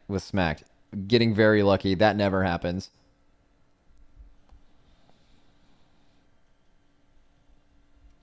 Someone in YouTube chat says ideal pull count curve for viewers is 1, 1, 5, 10, 25, 40, 60, 90, 150, and then 225 in a 10 boss raid. Perfect curve and just over 700 pulls in total. Bro, what are you fucking talking about? You run the math? Like, how did you made all of that up? Like, what you just said hasn't even happened before. So there's not even, like, something to compare that to. You just, like, said it. Nah, he did the math. What? I mean, so true, though. I do agree with a 10 boss raid, though. I very strongly believe that 8 bosses, like, okay, so outside of Gallywix, normally there's an end boss level difficulty that you expect, right? And then there's a first boss difficulty you expect, which means you have to go from first boss to end boss in 8 bosses. That's so hard. And there actually has not been any evidence that that's doable without something being really fucked. It's just too big of a jump from boss to boss, really. At some point, there's going to be a jump happens that doesn't make sense. So I do agree with the 10 bosses. I think that is necessary. Because 10 bosses doesn't mean you're getting 2 more Nexus Princess Kaivezas. In fact, there's just as many Kaivezas and Sludge Fists and Silken Courts and Anserex and Mugsies in a tier, whether there's 8 bosses or 13. The thing that changes when you add bosses is you get more mid-tier, kind of hard, maybe kind of cool fights that bridge the difference between those things, which I think are good for the game. It doesn't add a ton of time to your progression because you're not adding really hard bosses that take a long time.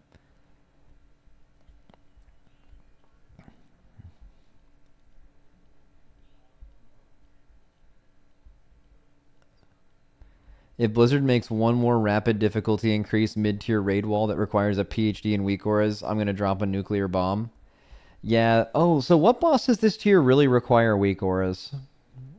So obviously not Styx. Styx requires 0 auras. Rick Reverb, you can completely fucking YOLO the soaking on that. First 2 bosses, I think you don't need any. First boss, you don't need any. So good. Okay, so Sprocketmonger's a problem. Natty calming the Sprocketmonger soaks. It just simply requires a weak aura. No question. You could not do the fight without it, or it would take you so long that it wouldn't be worth just not using it.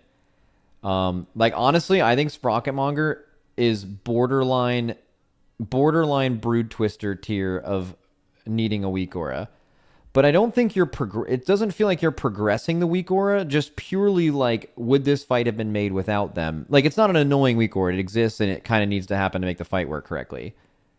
Brood Twister was much more annoying because you were literally just wiping to people following the weak aura, which is like really frustrating. One Arm Bandit, you don't need any weak auras, so that's all pretty visual. I think they did a good job with that. Mugsy, I would argue you do. So, yeah, you do. You do. Because, like, to be consistent, because, like, when you place the jails, which, by the way, they spelled jails the old English way, where it's Gaols, and we just missed a fantastic opportunity to call it Gowls for the whole raid, and that would have been just an insanely good bit. So yeah, but whenever they assign the Gowls, you get assigned, like, you have a certain amount of porters in each thing. That doesn't need to be assigned via weak aura. But what happens when you have Trill and THD going into a jail, but they both get picked? Well, you need to assign a backup, don't you? Maybe you can call that. Probably could. It's not super complicated.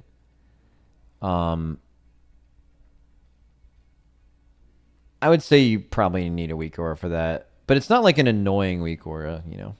There's a difference. You know what I mean? Like, needing weak auras for a fight, which is somewhat common. Actually, it's not that common. But, like, weak auras being the main point of progression. Like, here's what I'm saying. Brood Twister and Echo of Neltharion are unbelievably frustrating weak aura bosses. But there are other bosses that require weak auras where at the end of the boss, you're not thinking about weak auras at all. They were there and they were fine, but it didn't define the fight. I think those two things are separate.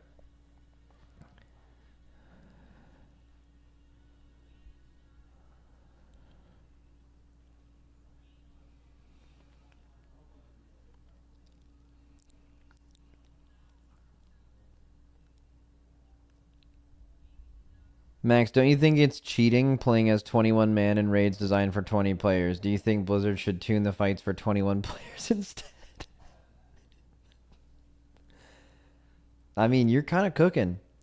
Low key, it might be cheating. It is OP as fuck. It's so OP.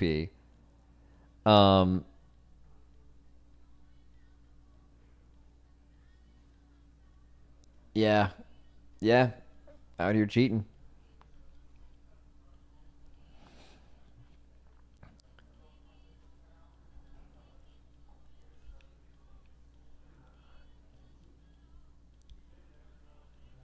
So many good questions. Why pick out the troll ones? Sometimes I just want to feel alive, man. Also, I'm going to do whatever I want.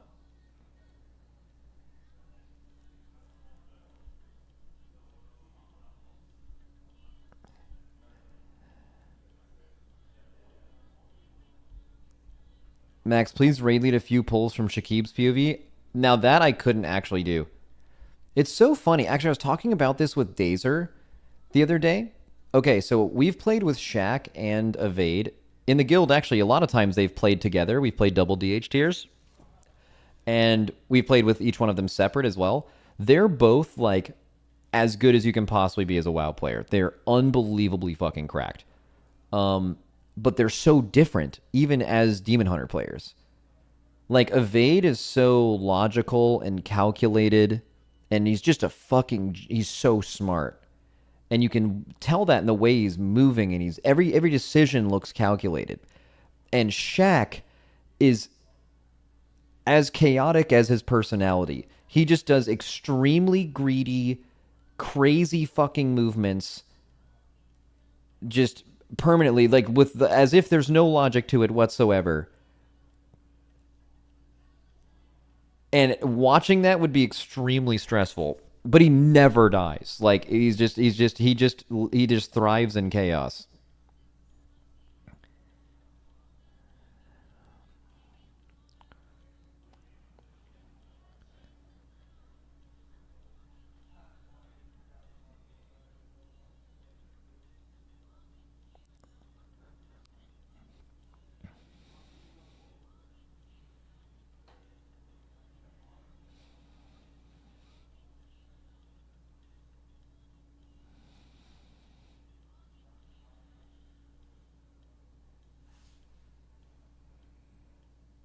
All right.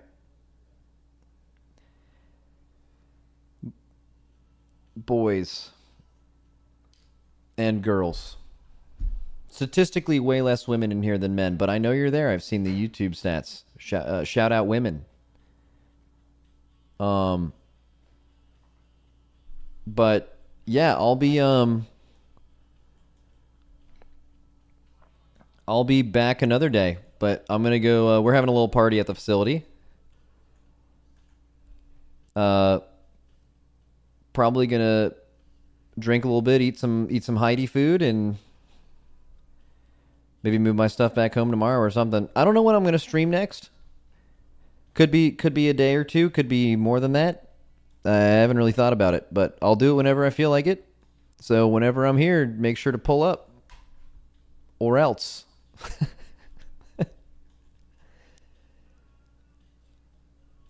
I'm just going to leave you at that. Fucking or else. Make sure you're here.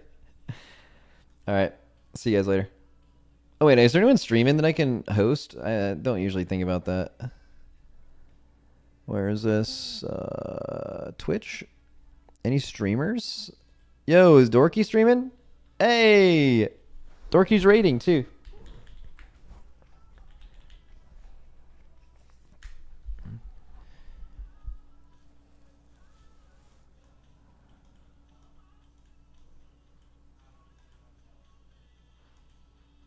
All right.